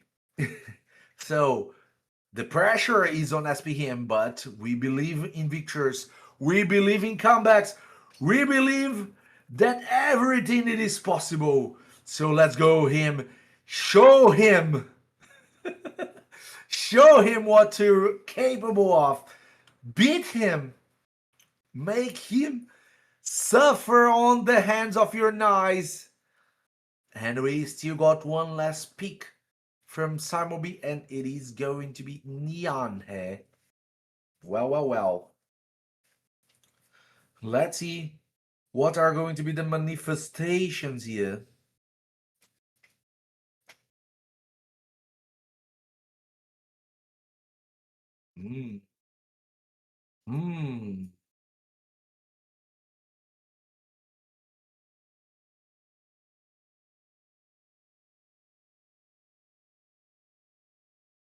Well, now we have the picks done. Bayek banned from the Simon B team. Glycer, it is the ban coming from Simon B. And now, this is something interesting because SPM is going to play this battle locked, since he does not have how to handle the Crixia locking. Here he goes. And everybody is locked, which it is a difficult situation. Really difficult situation. We have the protective measures coming from her. Boom! Oh my god! Everybody went crowd controlled. The situation does not look easy. Does not look easy. Okay, we're going to have the first wave here. Here comes the Predator A2.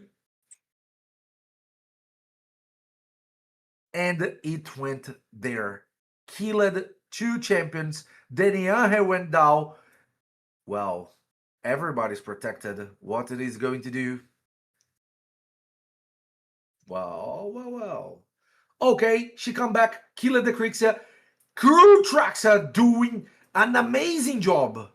Amazing job here. She is preventing the total defeat. And we have the comeback of the horse. Don't know if in the red, but Predator is down. Predator is down. And he managed to win. Crewtrax. Oh my god. She saved the skin of SPM. What a great champion. What a great champion. She is totally on the meta. Come on. What is that girl doing? It's unbelievable. SPM is alive. And we have 2 victories for Simon B. 1 victory for SPM. He's still there. He's still fighting. We want to see that coming back. Mario's first pick from Simon B. Crixia come from SPM. Let's go, SPM. Show him the way. Let's go. Odin, not Odin, Fabian and Theodosia is the selected champions from Simon B now on the second round of his picks. 4th battle of the grand finale is happening on the screen. Simon B 2 victories, SPM 1 victory, and now we have first pick from Simon B. He went to the Marius. After that, he went for Fabian and Theodosia. We had Crixia as first choices from SPM. Now he's doing his second choices. What's going to be? What's going to be? Come on. Show us some greatness. Put that nice. Take the nice out of him. Well, who said we were going to be impartial? We're not going to be impartial. We are cheering. We are cheering here. Let's go. Oh, we have the Arn. We have the Arn. Arn Glissé on his side. Last 2 picks of Simobi. What are going to be? Oh, okay.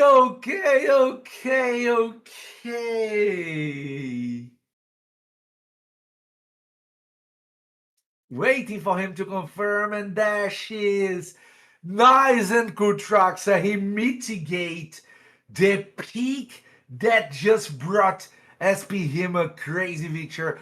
Gaspard on his side. Oh my gosh, what are we going to watch here? What are we going to watch? No revivers on SPM side. So they swapped the strategies. Now the buns plays a major role. What are going to be the Banner champion? This is extremely impactful now. What is going to be? And we have Theodosia banned from Simobi and Crixia banned from SPM. Oh my god. Oh my god. Let's go. Is this Fabian going to be able to remove everybody's skills? Oh, he went for an A1. The horse comes after it. Remove a 2-stone skin. We have the counterattack. Oh, one champion is going down. One champion is going down. Who is going to be? Who is going to be? Who is going to be? Bayek does not come back anymore. And we have Cool Trucks making her move. Wow. Well. A1 on the Cool Trucks. A counterattack coming from Gaspard. Skill locking. And now we have a difficult situation because he had 2 turns with this Fabian in front of the whole team of SPM. Second form of the bear went there, but not that much to do. Only A1's coming from Gaspard, and now we have the Knights ready to destroy. A1 coming.